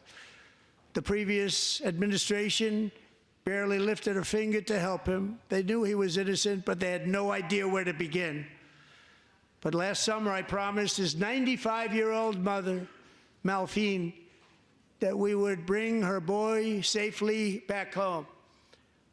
After 22 days in office, I did just that, and they are here tonight. Was this the same guy that when Biden was trying to get that WNBA star back? Is that the same guy, or was that a different guy? That was like, it was either the WNBA star or this guy, and I don't know if it was that guy, but there was a guy. I was just wondering, like, what about that guy? I mean, if this was that guy, then great. Super great, actually. But if it's not, what about that guy? That other guy, whose name I can't remember, so shame on me.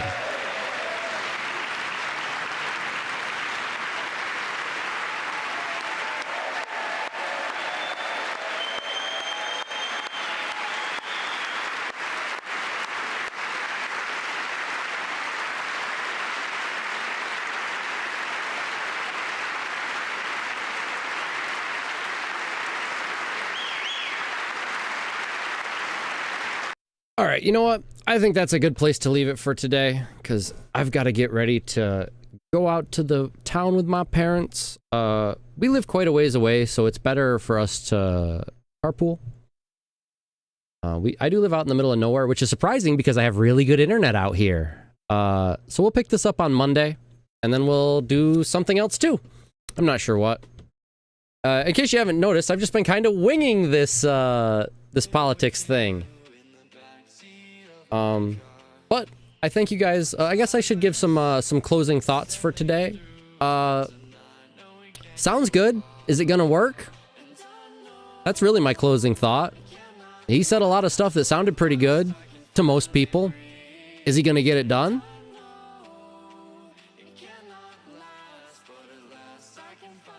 I don't know. I don't know if he's gonna get it done.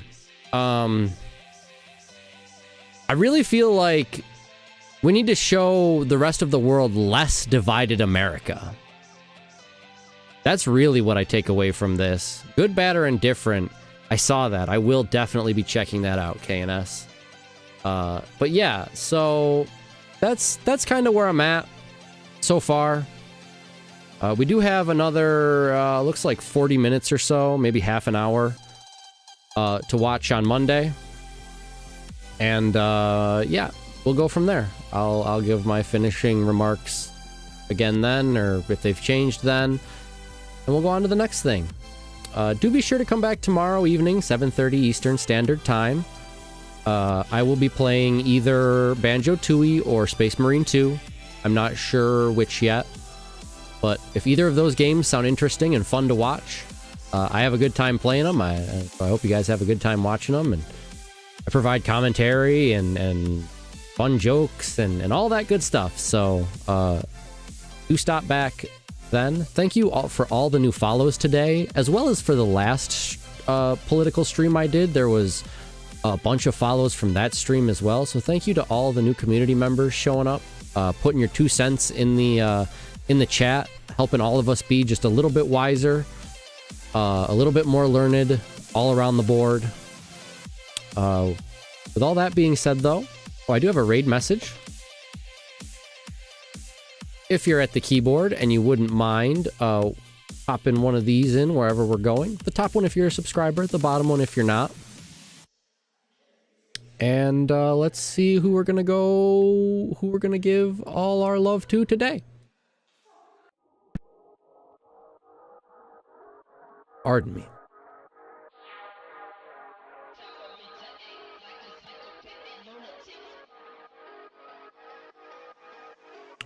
Who of our friends is that?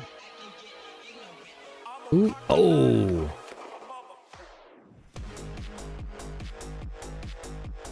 Alright, we are gonna go watch some Funk today. He's a pretty cool streamer, variety type guy. Currently playing some Minecraft with friends, it looks like. That's really cool. But yeah, he's a good friend of the channel. I haven't actually been online to be able to raid him. So that's what we're gonna do today. So like I said, do give us the Do Not Resist, You're Being Avenged, if you wouldn't mind, when we get to Skell's channel. And yeah, I think, oh, too late, we already found a guy. I'll do them next time. Or you can guide it next time. Nexus would like to guide the raid. And I will refund your points for that for this time. And you can do it next time. But we're going to Skell. Love me some Skell. All right, we're already going. Okay, yep, cool. So come back tomorrow, like I said. YouTube and stuff, share me around, tell all your friends. We're trying to grow around here. So come bring more people into the discussion. Only if they can discuss things, though, please. But with all that being said, I've been Violet Avenger, guys. And for today, you have all been avenged.